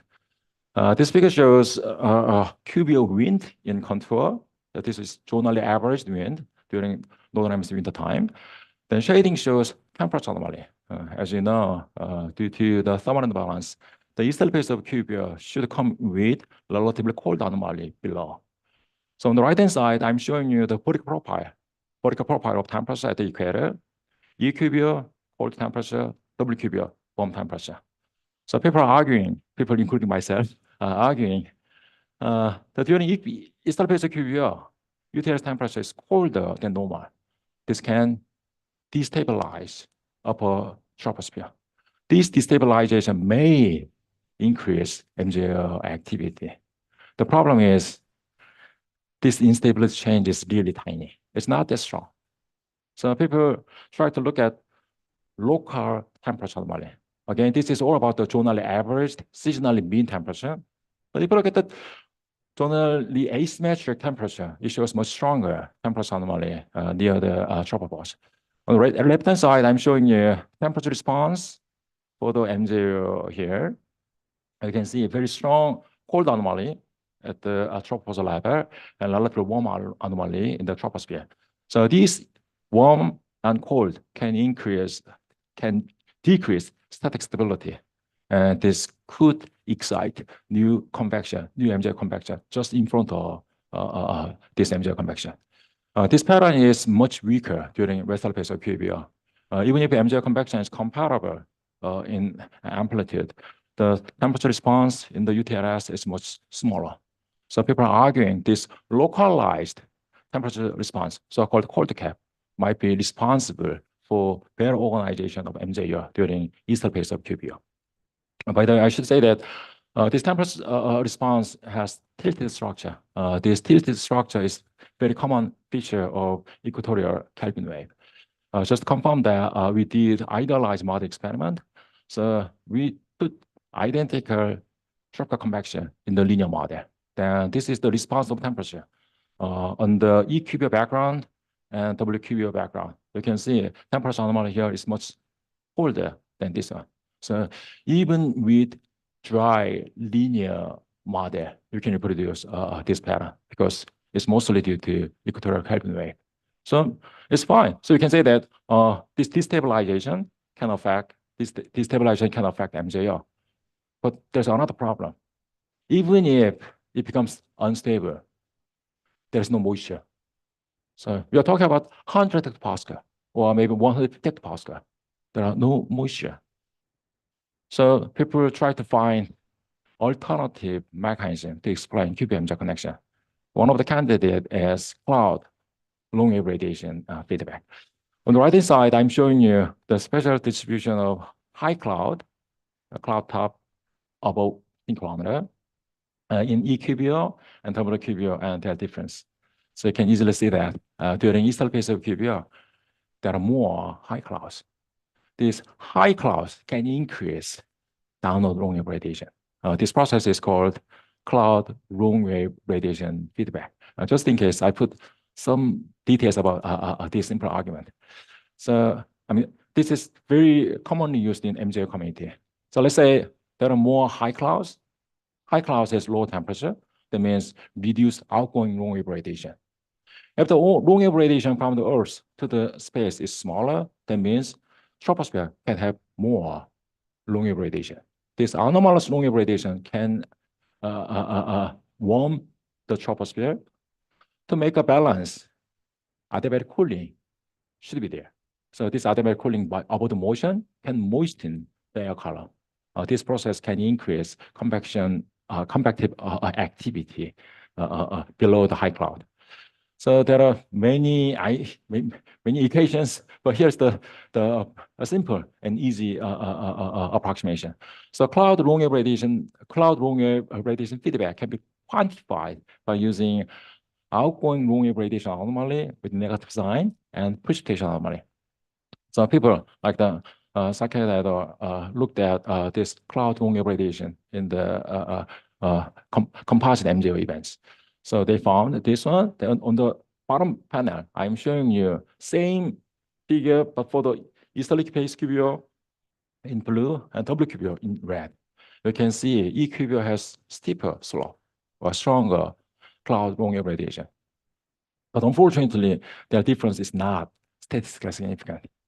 So after finding this, we suspected maybe this is because of all cloud. So cloud long wave radiation feedback is very effective only for the high cloud. So if you include low clouds, it can easily mess up. So we try to identify only high clouds. So using so-called cloud precipitation regime identification. So basically we used Modi's cloud top pressure, optical thickness, and IMER's precipitation there. So by combining this at each grid point, we can identify 16 cloud precipitation regimes. 4 out of 16 are high clouds. Here's the example of high clouds. This one shows the regime 1, showing the cloud top pressure in y-axis and optical thickness in x-axis. The color shows the PDF, the probability. You can see this regime detect high cloud with low cloud top pressure and optically thick. So optically thick high clouds, bottom 2 shows optically thin high cloud. But anyway, we try to separate only high clouds. And this is the result of high cloud. So you don't need to see different colors. So overall, they shows temporal evolution of high clouds in westerly phase of QBO. December 1st to March, time is evolving in this direction and launched here.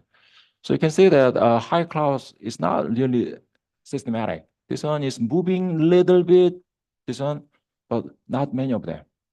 But if you look at the easterly phase of QBO, now it shows very well organized eastward propagation. Eastward propagating high clouds, not just total cloud. this event, this one too, this one and this one. So most MJO shows eastward propagating high clouds.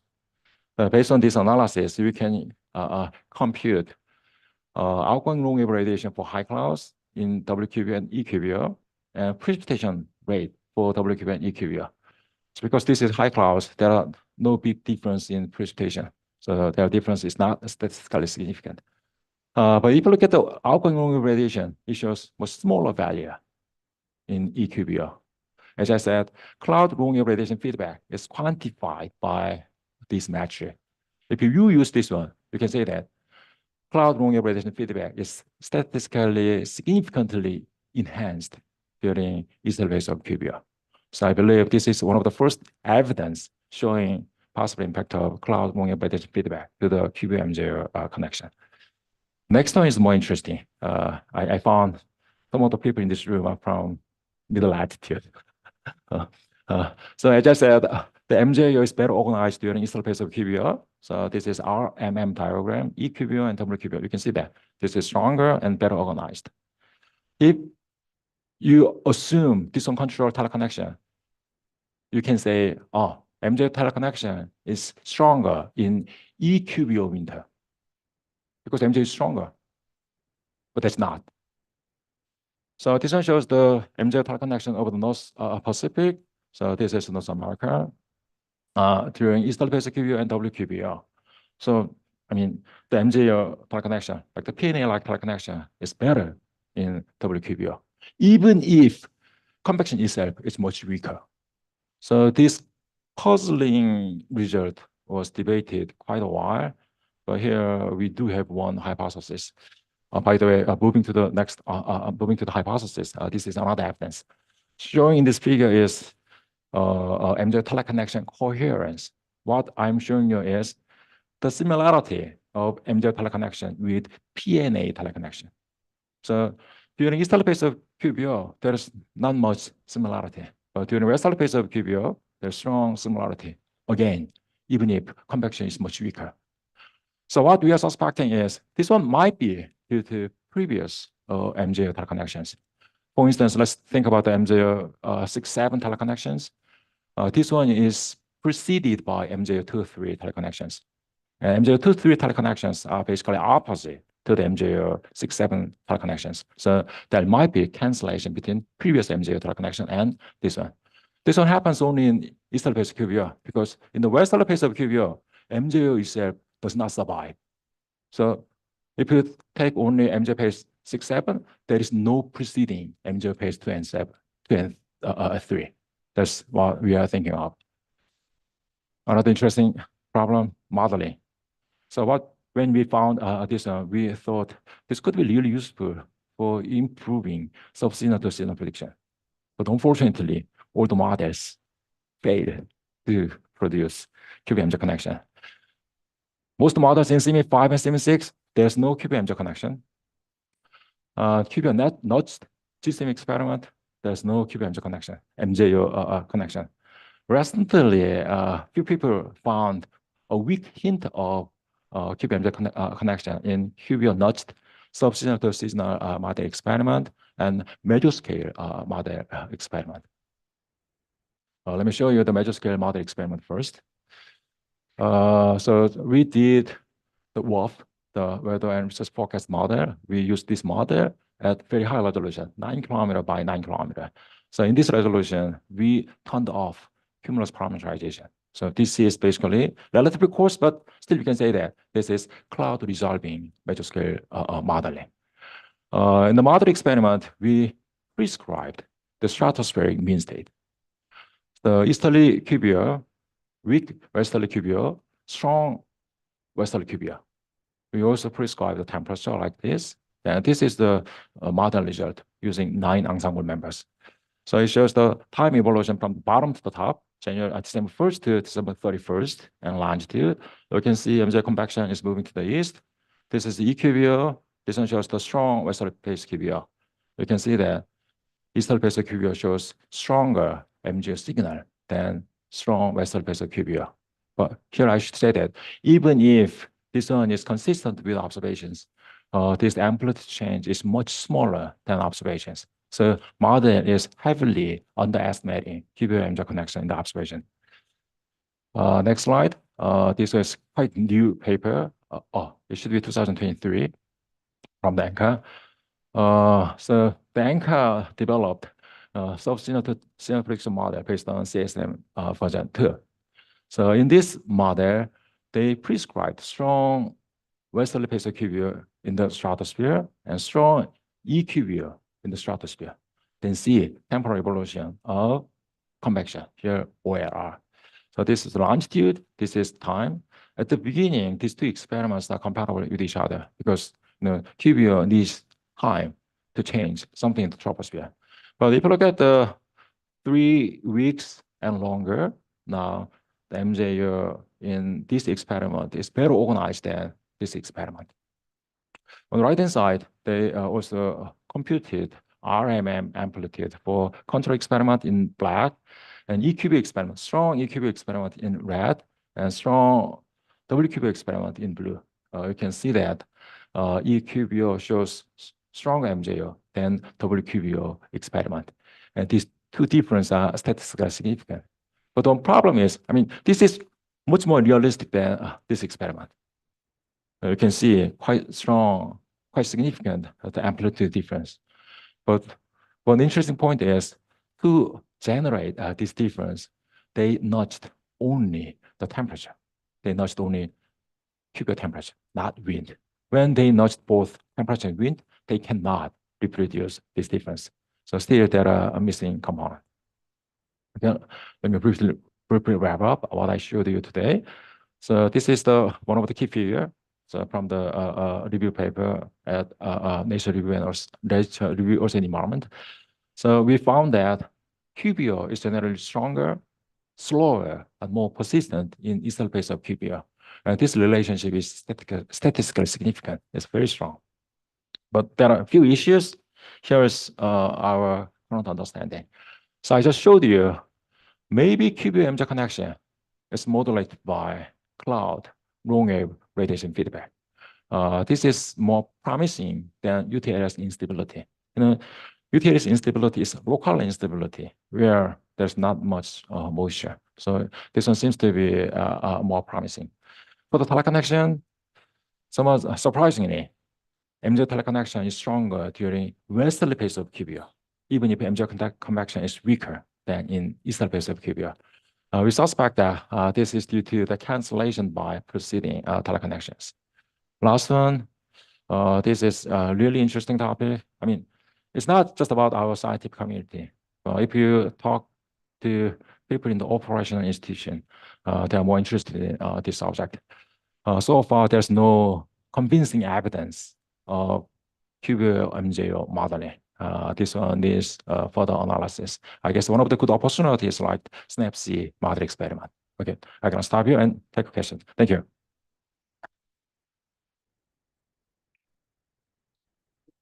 Thank you, Professor Sohn, for the innovative talk on QBO MJO connection and connection to the precipitation. That is the stratospheric dynamic connection to the tropical dynamics and precipitation. So now floor is open for the question and comments.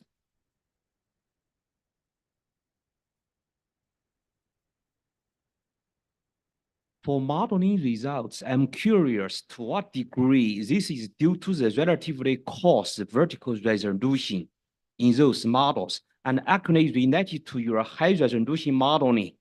That's another question. Typically, we emphasize the increase of horizontal resolution, but vertically, not considering the compatibility. I'm just curious, how do you think?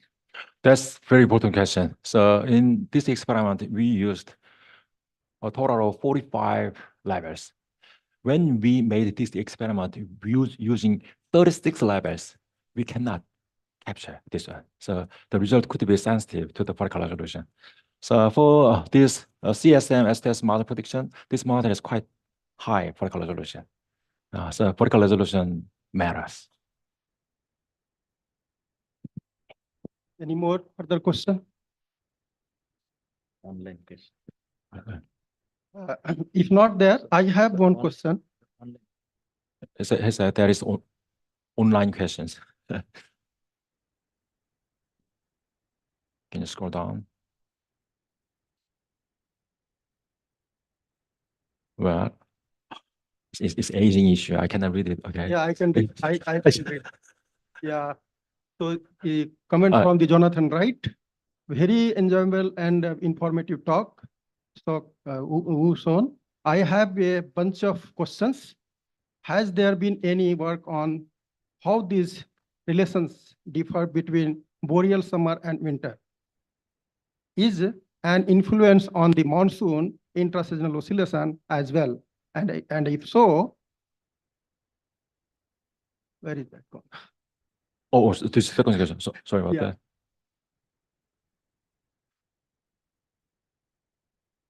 And if so, does this also project onto a PNA type pattern, typing to make sense of some results we have?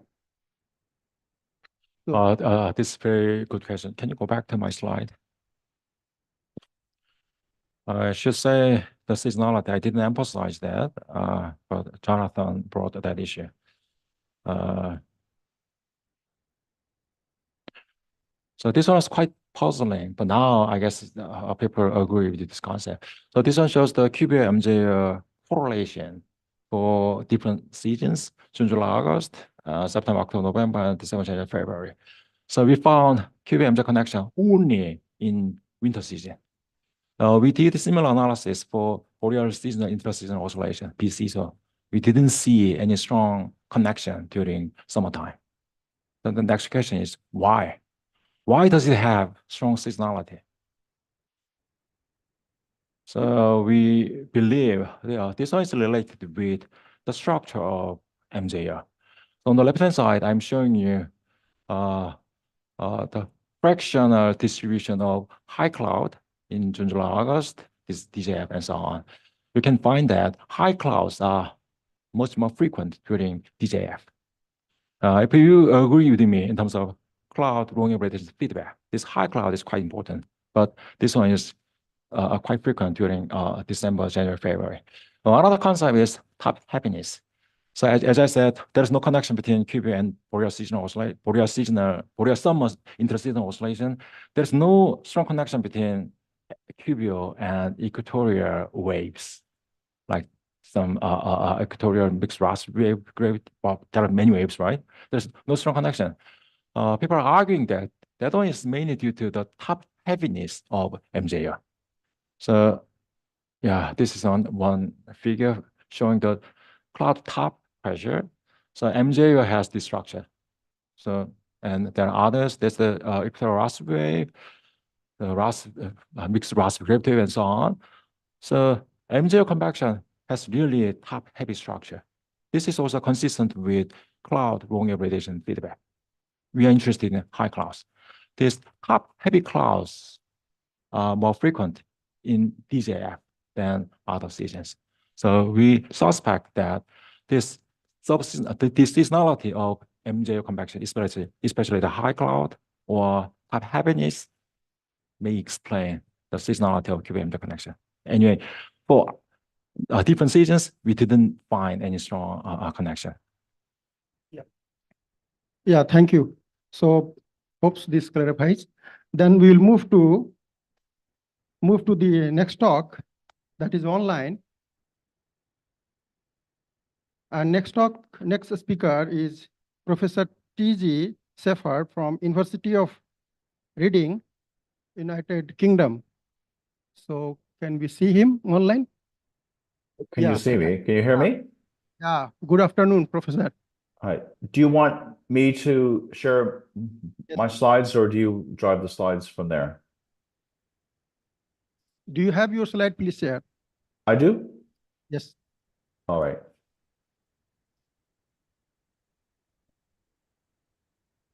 Can you see that? Yes. Okay. So thank you for the opportunity. So I want to make two comments. The first is I'm actually, since this workshop is jointly sponsored by the Forschungszentrum Jülich, I'm actually my position is now split between the University of Reading and Forschungszentrum Jülich, where I'm connected with the supercomputing center. Second is I won't be talking about monsoons, but I think the concepts I'll be talking about are general enough, and they will certainly be relevant to the topics of your workshop. Now, why does that not? Okay, there. So I just wanted to start with a study in contrast about extreme event. A study published, and it always makes the headlines of the newspapers. The most recent one was about the very serious flooding in southeast Brazil. And if the first event that I'm aware of that really had a lot of attention was a 2003 European heat wave, a long time ago now. And there were two papers on that I think present an interesting contrast. The first was with colleagues of mine at Reading, led by Emily Black. And it was a very detailed investigation of all the different causal factors behind the heat wave, persistent anticyclone, SST anomalies, drying the land surface fluxes. And they say at the time, it is not known, in the paper, it is not known at this time why the large-scale circulation had the character it did. And I think that's still the state of knowledge. Stott was the other paper, Stott et al. They ignored all those factors explicitly, and they targeted a much weaker coarse-grained event of only 1.6 degrees C above the mean. Now, nobody dies from 1.6 degrees C above the mean, but that was their heat wave definition because they had a very large region and a very long time scale. And Black is certainly highly cited, but Stott is the dominant paradigm.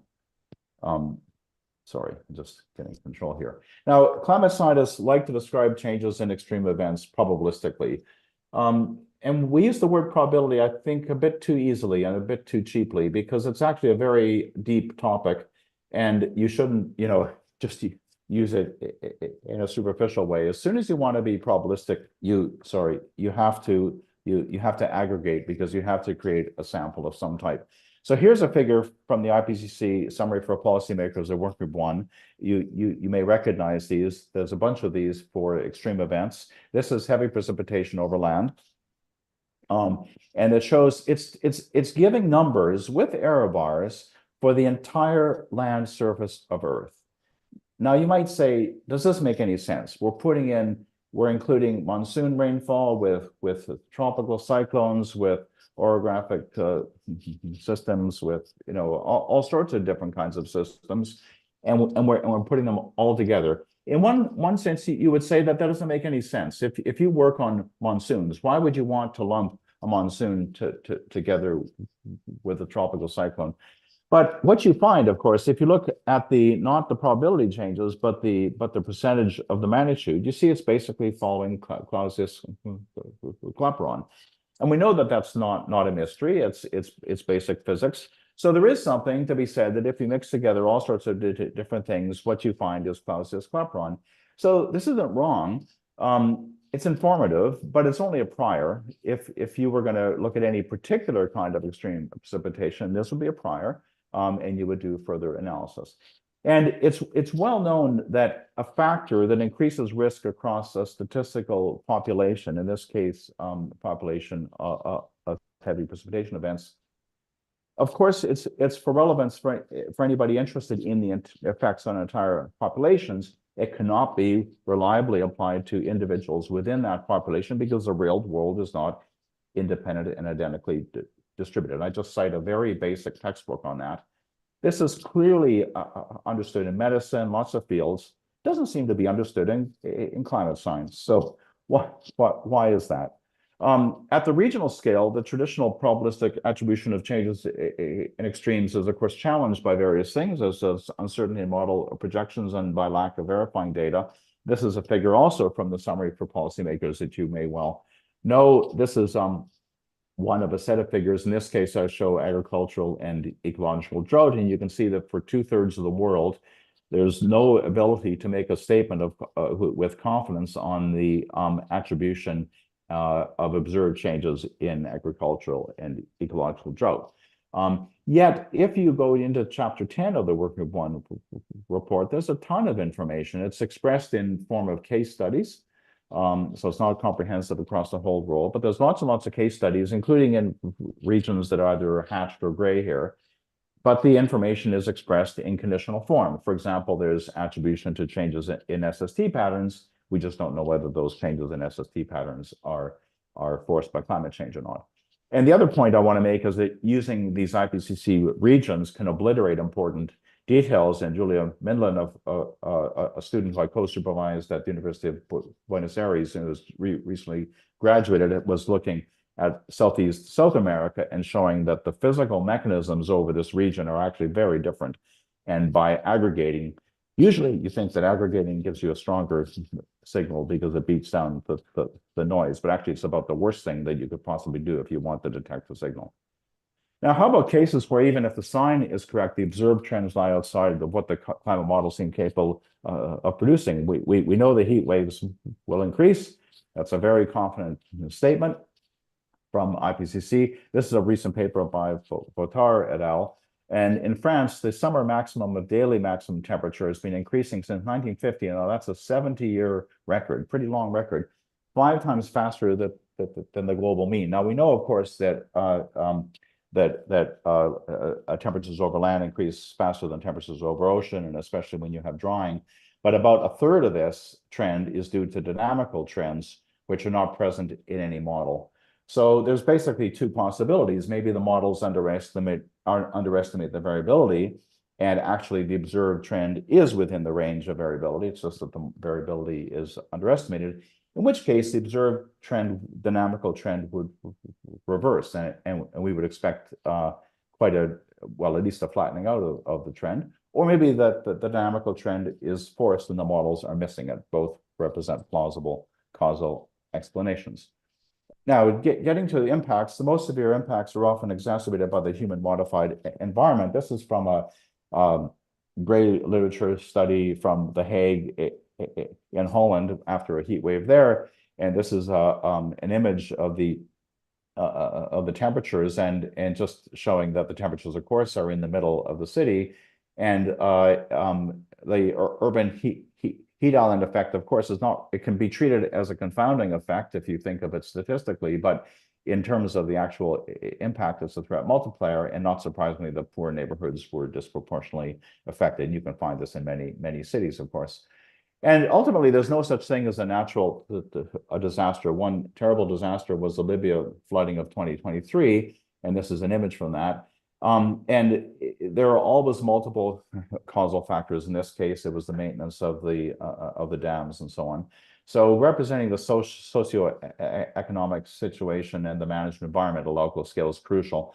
I think, frankly, we're doing ourselves a disservice if we just say this was caused by climate change.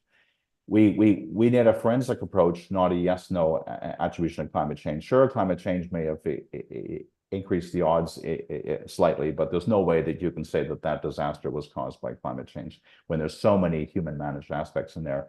And on top of that, the socioeconomic situation in the managed environment are precisely the causal factors that are to be addressed through adaptation measures. So if we don't address those, we're not going to be able to inform adaptation. You'll know perhaps the Nobel Prize winning Indian economist Amartya Sen, and in his famous book on poverty and famines, he was asking the question of whether famine was caused by a shortage of food. You would think that's what people tend to assume, and I suspect the most climate impact modeling that are talking about food security assume that starvation is caused by a lack of food. But Sen showed in some very detailed case studies backed up by tons and tons of data that actually in these historical famines, generally there was not a collapse of availability of food. In fact, typically food is being shipped out of the famine regions during the famine because the people in the famine regions couldn't afford to buy it. So it's caused by a lack of access to food. And as Sen pointed out, when India was under British rule, it regularly experienced famines, and after independence, there wasn't a single famine. It wasn't a change in climate. So these relevant causal factors and their connections to impacts can be represented through a causal network, and that can be used to define the storylines, which is the main point of my talk here. And that provides a powerful alternative to traditional unconditional attribution when the uncertainties are high. And Lisa Lloyd and I, a philosopher of science, we've written about that in a paper last summer. This is an example from a paper with Regina Rodrigues from Brazil. where we talked about an example of a failure of the 2013-2014 monsoon and the fact how it impacted the food, water, energy nexus, and there were various causal factors, some of which were in the human domain and some which were in the physical domain. And you can use this as a way of understanding all the different factors, including the relative roles of climate change and natural variability. And the storyline approach is essentially just conditional attribution, where some of the causal elements are internal to the climate system, which IPCC calls an external driver. What they mean is external to the effect in question, and the effect in the attribution of climate change is left open. It's actually consistent with the IPCC DNA guidance paper, but traditionally climate change scientists have only considered unconditional attribution. So this is just example if in the case of a heat wave or something X, you might have external driver is blocking anticyclone, and that external driver 1 is caused in part by external driver 2, which is an SST pattern. And then at each stage, you can think about the role of anthropogenic climate change or other known forcings, and with these external drivers. And of course, this is standard practice in seasonal prediction, so it's not foreign to our field at all. Now, the idea behind a causal network, and I'll just finish by highlighting a few recent results from my group that could be relevant. The idea behind a causal network is to use all available physical information in the estimation of a signal, and that's valid whether you're predicting or whether you're attributing. So you're not just taking the model output that you have and counting ensemble members, you're actually bringing in physical information. And this is an example in the North Atlantic sector. It's widely used, these different circulation regimes. There's somewhat different variants of those. The NAO is always part of it, and then there's other ones, so NAO plus, NAO minus, Atlantic Ridge, Scandinavian blocking. And this was a recent study by Swinda Falcana, where she was using Bayes' theorem to do with together with daily transition probabilities, essentially as a filter. So rather than some sort of other penalization procedure, you just use Bayes' theorem to get a better estimation of the signal. And these are subsets of 10 ensemble members from the Eastern WF seasonal CES5 system, and you can see that the signal is really large. So some people say that there's a signal to noise problem which is universal, but this just shows that that is not true as a blanket statement. You have to be much more careful. So even 10 ensemble members can pick out the response to ENSO. The red vertical lines are El Nino, the dashed blue are La Nina. So we can get more information on what we have. And the idea behind physical climate storylines is to provide a self-consistent representation of correlated aspects of climate risk. You might call that compound risk. This is a study by Julie Minlin again that just came out in Climate Services, where she was looking at the viticulture, that's the wine sector in South America, with climatic impact drivers that are known to be relevant to wine. This was actually looking at the possibility of changing the varieties or establishing vineyards further south where it will be colder. So she used two extreme storylines which encompass the full seasonal cycle, because you have to consider the full growing and harvest season and group them. So the low Pacific warming, quote unquote, just means she had different external drivers. One was the Central Pacific and East Pacific warming, and these were on the low side. The weakened stratospheric polar vortex, but strengthened in March and April, because that's you have to have a physically self-consistent storyline in high upper tropospheric warming, just to show that you can get the different patterns across the different regions, and then you can look at the impact for a particular region.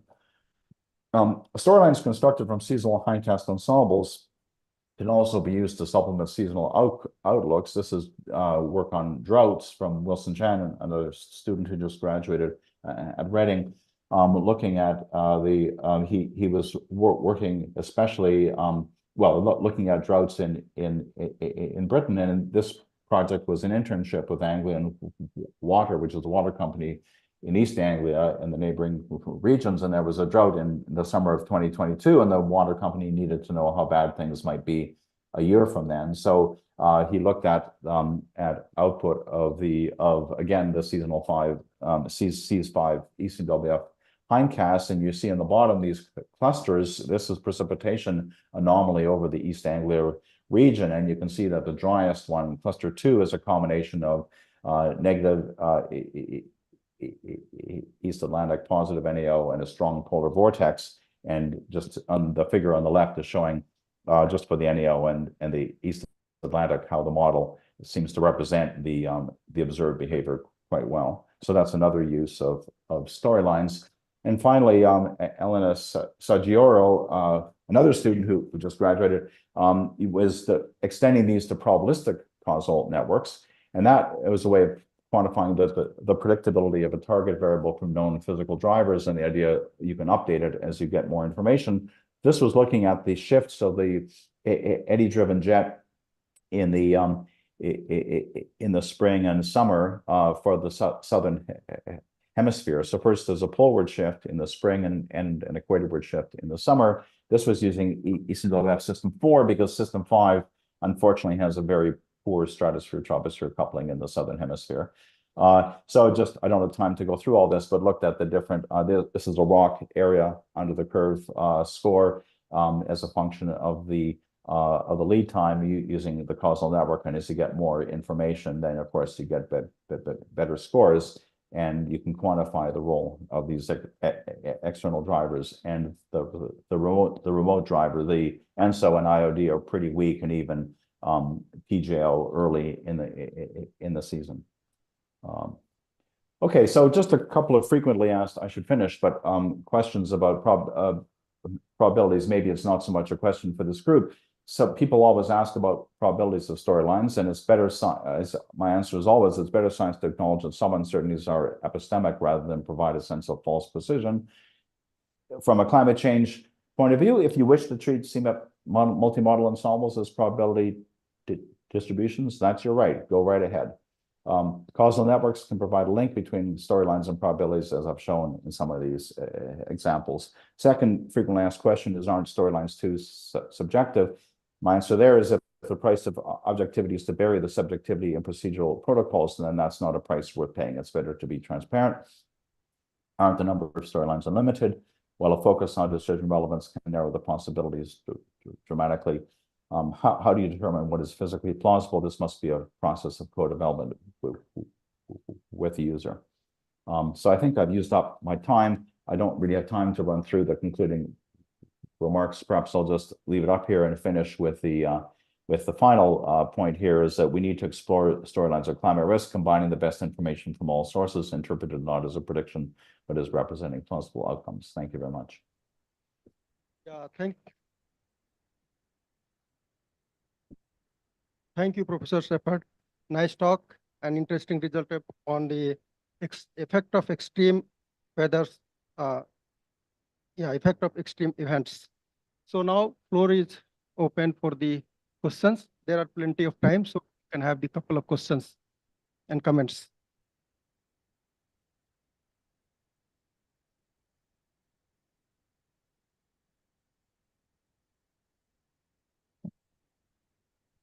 Hi, Ted. Nice to see you, and thanks for the Peter? talk. This may be a little bit of a technical question, so forgive me for this, but one of the things I've been concerned about recently with storyline approaches is the sort of decomposition into a bunch of discrete nodes, and maybe this is a causal network question. But I wonder, is it, and I don't know if this is sort of well understood on the math side of things, but is there a risk of actually sort of enhancing or increasing the amount of uncertainty if you restrict your attention to a sort of a specific pathway and you omit other possible pathways? Is there a way of mitigating that, or how do you think of that issue? Yeah, it's a very good question, and I think it is more of a causal network question actually than a storyline question. You know, in some sense, depending on the storyline, you don't the philosophy is not to aggregate. And in an event storyline, you actually don't create a block. You can it's up to the user how they want to formulate. But as soon as you make a causal network, you're forced to make a decision. And also, there's a further one. You know, do you stay linear or do you want to go nonlinear? Because as soon as you go nonlinear, you either have to do it parametrically, which is going to have all kinds of problems. So typically it's done through categories, right? Terciles or whatever. And as soon as you go categorical, then your basic, these are not real categories, they're just lumping a continuous variable. You're obviously losing precision. So for example, if the system really is linear, you would be doing yourself a disservice to gradient blocks and you're losing information. So I think that's true. I guess the question is, what's better? You know, it's got its pitfalls. There are, of course, different ways of looking at scores. And so part of the question is what, you know, the answer would be, what is the purpose of what you're doing? And so actually, Fiona Spuler, I don't know if you've met her, she's a current student who's working and she's looking at the trade-off between choosing your variables based on the impact that you're interested in versus the predictability of that variable. So we tend to think, for example, these circulation indices are in principle designed to be predictable. I mean, that's not how they're defined necessarily, but that's how we understand them. But they may not be the most relevant for impact. And so there's always going to be a trade-off. And I think the only question is, you know, science involves trade-offs. And I think that you gain more than you lose, but there is a danger. I mean, I just said don't aggregate, and then I go ahead and aggregate. So it's always something to be aware of. You still have time. Yes. I have one question. So you showed a nice study by Chen et al., where you showed there is a connection between southern hemispheric warming and NAO and drought over England. So I just have a small query whether such kind of things are connected over the Asian region. Well, haven't looked at that, I'm afraid, but I mean, these are global forecasts, of course, too. Yeah, it would be worth looking at, but I'm sorry, we haven't looked at that. Can I just thought of another answer to Peter's question, if I may. Add a postscript, but yeah, thank you. Sorry, I just can't answer. I can't answer that question, but it's worth thinking about.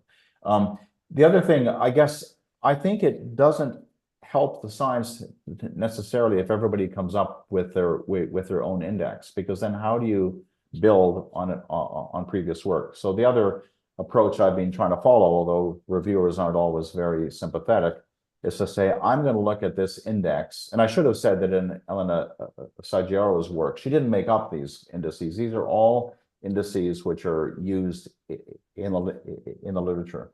So the question is, given what has been previously discovered, what can we get out of those indices? So that's a different question. It's not optimizing. It's, you know, it's saying, how do we build on previous knowledge? And as I say, reviewers don't like that argument somehow.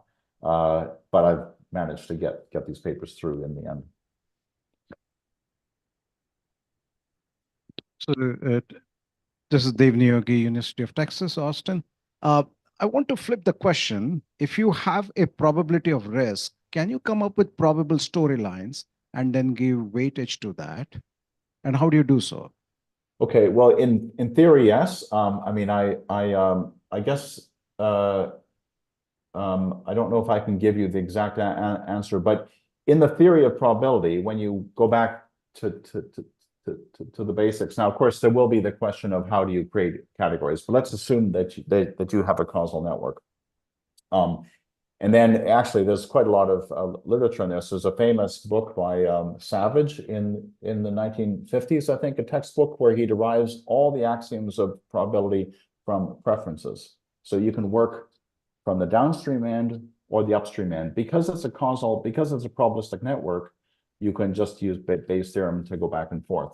So you can invert the thing, and I can, I'll post, well, I don't know if it helps in the chat. There's a paper by Kunimitsu, K-U-N-U, sorry, I won't get the spell. Kunimitsu et al. It's on my webpage as well. It came out last year, I think, in climate risk management, that was trying to do a bit of this for a particular application, but you definitely can work backwards from the risk or the concern or the risk tolerance. That's the beauty of probability theory, is that you can work backwards and forwards. Yeah, thank you, Professor. So now we'll move to the contributory talk. So first Okay. talk is from Dr. Maria Emanuel from MOES India. She will be talking on MGO effect on the tropopause, Utilious water vapor, and cirrus cloud over the Indian Peninsula. Yeah.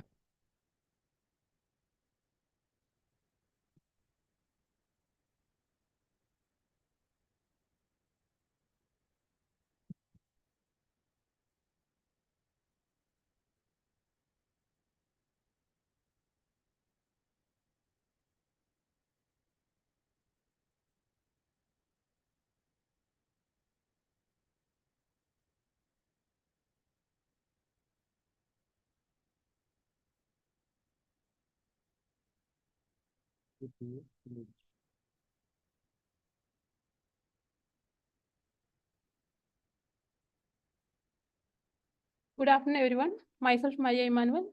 Thank you for the opportunity to present my results here. Today, I'll be presenting on the MJ effect on the tropopause, utilious water vapor and cirrus over the Indian Peninsula.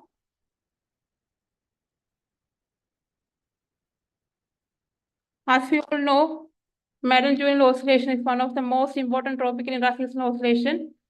We have heard about it from Professor Sun just before one presenter. So I will not be going details of to the details of the longitudinal oscillation. I'll be mainly focusing on the MJ effect over the Indian region. So only 1 or 2 points I have to put forward is that the MJO effect, the convective effect of MJO will be maximum over Indian region in the second and third phase of the MJO, and it will be more strong during the winter season. So this is the occurrence of deep convection in different phases of MJO, irrespective of the seasons. We can see that this is the Western Pacific Indian region is the most affected during the MJO phases. The MJO variability is more over this region. So this includes the Indian region also. But we know that Indian region already is characterized by a very strong seasonality in convection due to the largest annual migration of the ITCZ, with the lowest occurrence of deep convection during the winter and maximum widespread occurrence of deep convection during the summer monsoon season.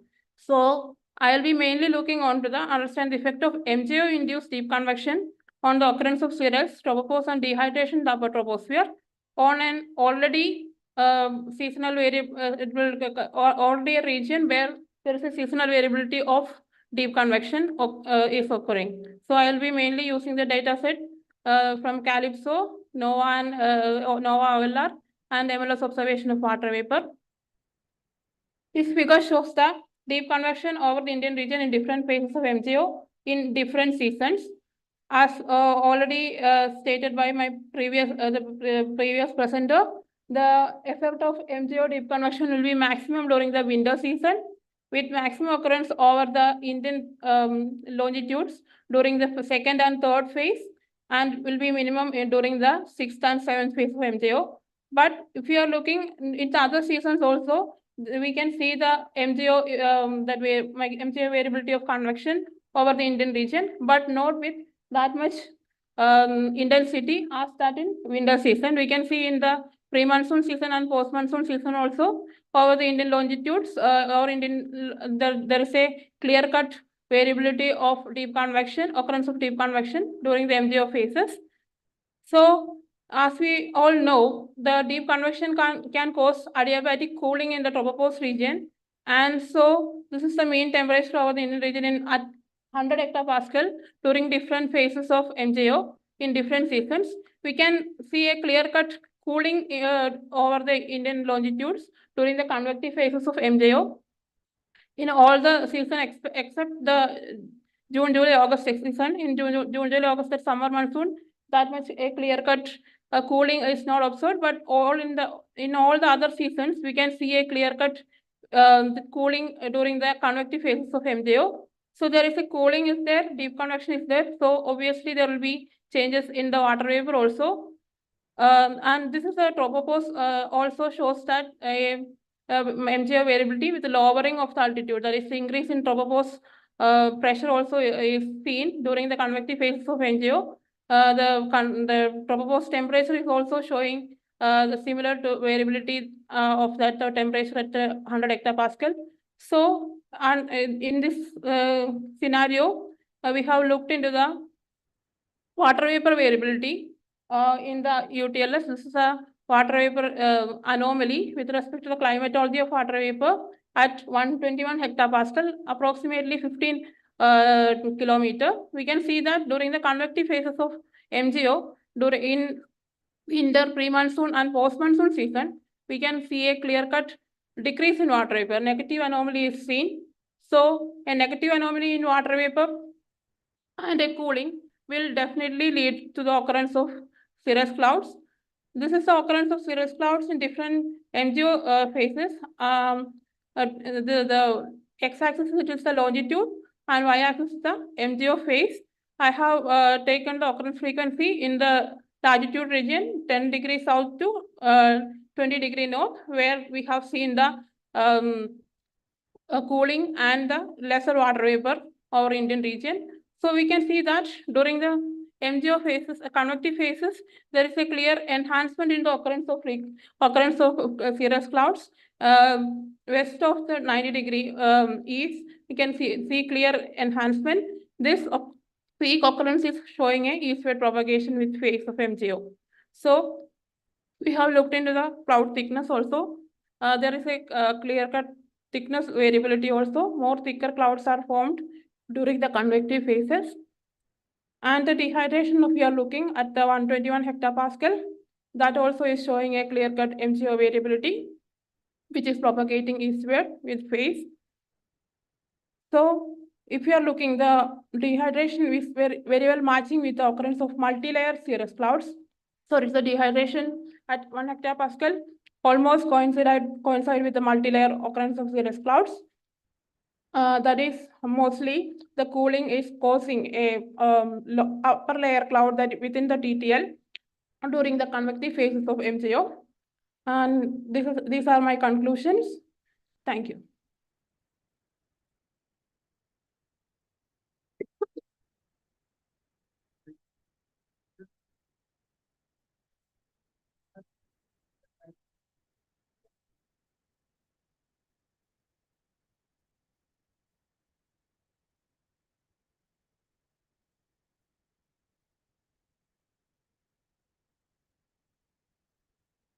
Yeah, if there is no question, I thank you again. Yeah. So thank we'll you. move to the next talk now. Next talk is online, and the present speaker is Dr. Jonathan Wright from Tsinghua University. And he will be talking. He'll be talking on co-variability of dynamics and composition of the Asian monsoon tropopause layer. Yeah, can you hear me okay? Yes, Dr. Jonathan Wright. All right. Good afternoon. Great. So in looking at the schedule, I noticed that my title overlapped quite a bit with a lot of other talks. And I also was thinking that it's a little bit too broad once I actually got down into preparing the slides. And so for this talk, it will mainly be aerosol effects on heating and dynamics in the Asian monsoon tropopause layer. But before I get to that, first a shameless plug. So some of you may have seen the poster for the Monsoon Working Group of the new LEADER activity. That stands for Large Ensembles for Attribution of Dynamically Driven Extremes.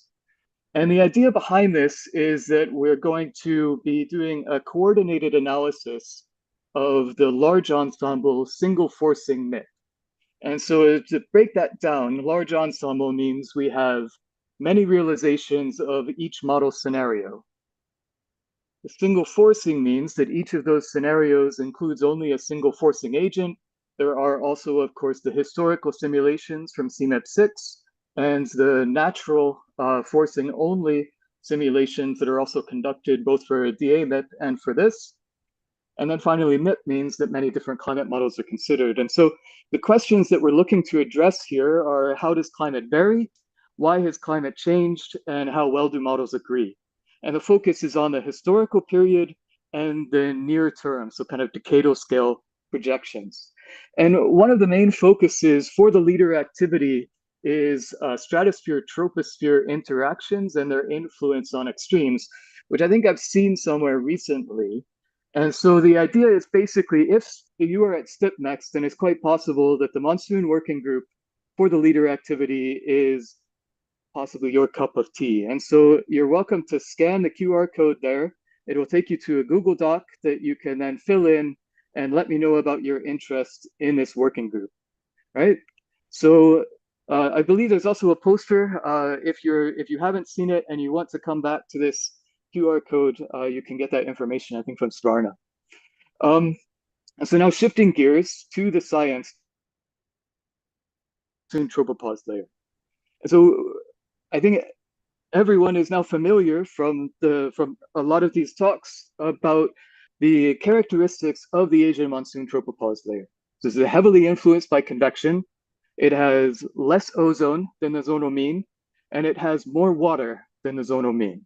It also has an abundance of aerosols, and I believe that the profiles here, these are the 90-tall profiles that Rolf Müller was talking about earlier. And so we can see the Asian tropopause aerosol layer here between about 270 hectopascals and between 360 and 420 Kelvin potential temperature, right? And so in our work, we start by looking at how this is represented in various reanalysis products. And in the end, we focus on MERA2 primarily because MERA2 gives us both aerosols and meteorological fields, and it gives us some indication of how the aerosols are interacting with those meteorological fields. So this isn't going to be the most realistic representation, particularly of the composition of the Asian tropopause aerosol layer, but it gives a relatively decent representation of the vertical location and other kind of geographic distribution and so on relative to Calypso, right? So the main conclusion is that the aerosols in the atoll enhance heating near the monsoon tropopause, specifically where clear sky shortwave heating is weakest. You can see that here, particularly in the top row of figures. Those are basically from left to right, ensuring that in our radiative transfer simulations, we can reconstruct the heating rates from MERA2. We then test, the sensitivity to the atoll amplitude relative to the climatological mean from MERA2. And then we test different solar parameters to get a sense of how the heating rate response depends on solar zenith angle and the surface albedo and so on.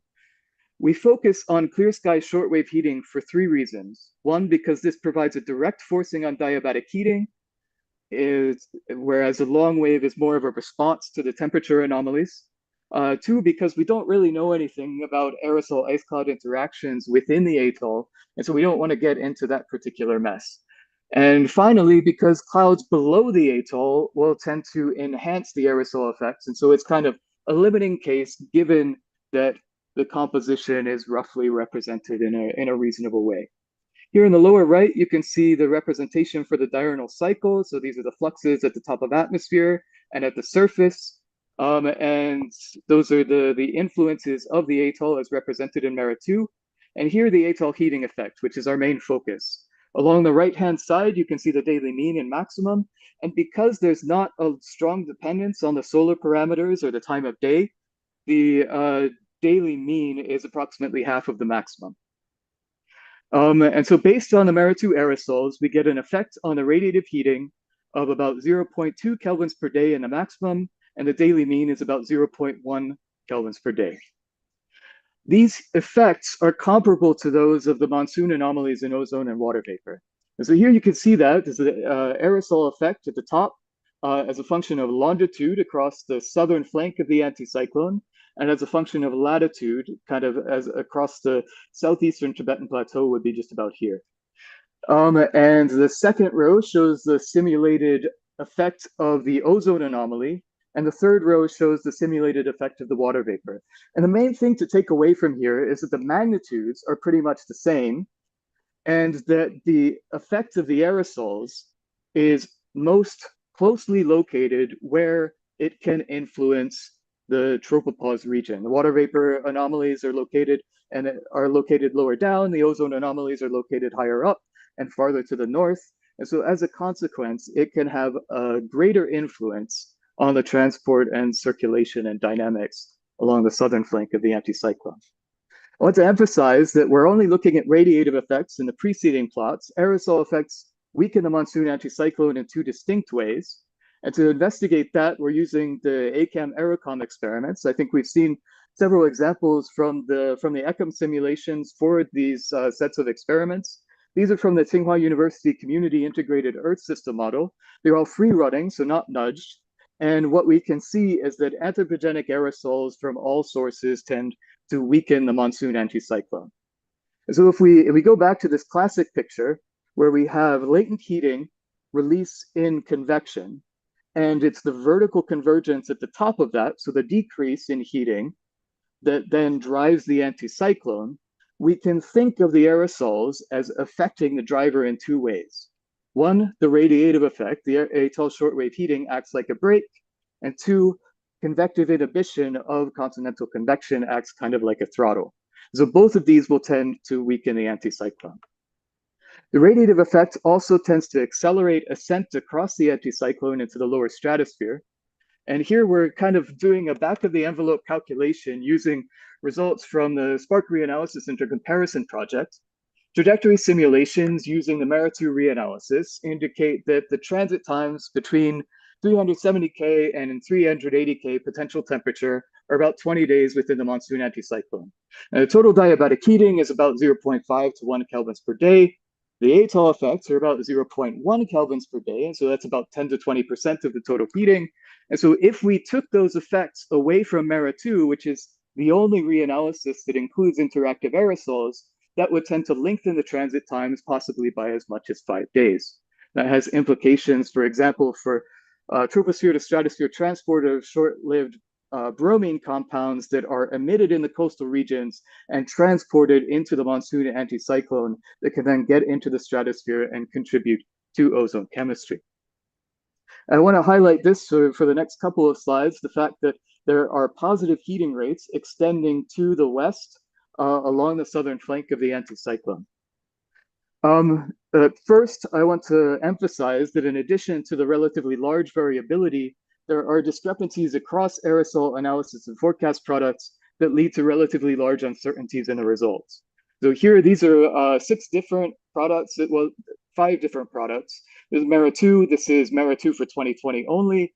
This is product for 2020. So that's a new version of the model used for Meritu. This is the CAMS reanalysis, the CAMS forecast for 2020, which is a new version of this model, and then the WACM forecast for 2020. And if you plug those into the radiative transfer model, you get a range of shortwave heating effects from about 10% of the clear sky clean case to 70%. And so that's a very wide range. The constraints on optical properties are also weak, and nitrates are only starting to be represented in these systems, and there's no ammonium nitrate. So I want to give another plug, this time for the APARC reanalysis intercomparison project. We have a planning workshop coming up in July. There will be a virtual option for that. And we do also have a monsoon working group and focus on tropospheric circulation and extreme weather events in the ARIP activity. So you can scan that QR code in the lower right for the meeting page. Just to kind of emphasize what we're doing in ARIP, recent reanalysis products show an improved ability to represent the characteristics and mechanisms of other components in the monsoon anticyclone, ozone, CO, and even water vapor, which actually surprised me quite a bit. And so here we can see these are the 3 leading modes. This one is kind of interannual, this one kind of intraseasonal, and this one quasi-biweekly. And you can see that the Aura MLS in the upper left matches pretty well with all the reanalysis products here. JRA3Q, Meritu, M2 Stream, which assimilates Aura MLS, ERA5, and CANS. But there's a caveat. It's my last slide. It does not yet extend to long-term trends, and your mileage may vary. Right? So this is just a teaser for when that work eventually, hopefully, appears in the ARIP ACP special issue. So I went just about, I think, 12 minutes. So hopefully there may be some time for questions. Thank you for interesting talk on the Asian monsoon tropopause layer. So now one quick question we can take.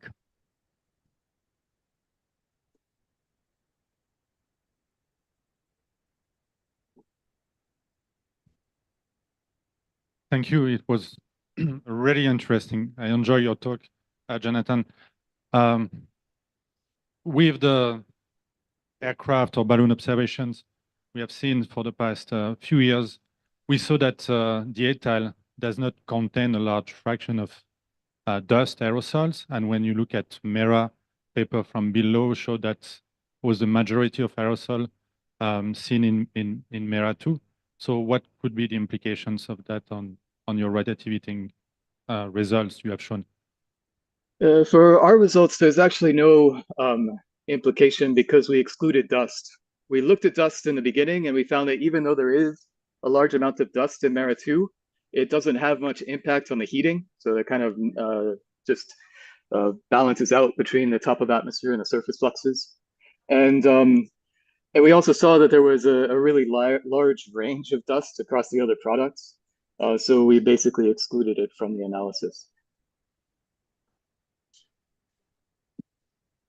Yeah, thank you. Thank you very much. So we will go. Thank you.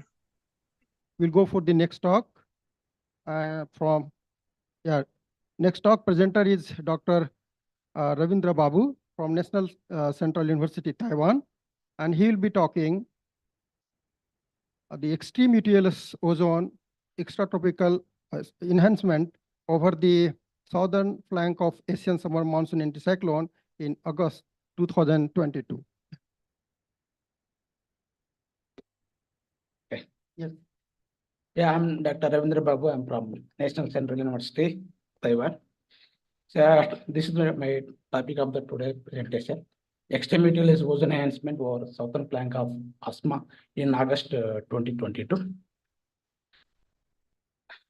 So before going major results, I will start with this slide.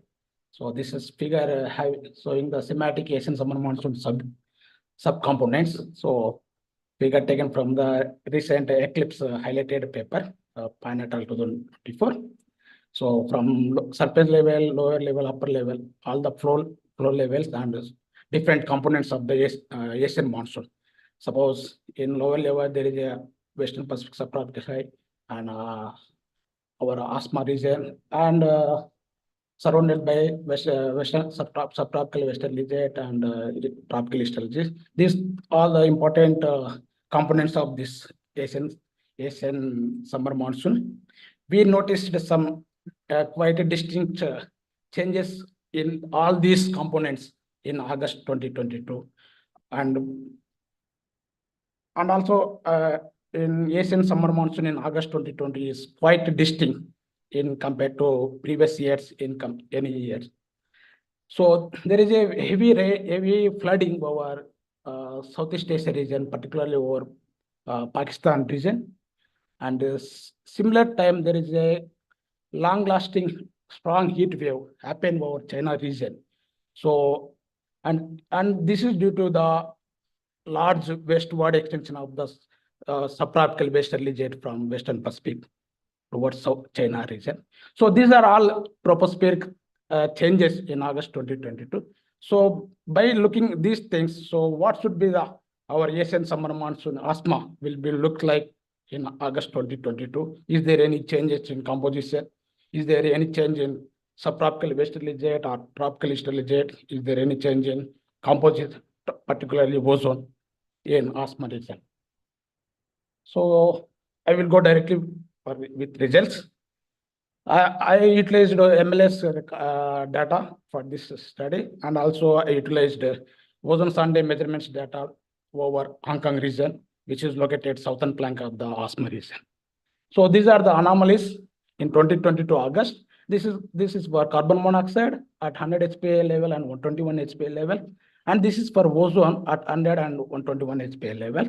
And significant anomalies are highlighted in the dots. So, and also this is white color line shows the 16.75 geopotential height layer represent the asthma. And this is 2022 year, and whereas black line represents the climatological mean last during this study period. So it's very clearly shows there is a clear-cut change in asthma structure itself during August 2022, and it represents a high enhancement of carbon monoxide over this China region, and there is a very low ozone in same region. So it's clearly tells that this might be the center of the asthma region in August 2022, and same time there is a strong enhancement of ozone over both northern flank of the asthma, and whereas see the southern flank of entire this region, there is a significant enhancement of ozone happen in 2022. And this is followed by, interestingly, we collected ozone standard data over Hong Kong region.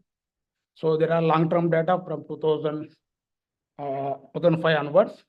This is the vertical ozone anomalies from 14 to 20 kilometers with respect to different years during August month. And this is a percentage change with respect to background climatology.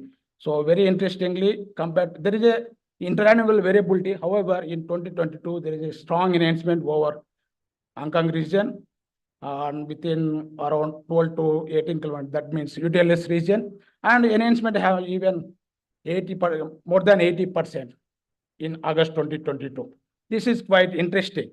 So next I will show the background large scale circulations and asthma structure in August 2022. So this is 100 HPA level geopotential height and 150 HPA geopotential height climatology last during this year. And this is for August 2022. If you see the both, if you compare both, there is a shift in the asthma center from here towards China region. And if you see the anomalies geopotential height, it's clearly established. This is the asthma region, enhancement of asthma region in both 100 and HPA level. It clearly indicates that the northeastward meandering of asthma region in 2022. And coming to the two jets, this is the 100 HPA level and 150 HPA level zonal winds. And this is climatology, this is for August 22. If you see the very interestingly, this is climatology of zonal wind, maximum zonal wind located over Indian Ocean around the southern part of India. Whereas in August 2022, very interestingly, strong zonal wind happening over this southern flank of asthma region. This is quite interesting feature in observed only in August 2022. There might be some dynamical changes happen during this August 2022.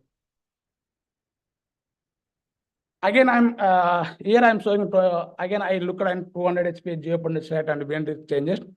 So, if you see the geopotential height in August 2022, there is a strong blocking.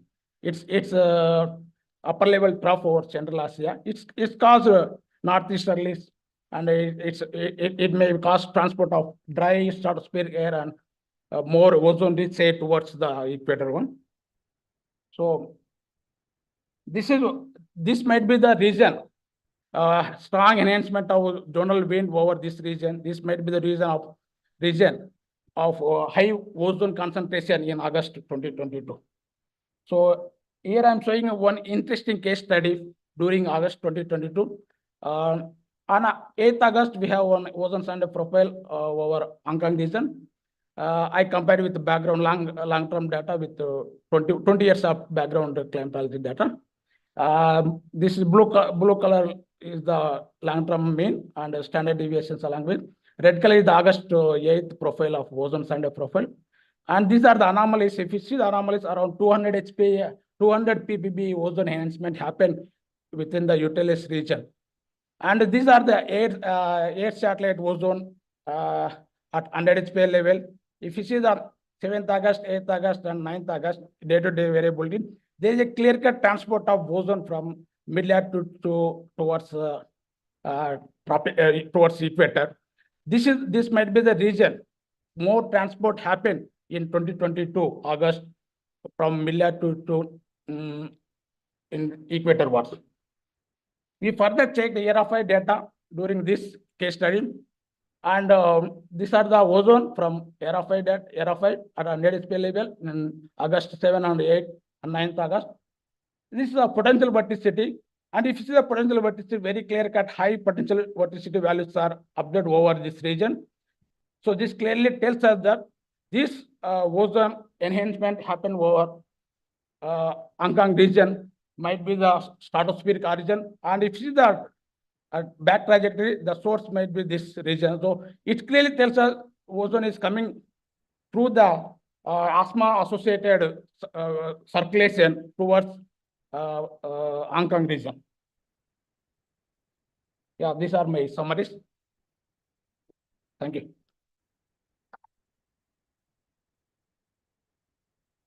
Thank you, Dr. Babu, completing on time. So we have the sufficient time again to have the comments and questions.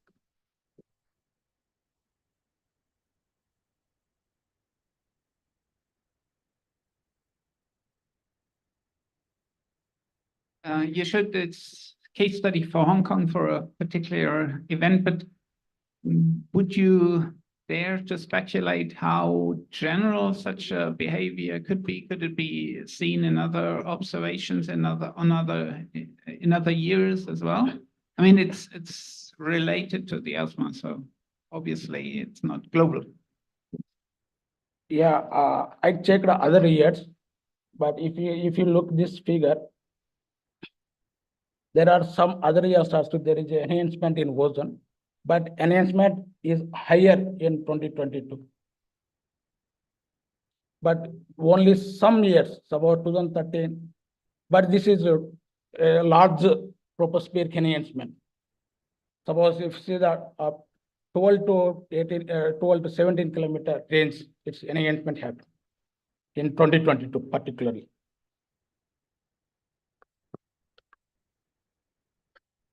Any more questions and comments?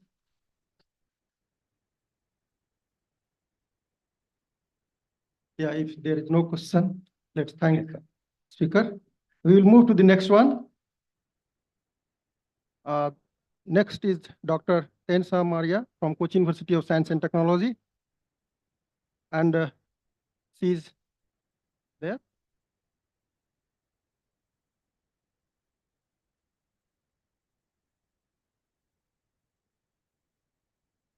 She will be talking the impact of the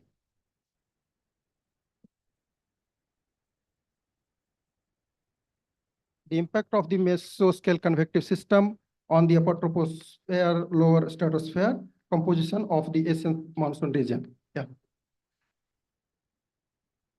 Good afternoon, everyone. I'm Testa Maria from Cochin University of Science and Technology.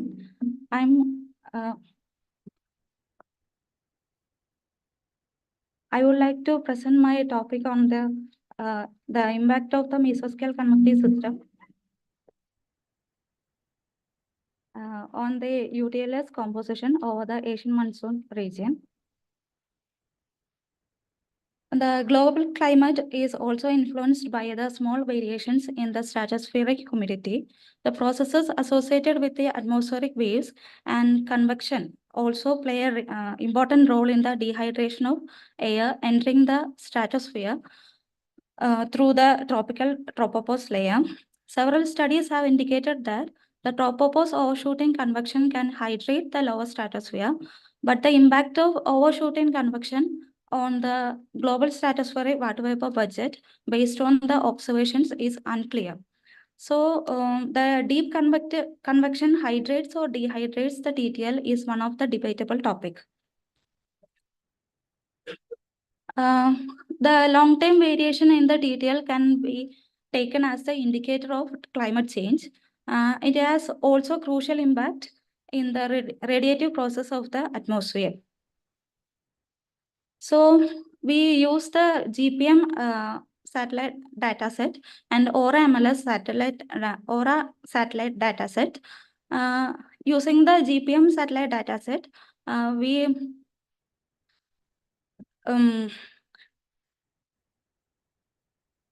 using the GPM satellite dataset, we extracted the precipitation features over the Indian core monsoon region. The precipitation features detection method is described in the recent study of Dr. Xavier. In this study, the threshold-based detection of contiguous grid points that exceed precipitation values greater than 5, 10, 15, and 20 mm per day. For each precipitation object, it contains attributes like mean, maximum, and minimum precipitation within the object area, and other attributes like geometric coordinates and orientation, etc.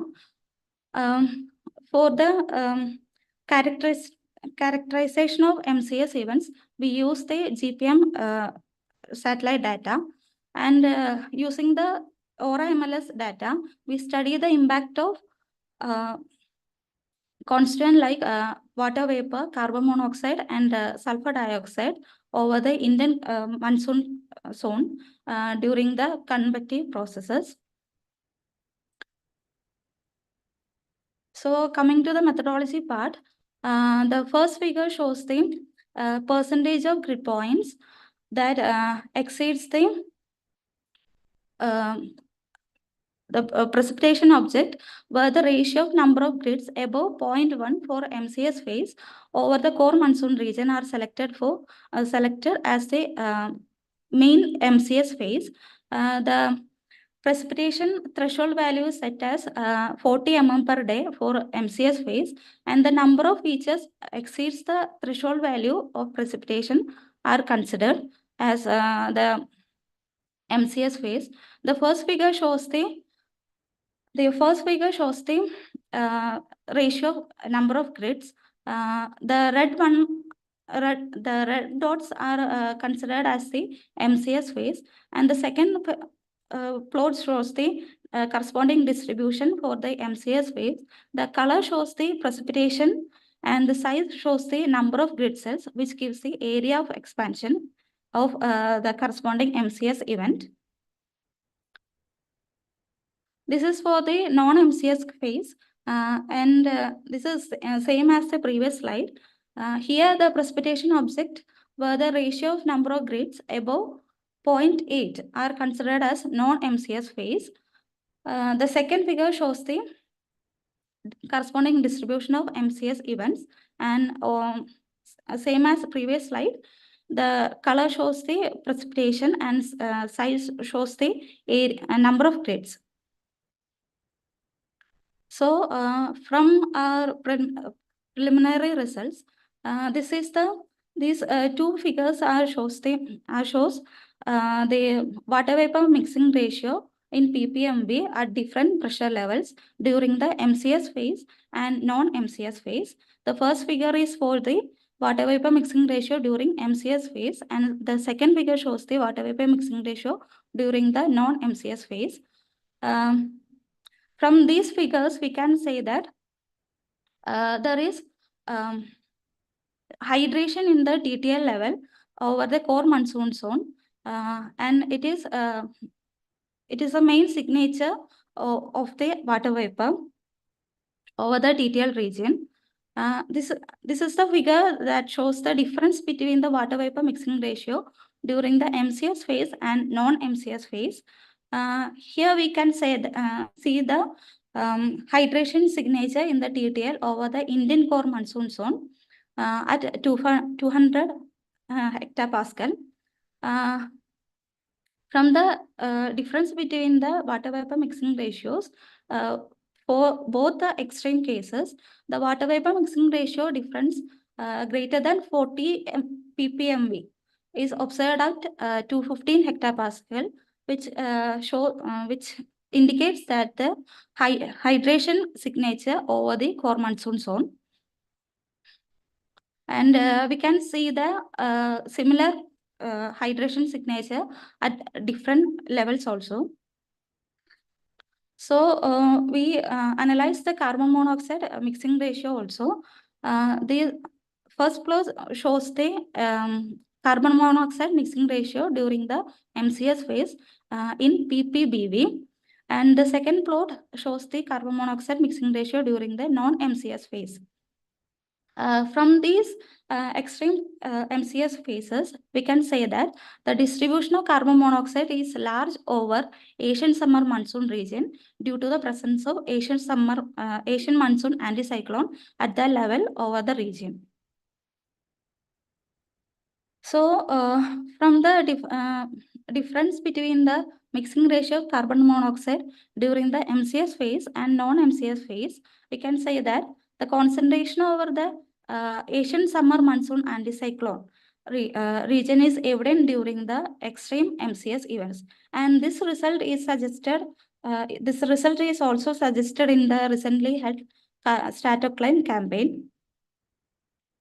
So finally, we analyze the sulfur dioxide mixing ratio also. The first figure shows the mixing ratio of sulfur dioxide during the MCS phase, and second one is for the non-MCS phase.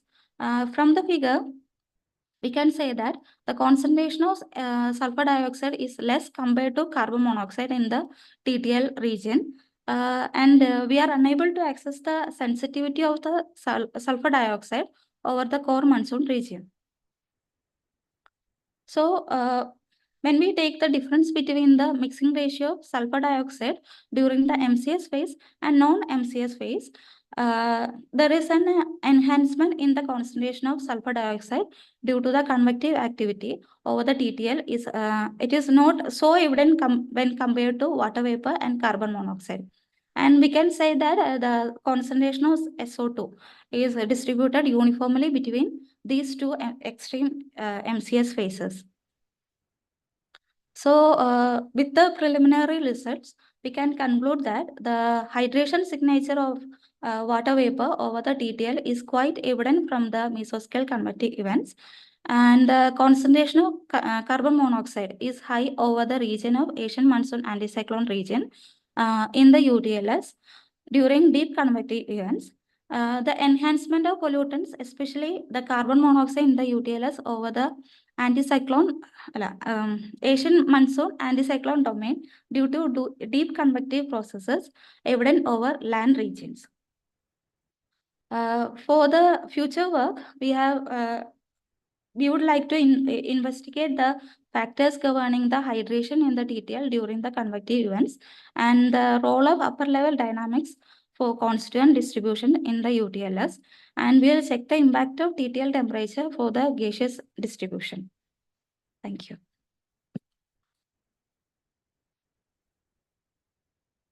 Thank you, Maria. So we have now time for the questions and comments.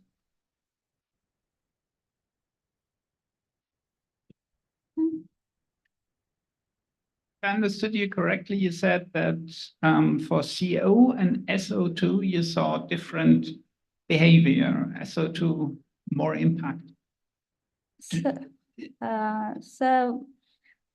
For the time being, we have analyzed the sulfur dioxide, but we...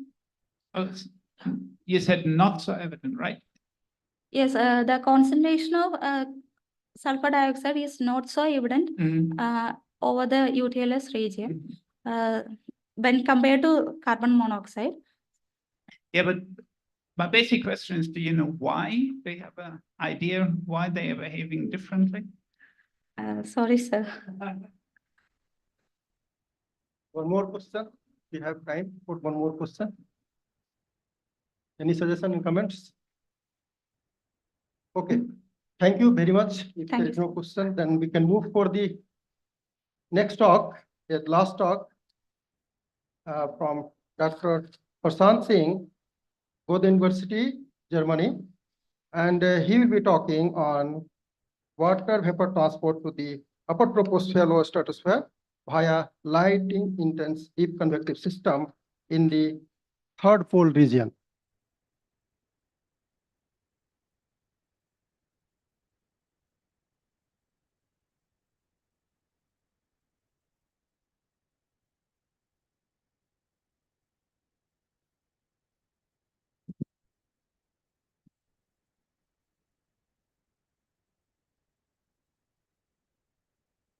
वही है प्रश्न यही।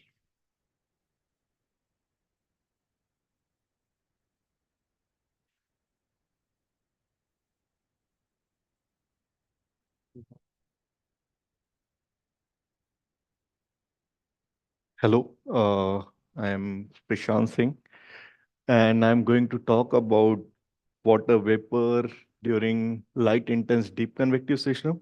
I am working on a German project called TP Change. TP is for tropopause in changing climate, where we have more than 23 sub-projects. People are looking with ground-based observation, radio sonde, drone-based observation, flight, and multiple tools like icon simulation, coupled, non-coupled, climatology, extreme events, and different kind of. So we are trying to understand the uh, processes in changing climate, how composition of tropopause changes. So in that, my role is to see in high altitude region like third pole region, how deep convection, how much deep convection contribute to exchange of water vapor and aerosols, etc., to upper troposphere and lower stratosphere. So motivation about lightning and exchanges, I want to see deep convection, impact of deep convection over the UTLS region. So for deep convection, either we have to look something like we saw in last presentation for MCS or precipitation as a signature for deep convection, or we have to go through satellite observation of cloud. But lightning is a very, what you say, forward signature for the deep convection, where we have, when we observe lightning, it means there was a deep convection.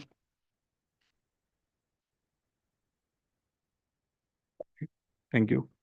So when lightning is present, it means there is deep convection has happened, and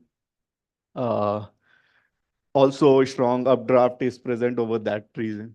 So from this paper from 2000, you can see they try to see extreme low frequency, which is signature of the lightning. You can see very good correlation with water vapor between 500 to 300 HPA.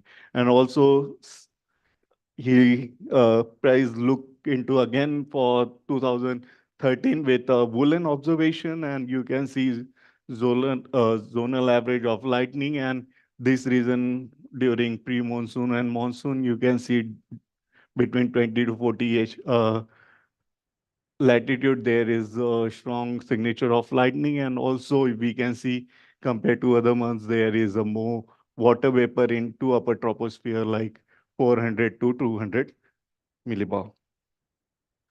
So if we see over the region, over the Western Himalayan and Central Himalaya, Eastern Himalaya, there is a hotspot of lightning, as well as there is a small lightning events over the central part of Tibetan Plateau too. When I looked into monthly lightning, daily lightning count and versus 100 HPA, just for overview, and you can see there is slightly good correlation between lightning event over the third pole region and 100 HPA water vapor.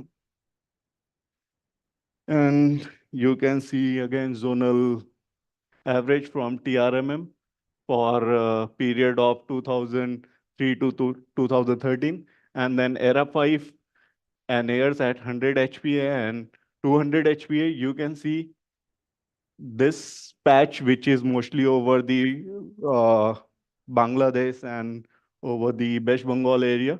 So you can not see much more water vapor into the upper troposphere region.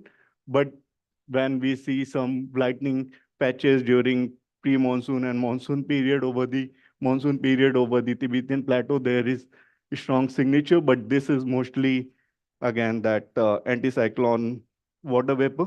So we wanted to see correlation. So 100, 200 HPA, you can see again with Era 5, it shows like 74 correlation, and with airs, you can see up to 0.68. But when we go at 100 HPA, this correlation goes very low. It means Era 5 is putting much more water vapor, even compared to, if you see this scale, 0.06 for airs and 0.06 for airs, and then 0.12 for the Era 5. It means almost Era 5 is putting 50 or 100% is more water vapor compared to airs. So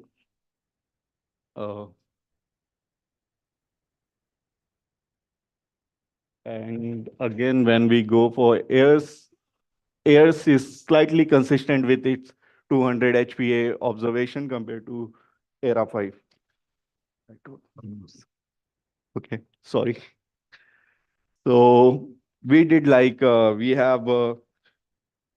did our domain of study is about this where we have like a Himalayan region and Tibetan plateau. So it's a third pole region. And also we have like, this is TRMM climatology, and this is a 1 year observation from ISLIS.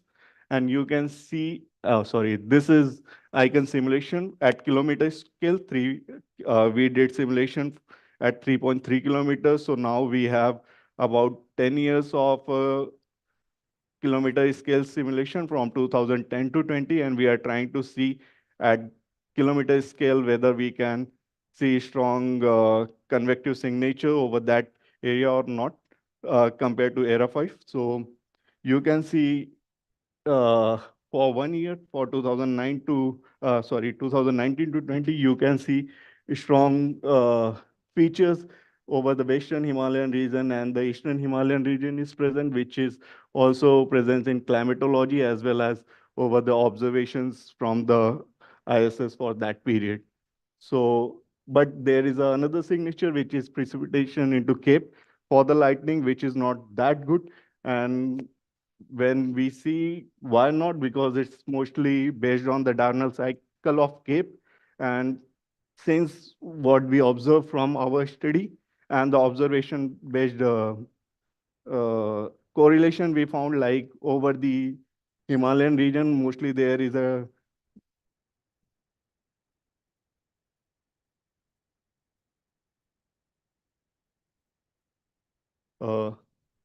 over the Himalayan region and all, there is a bimodal precipitation is available. It means there is a two convection cycle is there. One is with the afternoon or Cape base, and another is a katabatic flow base. So always over these regions, we have a double peak for the precipitation as well as for the lightning.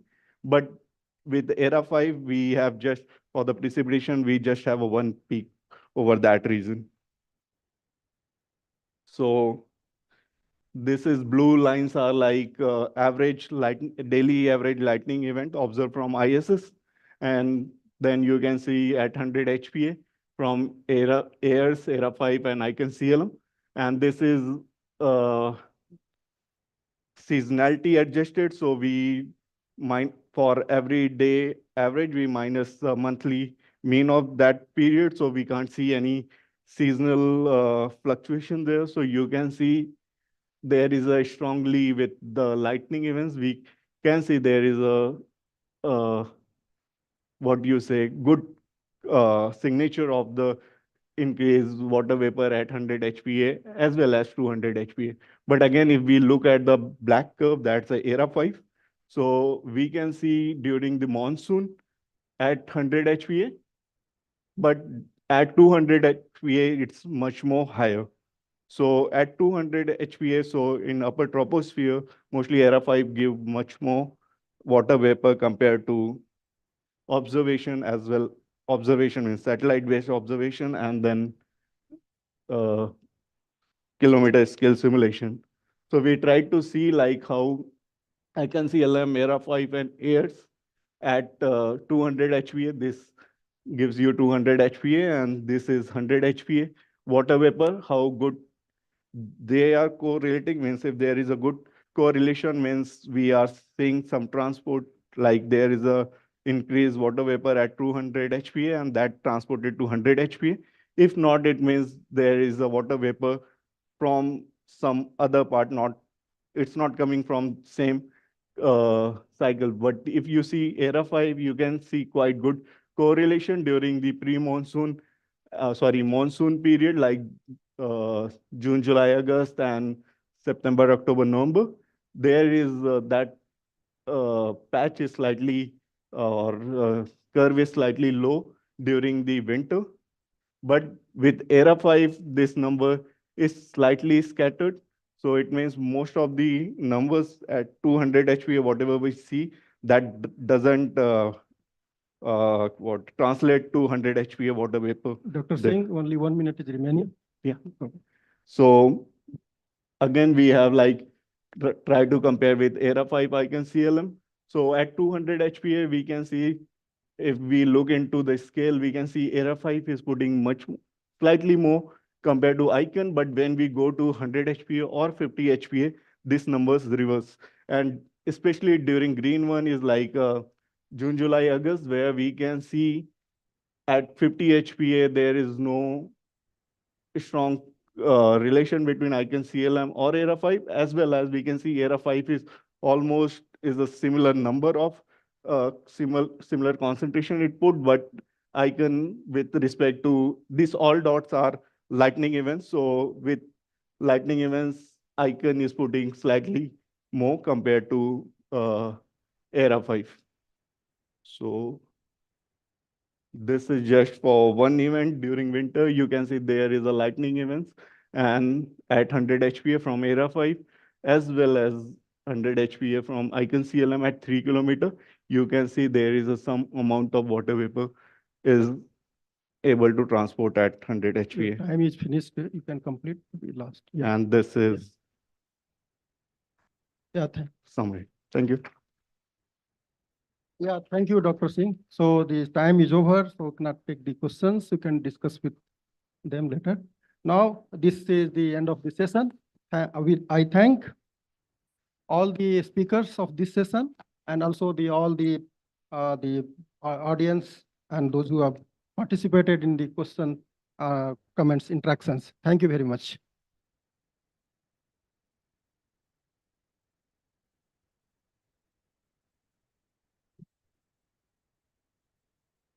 Thank you, Dr. Mehta. I request session chair, Dr. Sanjay Kumar Mehta, to please come on stage and felicitate the speakers of the session.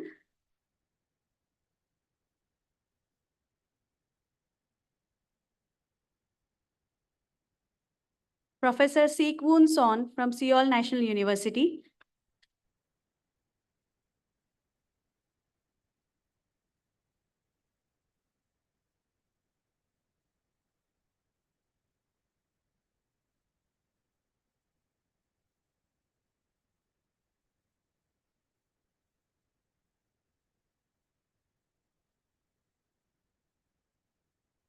Dr. Maria Emanuel from MOES Delhi.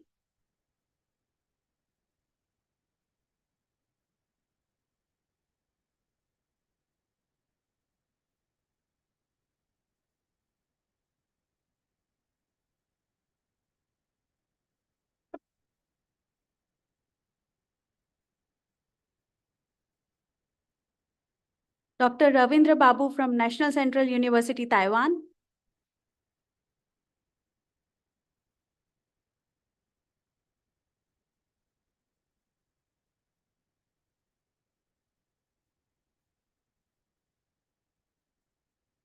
Ms. Tesna Maria from CUSAT, Kerala.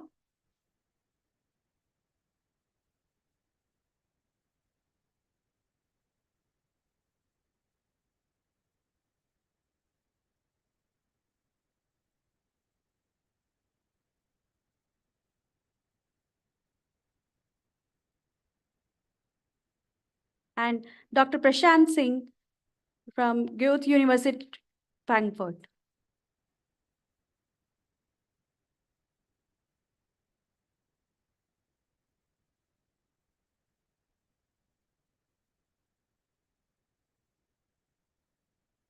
Now I request Dr. John Paul from Vernier to please felicitate the chair of our session, Dr. Mehta.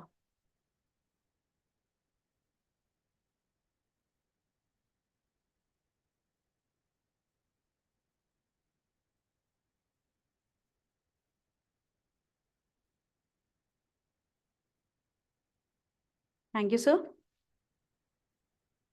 With this, we begin the next session, session 7 of the conference, Asian Summer Monsoon and its association with the tropospheric processes. This session will be chaired by Dr. Yogesh Tiwari from IITM Pune. Sir, you may please begin the session.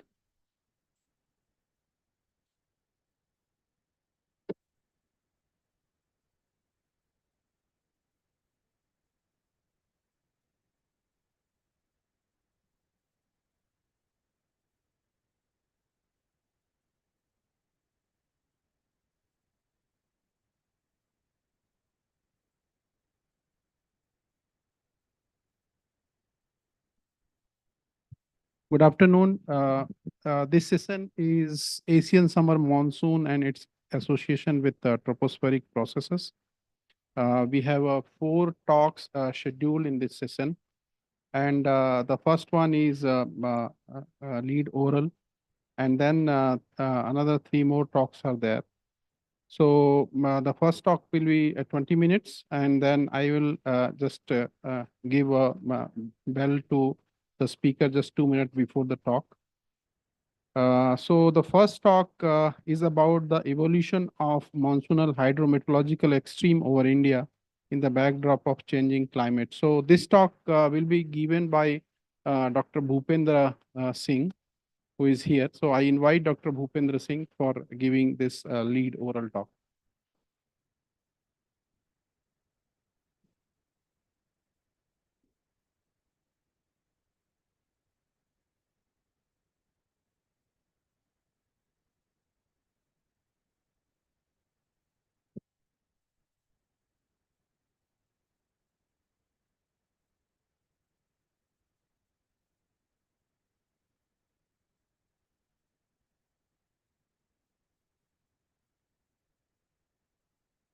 Hello, am I audible?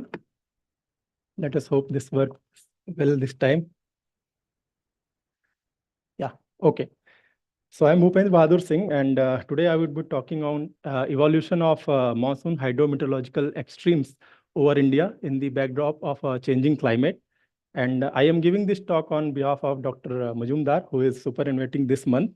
And so this talk will include some of the recent literatures that has documented the monsoonal hydrometeorological extremes, and including, of course, those by Dr. Majumdar and his group here. So yeah, I will start with the global monsoons.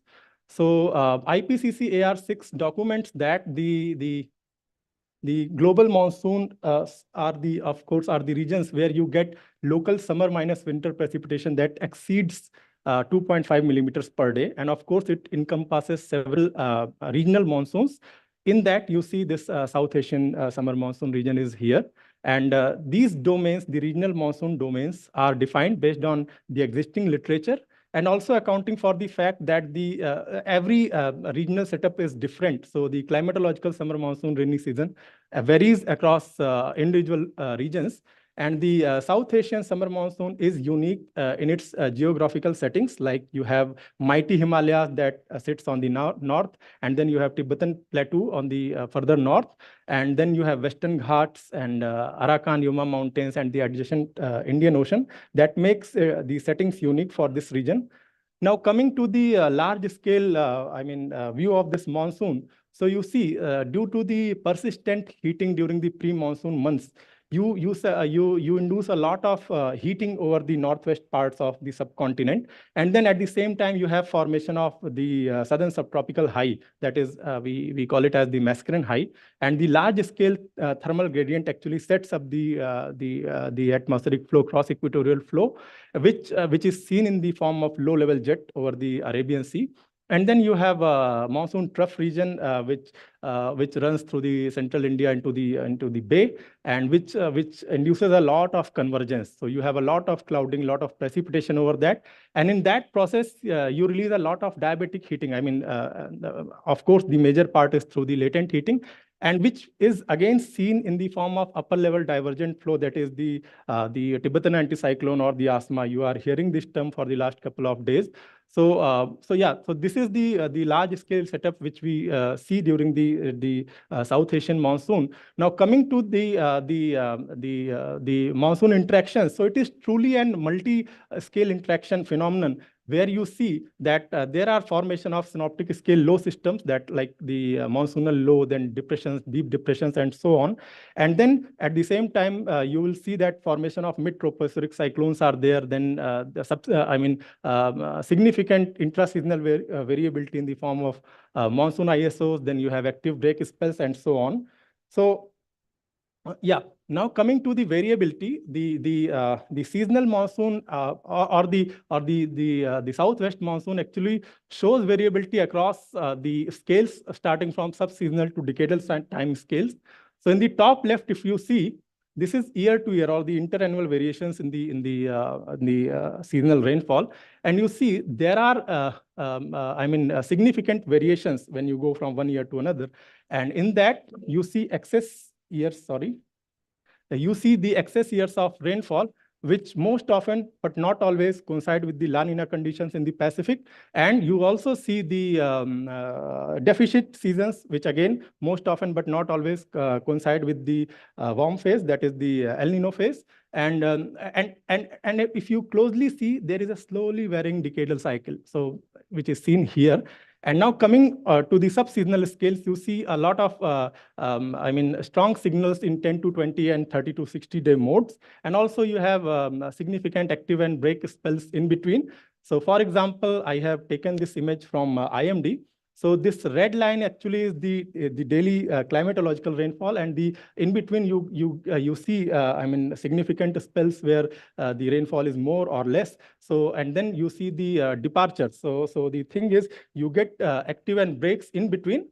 So coming to the hydrometeorological extremes over India.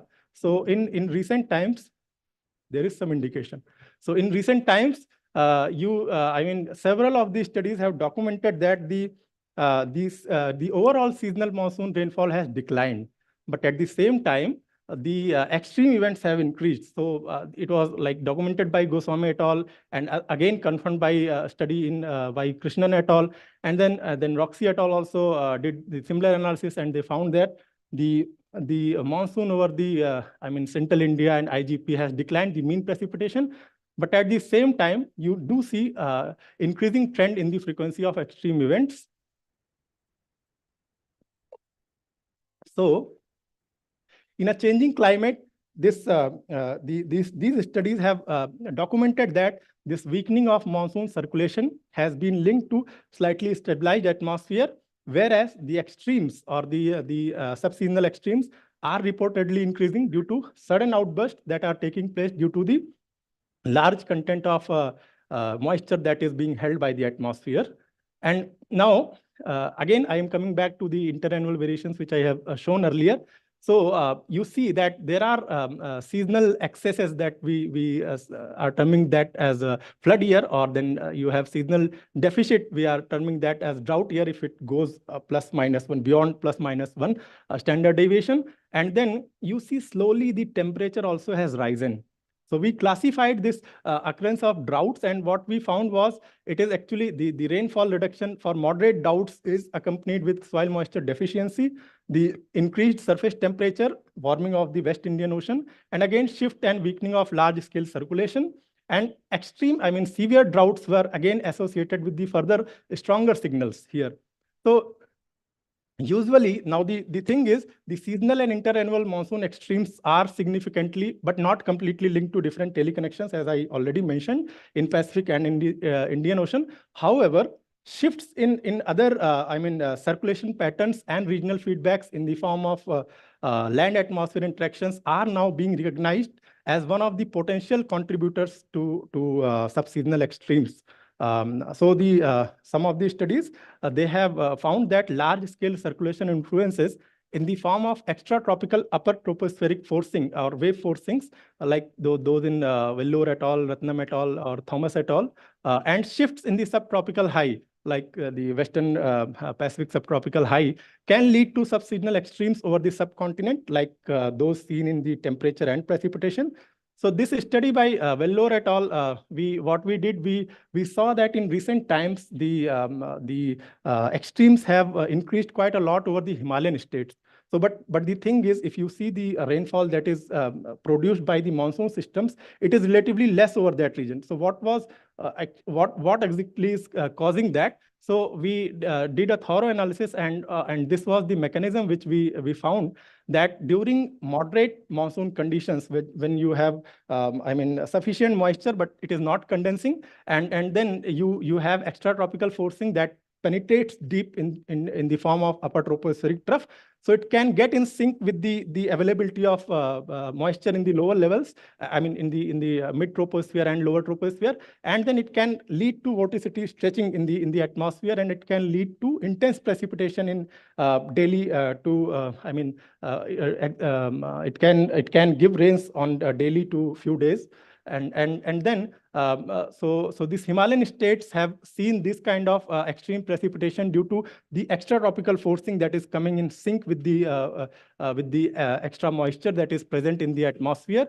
And then a study by Huang et al. In 2018. What they found was they used Western Pacific subtropical index, a subtropical high index, and then they correlated it with the precipitation during June, July, August season. So what they found was during the 1979 to 1999 period, the response of precipitation was not so strong over the Asian subcontinent. But in the recent decades, if you see, it is actually becoming quite significant over the Asian subcontinent, more so over the northwest parts of India. And then a study by Preeti et al., we highlighted that there has been a weakening and westward shift in the monsoon trough. So we have seen that in my, I guess, first or second slide. So the trough has a little bit shifted by 2 degrees westward, and at the same time, the West Pacific subtropical high strengthened, and it moved further 5 degrees east towards the west side. So westward extension of this West Pacific subtropical high is associated with warm West Pacific Indian Ocean SSTs or La Nina-like conditions in the Pacific Ocean, and it actually is giving a lot of rains.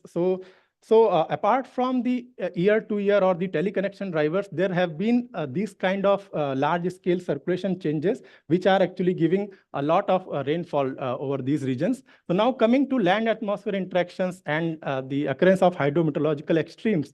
So there has been a lot of interest in recent times regarding the role of land and atmospheric interactions in governing the various kind of hydrometeorological extremes. So in that, the soil moisture is seen as one of the now crucial components of this the land atmosphere system, which can actually play a significant role in regulating the water and energy cycles. So a study by Seneviratne et al., they identified that the Indian subcontinent is the region of strong land atmospheric coupling, wherein your soil moisture can regulate the temperature, or it can control significantly on the temperature and precipitation variability. So what we did, we wanted to understand what will happen if we vary soil moisture by some amount, and we increase the soil moisture by some amount, and we decrease the soil moisture by some amount. And that same amount was actually decided based on our observations. So what we saw was, from seasonal transitions, the soil moisture departures are like in the range of volumetric soil moisture content actually varies like 20% or so, or less than that. So the extreme departures are in the range of 20%. So we did some model sensitivity experiments. First, we identified where is the hot spot of this coupling. So the hot spot of this coupling was located over the north-central Indian region. And in that, when we do the sensitivity experiments, so we see that when you introduce wetness in the soil, like by 20%, and when you reduce when you dry the soil, so the extreme temperature frequency, when the soil is wet, it actually decreases by almost 3 events per year in the historical climate. The days, the extreme temperature days per event reduced by 1, and the mean rise, mean decline in the extreme temperature intensity for a wet soil is approximately 2 degrees Celsius. And for a drier soil, you see the events increase by 5 per year, and the duration by almost 2 days per event, and the intensity by close to 1 degree Celsius. And for the future simulations, it is close to three events per year decline, and 2 days per event, and it reduces by 2 degrees Celsius. And for the drier experiment, we see that the extreme temperature frequency actually increases by close to 2 events per year, and the days increases by close to 2 days per event. And then the increase in extreme temperature intensity is close to 1 degree Celsius. So now, through our analysis, we have documented this, that the following mechanism helps understand this response of soil moisture temperature coupling on temperature extremes. So in case of dry sensitivity run, below normal soil moisture conditions cause the sensible heating process to entrain more heat back into the atmosphere. Thereby, it increases the near surface temperature. And this the opposite thing happens during the wet conditions, where the near surface temperature is moderated by the enhanced latent heat flux and cooling of the land. And then we wanted to further look into that. And so these observations are quite unique, which we are making here at our IITM site. If we get some time, we will show you. So here we are doing soil moisture measurements through cosmic ray soil moisture observation system.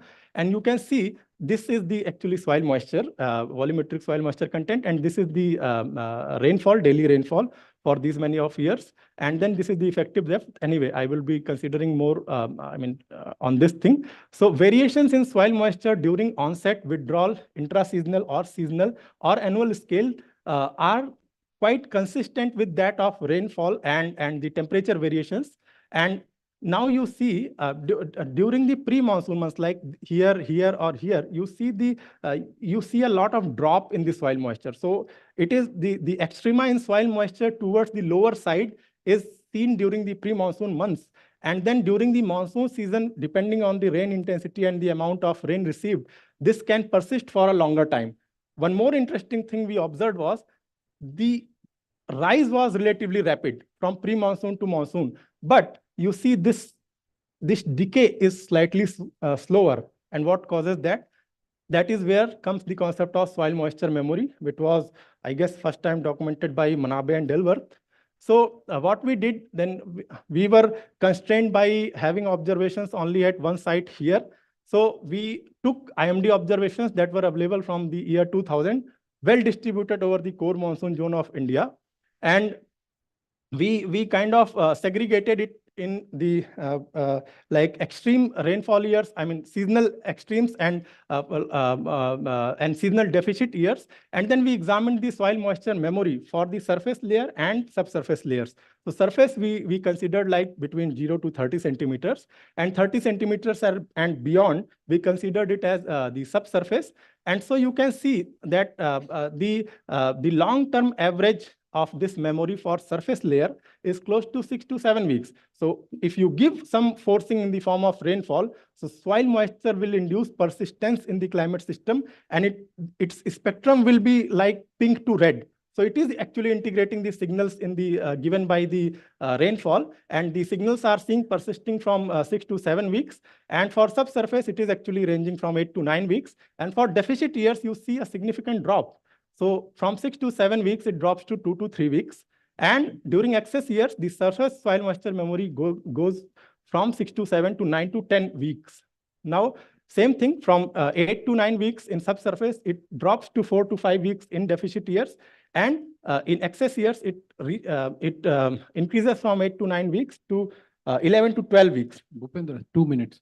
Yes, I will go through a little bit quickly now. So again, we installed in situ sensors inside this soil And then it was started in 2019. So you see, this 2019 year was, the pre-monsoon was quite deficit. And this dotted red line actually shows the 10th percentile of the soil moisture, and the blue dotted lines is the 90th percentile. So these lines you can consider as the extrema in soil moisture. And same thing here for temperature. This is for surface, this is for subsurface, this is for surface, this is for subsurface. So it is very nicely seen that when you receive less rainfall, so it leads to soil moisture extrema on the drier side. But if you get good rainfall, it can persist for a longer time. You see at the surface as well as at the subsurface, and it actually feeds through capillary action in the next season. So it can actually enhance the next seasonal, pre-monsoon thunderstorm or convective activity if you have enough recharge the subsurface layers. So this is the, I will just go through it. So excess conditions that persist over post-monsoon season, it reflects in the increased coupling strength and longer persistence of the subsurface soil moisture memory, which actually improve the availability of moisture for the next season.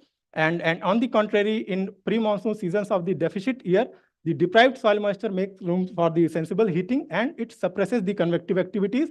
And I would request everyone, or I will urge everyone to just go through this report. So it is an analog of IPCC report, but region specific. So this report we documented in I guess 2 years back. So some of the points I would like to highlight. So warming due to increasing concentration of atmospheric GHGs and moisture content is generally expected to enhance the monsoon. That is the thumb rule. Now, the issue is what you have observed is the monsoon rainfall has declined. So what has done that? What has caused that?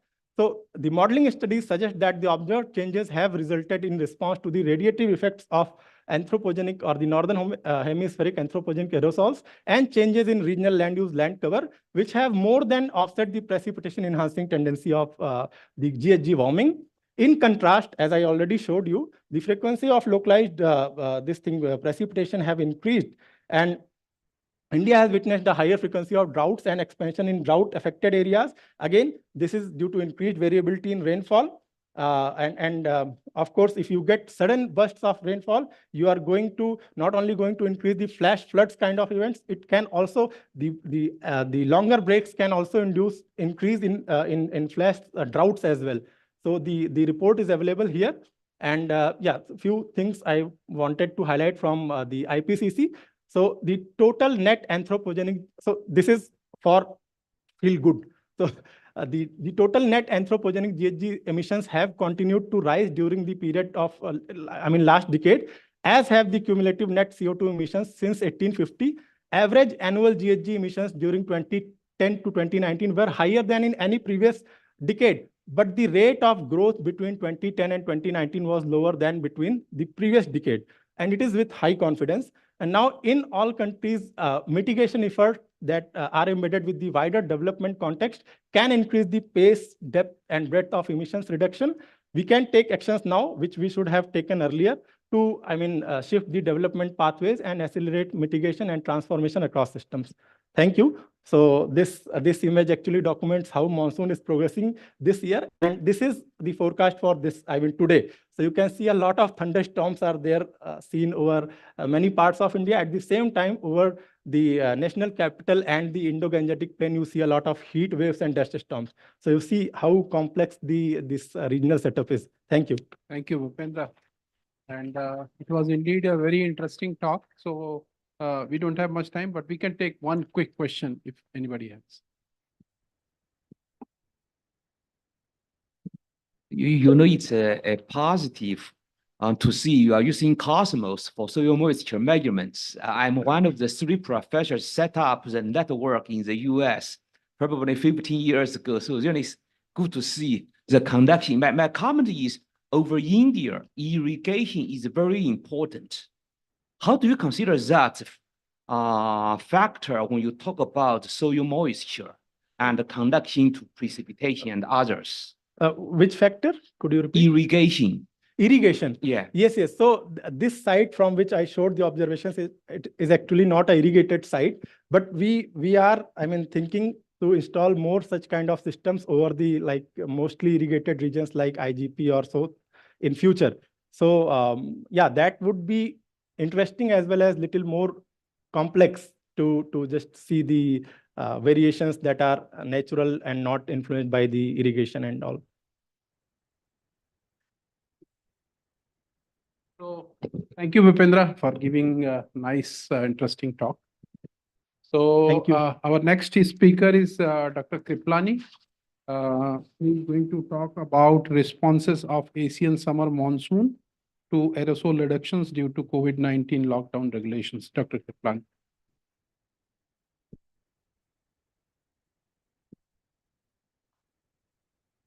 Sir, you have 10 minutes for talk and 2 minutes for. Don't worry, I'll finish it in 7 minutes. Yes. Okay.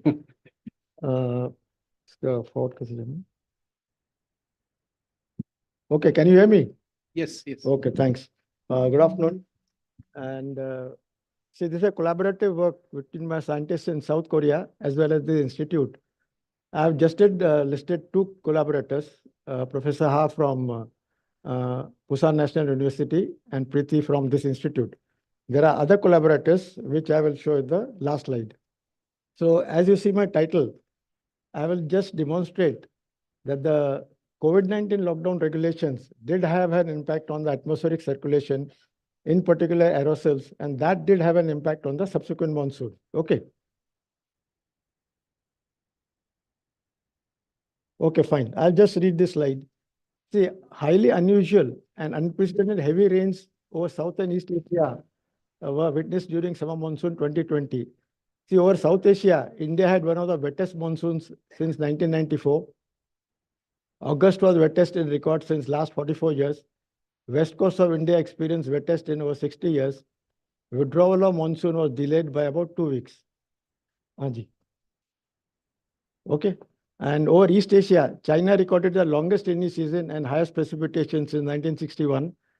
Korea experienced its 3rd wettest summer and rainy season was longest since 1973.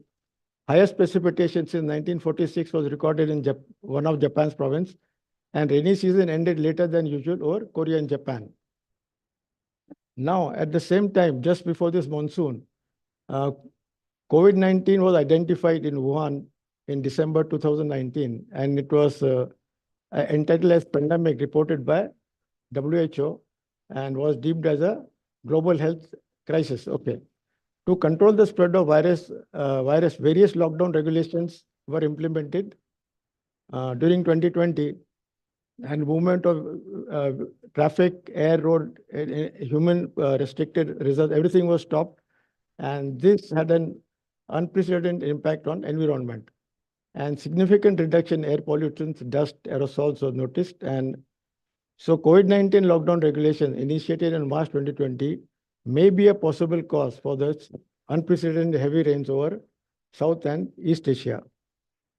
Simple mechanism were tested. See, COVID-19 lockdown regulations, standstill of travel, construction industry, shopping malls, restaurants closed, human movement restricted, reduction in CO2, decrease in pollutants, dust aerosols, strong incoming solar radiation, land, ocean heated, strong thermal contrast, strong monsoon flow, strong moisture transfer from the oceans, and leading to heavy rains.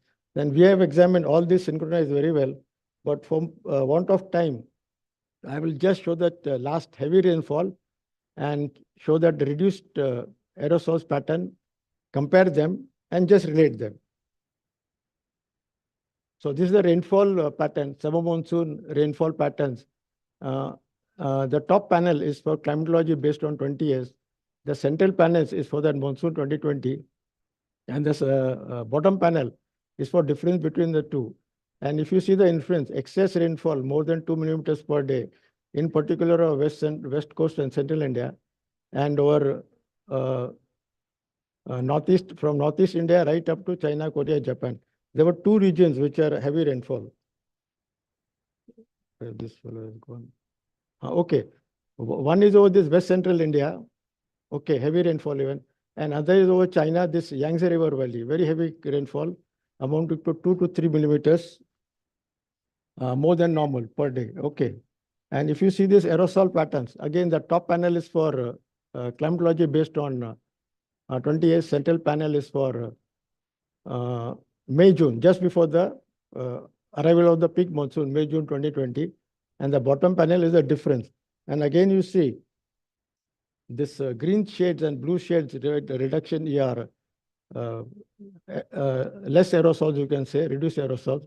Similarly, highly reduced aerosols over this East Asia, in particular over this Yangtze River Valley and all that. And if you compare these two patterns, again, focus only on the lower two patterns. If you compare them, you see these heavy rainfall events, and they match very well. Heavy rainfall events and reduced aerosol, these patterns very well. So just to relate them, we just compute the anomaly correlation between these two patterns, the lower two panels. See, to compute the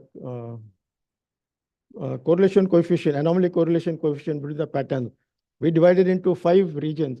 One is that full Asian region. Second region is the South Asian region. Third is that West Central India, where there is heavy rainfall. And fourth is that East Asian region. And fifth is that Yangtze River Valley, where also there was unprecedented heavy rains. So we find anomaly correlation coefficient between the rainfall and anomaly patterns, aerosol patterns. Okay, this is the thing. See, this number of grids, actually number of grids is the number of values on which the correlation coefficient is based. The number of grids will depend on the data resolution and all that. And the first indication, you see that all values are negative.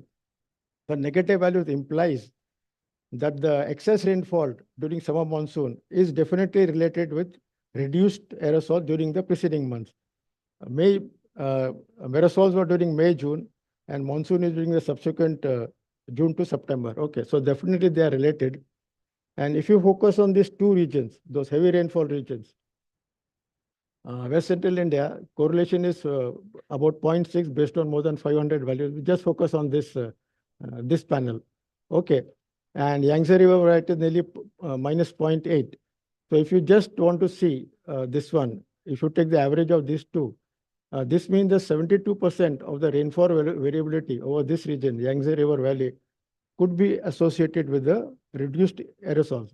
And similarly, only 34% of the rainfall variability over West Central India could be associated with the reduced aerosols.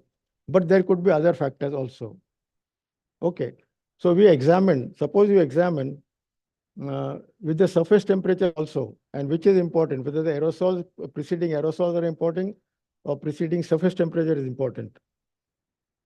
So if you see this, this is anomaly correlation, rainfall and AOD, and you are removing that temperature effect. Okay, so if you remove the temperature effect, again focus on these two regions. If you remove the temperature effect, there is hardly any difference. Okay, and this panel shows rainfall and surface temperature, removing the effect of aerosols.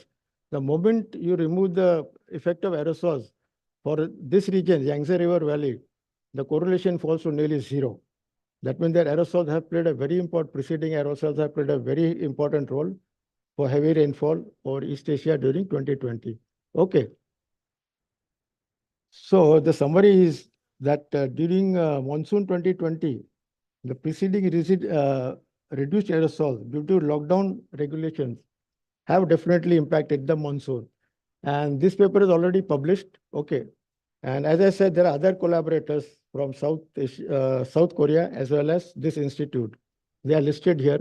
And this paper is already published. Anybody is interested, I would be happy to share. Thank you. That's all. Thank you, sir. We have time for a few questions. Yeah.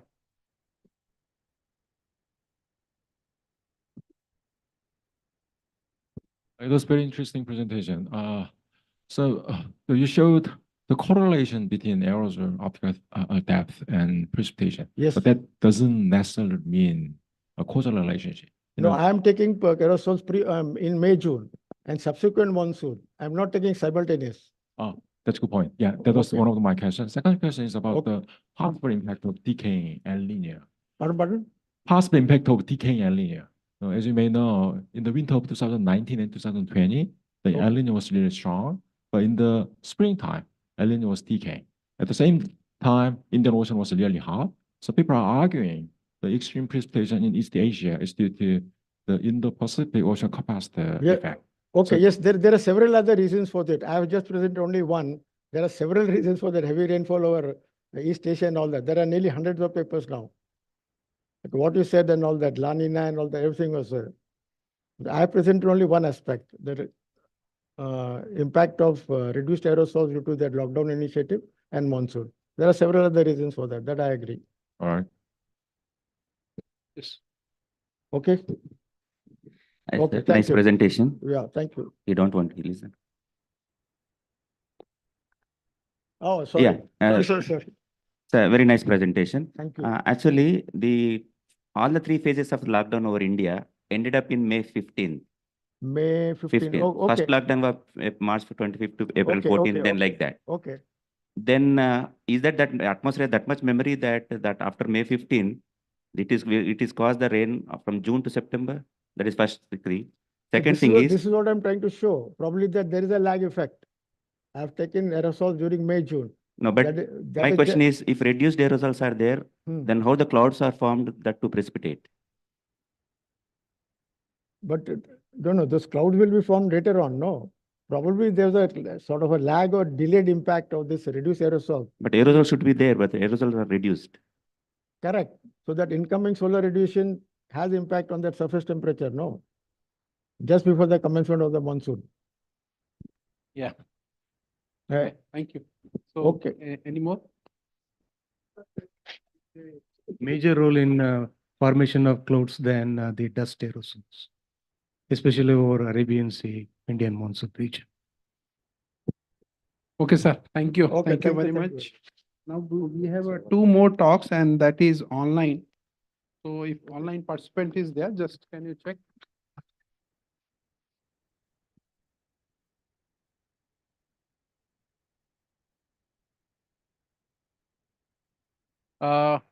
Dr. Abhishek, can you hear us?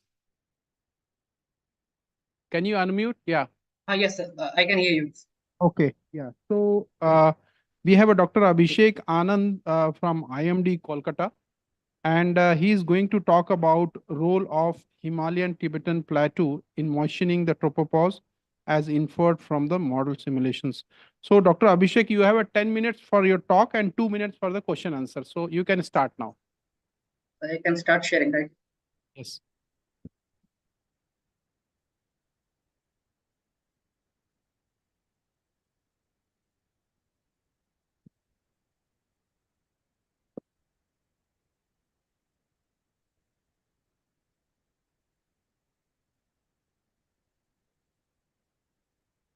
Is it visible?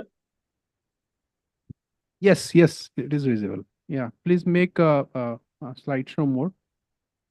Actually, sir, it's a PPT. It's a PDF form. You say Control L, then it will come.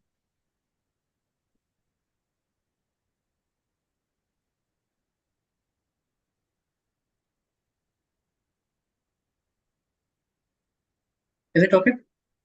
Yes, fine now. Yeah, please go ahead. Start. It's moving? Yes. Yeah. So I am Dr. Abhishek. I am working as a project scientist. So I am presenting a talk where I am discussing the role of Himalayan Tibetan Plateau in moistening the tropopause as inferred from the model simulations. So I have performed some model simulations through which I am trying to infer these things.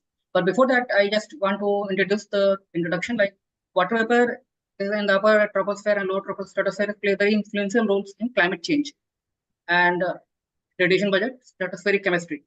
Most of the water vapor present in upper troposphere and lower stratosphere is transported via tropical tropopause by atmospheric moist convection. Large-scale moistening of tropopause is noted to occur during the boreal monsoon season, that is June to September, over South Asia, and when convection is active over this region. Observational studies have also shown that location of the water vapor maximum near the tropopause coincides with the location of upper-level Asian anticyclone, which is one of the largest circulation in the upper troposphere, lower stratosphere during the boreal monsoon period. The enhancement of water vapor with the Asian region during the monsoon season could be due to the improvement of an isolation of air within the anticyclone. The large scale anticyclone circulation extends the whole upper troposphere and lower stratosphere, and therefore provides a gateway of moisture as well as other minor constituents to enter into the stratosphere. It is generally believed that a trapment of moisture within the anticyclone gives rise to the persistent seasonal maximum of water vapor over the Asian monsoon region. So, considering that the sources of water vapor lie in the lower troposphere, how this moisture reaches from the lower troposphere to tropopause is still not very clear. So, this is a possible three main sources that could lead to the seasonal enhancement of moisture near the tropopause. First is the transport of water vapor from deep convective region over Indian subcontinent. Second is equatorward transport from the extratropics. And third is local convection occurring over the Himalayan Tibetan plateau. Now I am going to tell about my model experiment. So model and simulation details. I've used NCAR CSM CAMP 5 model, which has finite volume dynamical core, and CAMP 4 physics option was there. All simulations are done with 0.9, that is 1 degree equivalent model resolution. And simulation 1 was the control run, where the default orography of model was used. In simulation 2, the experiment run where orography over the Tibetan plateau and Himalayan region, that is a rectangular box of 25 degree north, 50 degree north, and 60 degree east, 110 degree east, was suppressed to mean sea level, keeping all other land surface properties constant. Model simulations started from January 1st as the initial condition and ran for 5 years for each simulation. The seasonal mean distributions of 5-year mean from JJS are calculated as a monthly mean data for making these plots. So one of the research question is that considering that sources of moisture lie in surface, how this tropopause height level their moisture is reaching. So results and discussion. So first we can see that upper level Asian anticyclone is there, and we examine the simulation of the upper level anticyclone circulation in control simulation. This is the control simulation where we have the gray geopotential height plotted, and this white circle is there. That white circle is basically geopotential height of 16.77 kilometer, which can be seen in the this bar also, the level bar. So the control equation, the control simulation anticyclone is centered mostly at 30 degree north and 60 degree east, and lies over the west of the Himalayan Tibetan plateau. The location of the center of the anticyclone is known as associated with the temperature maximum in the middle to upper troposphere. It is populated with the lower temperatures in the tropopause. So we will examine next after that temperature of middle troposphere. Here we can see this is the red box which we have in circle. This is the red box which I have this subdued to sea level. This is the area, and it can be seen in the experiment. We can see that anticyclone circulation formation is very small. It's very not significant at all. And there is a third plot where I have used era interim data for last 10 years to plot this for to just have a view that how it's having a relationship with the control, like a model experiment. So this is here, and in the below second line, there is a zonal temperature anomaly, which has been overlaid with the 100 HP events, all the plots except the difference. So zonal mean temperature anomaly, we can see that there is a temperature difference is there, significant temperature difference is there, because this shaded regions are basically 95% significance they are showing. So the temperature anomaly which is between the experiment and the control experiments are basically very significant over the subtropical, means this Himalayan Tibetan region and for anticyclone area. The lower line, this segment is water vapor mixing ratio, which is basically the way we measure the moisture in the upper troposphere and stratosphere, like which is the parts per million per volume. So these is the basically range where we can consider this thing. So again, here we see that there's a decline in the experiment, the moisture transport. And in the difference also, we can see that there is a significant difference of around 0.3 ppmv in the experiment. So coming to the next, now I was talking about the linking with the temperature. So it is interesting to note that experiment of this is the high level. This temperature is 200 hectopascal. This and this is the second is 300 hectopascal. Fourth is 500 hectopascal. So we can see that in the 500 hectopascal figure in the control experiment, we can see that temperature is there because of the plateaus there. So temperature over this region can be seen. But when we have removed the plateau and the Himalayan Tibetan region, so the temperature is very low. It's not high, like there is a decline of around 4 to 5 degrees. Sorry, in Kelvin, 4 to 5 Kelvin. And similarly, we can see the decline in the tropic. This temperature is subsequently followed by 300 hectopascal pressure and 200 hectopascal also.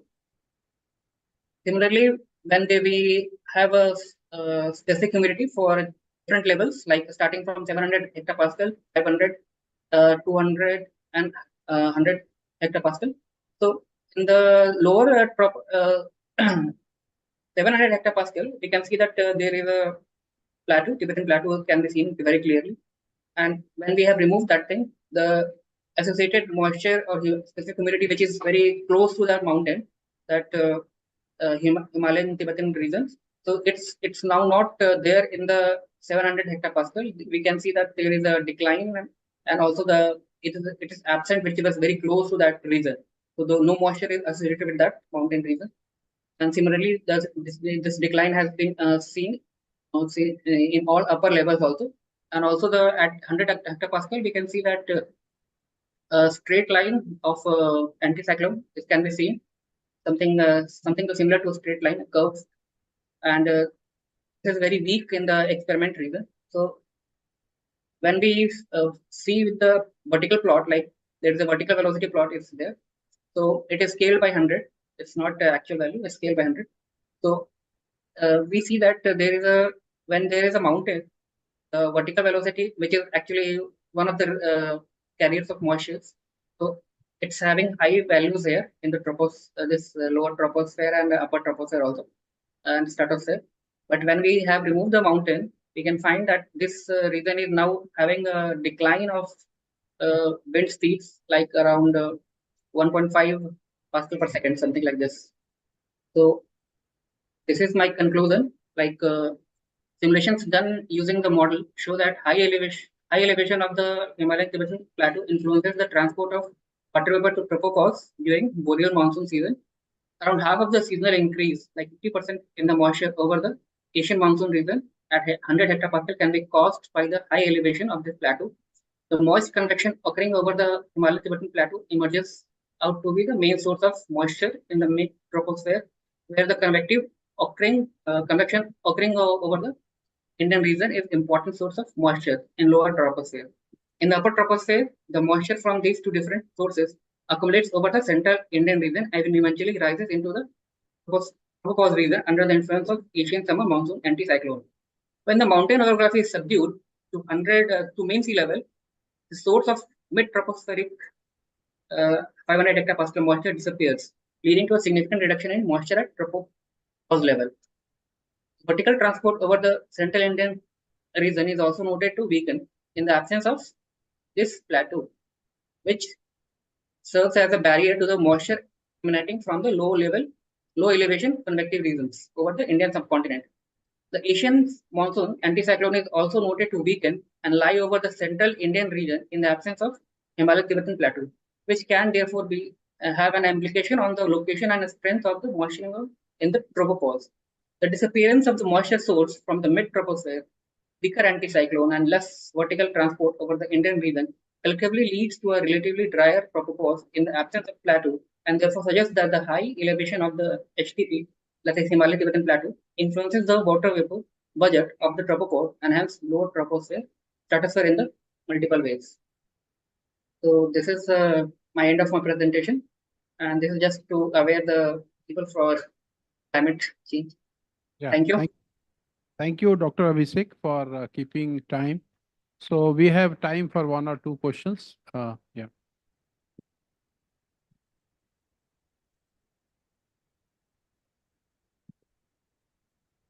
Hello, Abhishek. Some new idea. But when you remove Himalayan topography, how are the jets? Jet also play a role. Yes, sir. Easterly jet, westerly jet, extratropical transport, not only vertical transport, but horizontal transport. And Yes, how long for simulations, what happened in pre-monsoon? And then pre-monsoon time dust come from Arabia, pile up over Himalaya that create the heating and that affect the monsoon. So it is not just a monsoon season, but throughout the year, this orography matters. So how do you deal with it? Definitely, ma'am. But this is just a model simulation. Model simulation is something that we cannot be said that they are very correct, accurate. They are just we are trying to figure out like if something is there, we cannot figure out what is the effect of its presence. So I just try to remove the mountain and find what is the how the mountain is affecting our this scenario. So exactly what your question is that is in the real sense, but climate models actually not very directly replicate the actual season and monsoon. This is just to study. This is idealized simulation, and this is just to study and find one of the reasons, one of the potential reasons that can be to upper level moistening of moistening of the tropopause and stratosphere, lower stratosphere. This is just a idealized simulation. I cannot say that it is the accurate representation of actual conditions.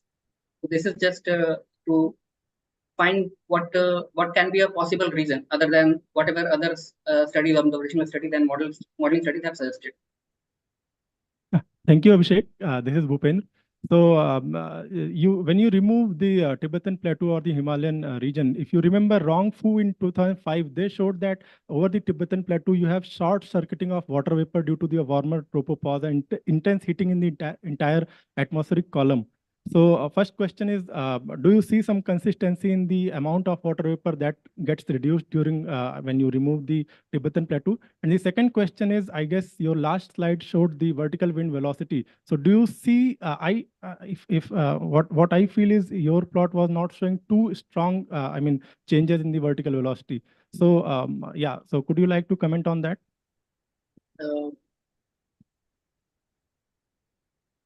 I have actually not gone through that paper which you have discussed. You were discussing about something vertical velocity, right? Yeah, vertical velocity and short circuiting of water vapor due to a very warm tropopause over the Tibetan Plateau. After that, Rendell Park and many other, European colleagues have shown that you require a warmer tropopause to, in fact, in my paper also, we have discussed that. You require warm tropopause for water vapor to remain there in the UTLS. Actually, I have not gone through that paper, so I cannot discuss on that because I will have to go into that. Yeah, and this study. Interesting, your results are interesting. Thank you. So Abhishek, we have one online question. If you can see in chat box. Okay. So Dr. Jonathan Wright. Yeah. Can I just remove my presentation? Yes, yes.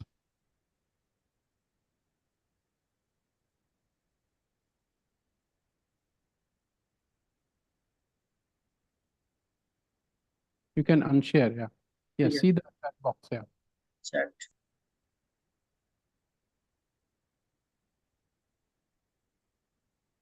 I can read for you if you cannot find the question. I can find the question. Question is there. Yeah. Thank you for this talk. Possibly the most surprising part for me is the simulation result.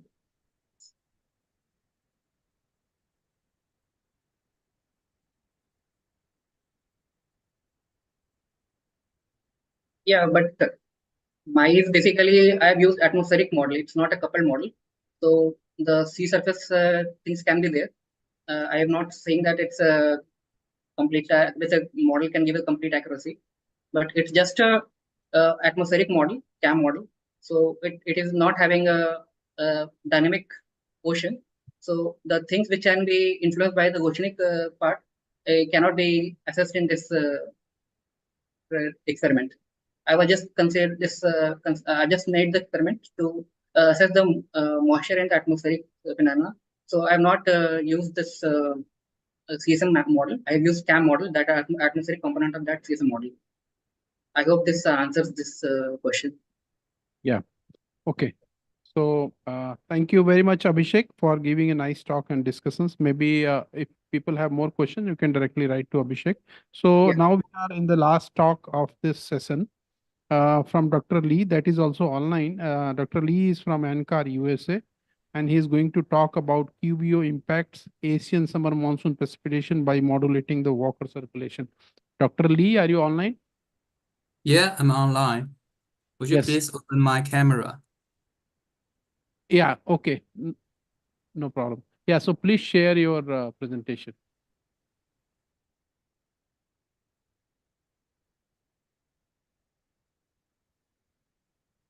So can you see my screen? Not, yes, we can see. Just you can presentation mode, you can put it.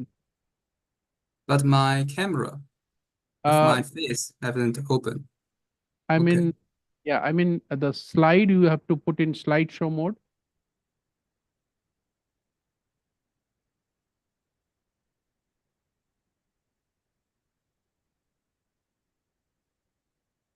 Okay. Yes. So you have a 10 minutes for the talk and 2 minutes for the discussion. Please start. Okay, thank you. Hi, everyone. My name is Yuan Pudi. I'm from Ancar. I'm working with Yaga and Jack Chen to improve the QBO simulation in a model called E3SM, which is developed by Department of Energy. Today, my report is about a strengthened teleconnection of the quasi-biennial oscillation and the tropical easterly jet in the past decades.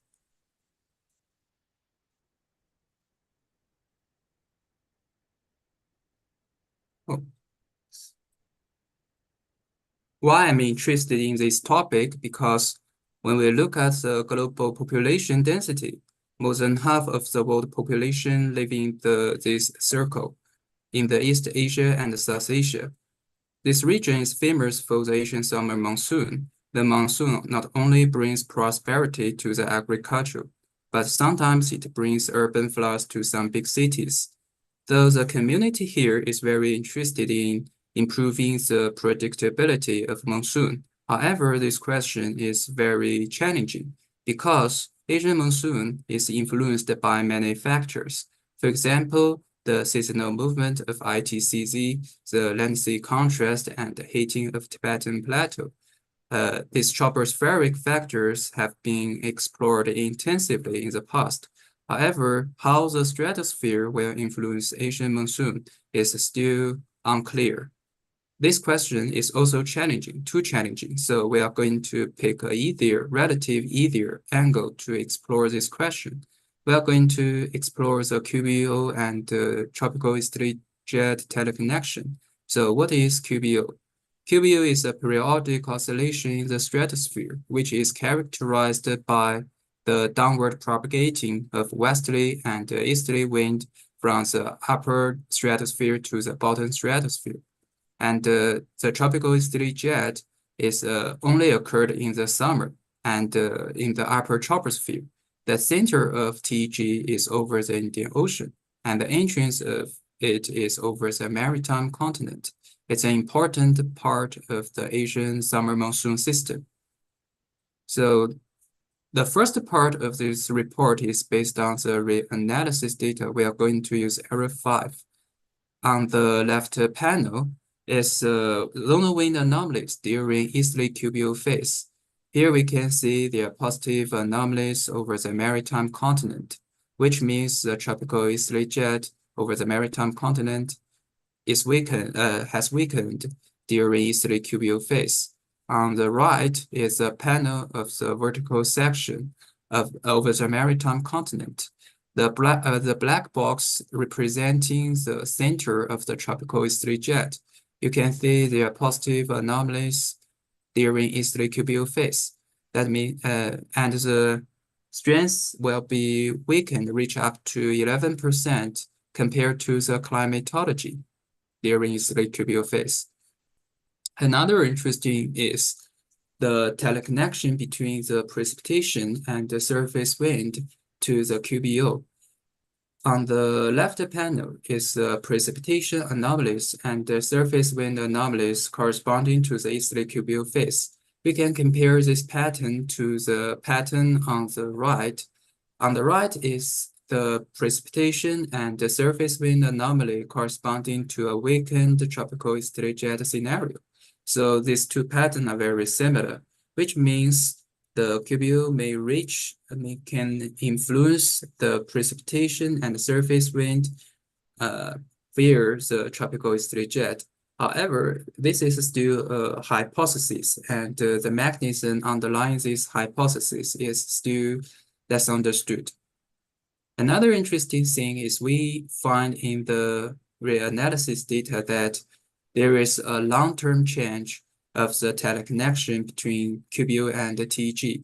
On the left panel is a correlation coefficients between QBO and the TG. After 1980s, the coefficients have become significant. And on the right is the result of the composite of different periods before 1980s and after 1980s. And after 1980s, we can see that in the box region, there shows that the tropical easterly jet has responded significantly to the easterly QBO phase. However, before the 1980s, the response of the tropical easterly jet to QBO is not obvious. And here now let's move to the model part. The model is based on Israel SM developed by NCAR, and it can generate QBO internally rather than using a prescribed QBO phases. The data we are using is 5 ensemble members of a fully coupled historical simulation. Covers a time period between 1950 to 2014, and the 3 ensemble members of atmospheric model intercomparison project run with prescribed SST. Luckily, the model can capture the teleconnection between the QBO and the TEG. And when we look at the black box region in the coupled runs and AMAP runs, we can see the positive response of the TEG to the easterly QBO phase in the lower stratosphere. This pattern is relatively similar to the results in the observation. And we can also have the long-term trend of the correlation between QBO and the TEG. But when we look at the AMAP runs, the slope of the correlation is very sharp and comparable to the observation. However, in the coupled runs, the slope of the correlation is relatively flat, which means in the coupled runs, the strengthening of the teleconnection is less obvious. Here we propose 2 hypotheses to explain the difference in the AMAP runs and the coupled runs. One hypothesis is shown on the upper row, which is related to the decrease in the stability in the upper troposphere.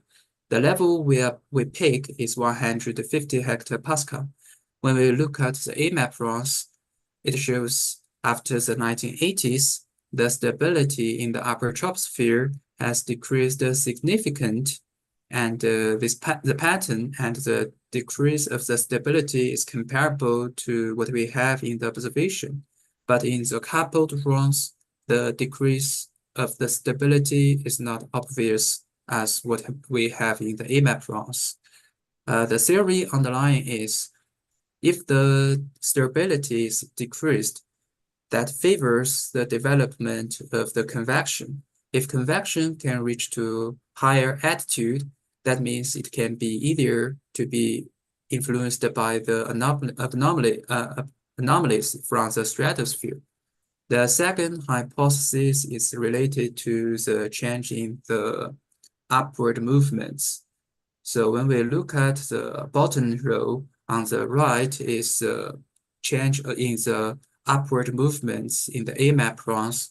We see the upward movements is enhanced over the Indian Ocean and the Philippine Ocean in the period after 1980s, which the pattern, the difference is comparable to what we have in the observation. But in the coupled simulations, the enhancement of the upward movements is not obvious. So when we think the enhancement of the upward movement will favors the development of the convection. On this slide, we are going to explore furtherly into the mechanism underlying the hypothesis I mentioned before. One mechanism is related to the increase of the greenhouse gases. So we know if the greenhouse gases is increased, the stratosphere will have a cooling trend and the troposphere, upper troposphere will have a warming trend. The model can capture this different trending. However, when we look at the dividing line between the positive trend and the negative trend, we can see in the arrow 5, the dividing line is located at 150 hectopascal. So the contrast of the temperature difference is very significant at this level, which means it will decrease the stability at this level. However, although the coupled and AMAP runs can capture the pattern, big pattern, general pattern. However, when we look at the dividing line, it's located a little higher than 150 hectopascal. So in the if we just look at 150 hectopascal, the contrast of the temperature difference is not very significant in the coupled runs.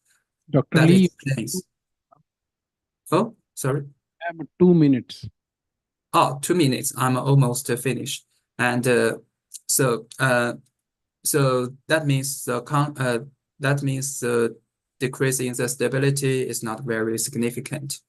And another mechanism is related to SST. So in the AMAP runs, it's used the prescribed SST, which is very similar to the observation. And the warming of the SST over the Indian Ocean is much larger than what we have in the coupled runs. When the SST is warmer, we think it favors the development of the convection. Here are some conclusions. The tropical easterly jet is weakened over the maritime continent during easterly cubial phase since 1980s. And version 1 produces a weakened tropical easterly jet during easterly cubial phase. The correlation between cubial and TG is stronger in recent past than the period pre-1980s in Era 5 and AMAP historical runs. The warming of Indian Ocean plays a vital role in causing the strengthened teleconnection between cubial and TG. Okay, thank you. Okay, thank you, Dr. Lee. I think we can take 1 or 2 questions. Yeah. So we have a question, Dr. Lee, for you.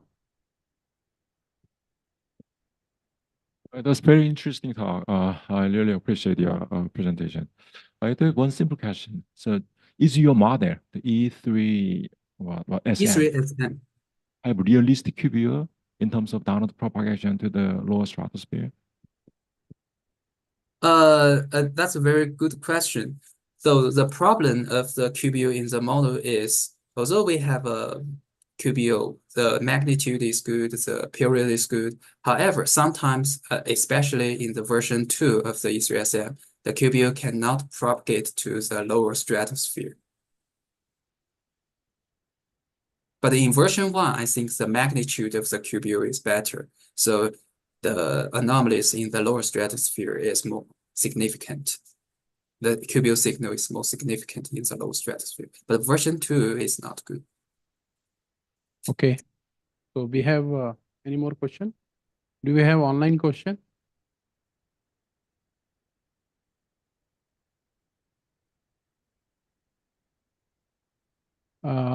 Can you see question, Dr. Lee, in chat? Okay.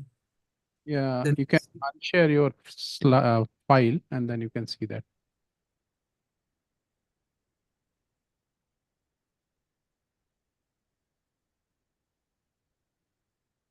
Oh, thank you, Jonas.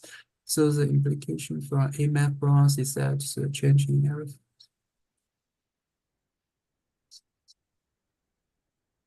I guess it's a comment. Yeah, I already see the comment.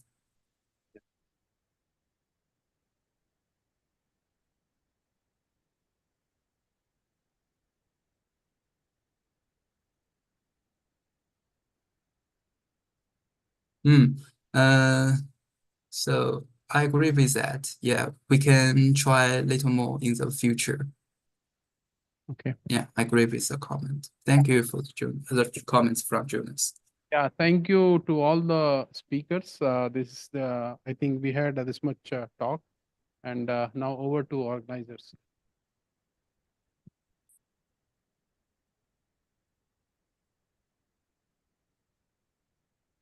Thank you, Dr. Tiwari. Now I request you to kindly come on the stage and felicitate the speakers of the session. Firstly, I would like to call Dr. Bhupendra Singh,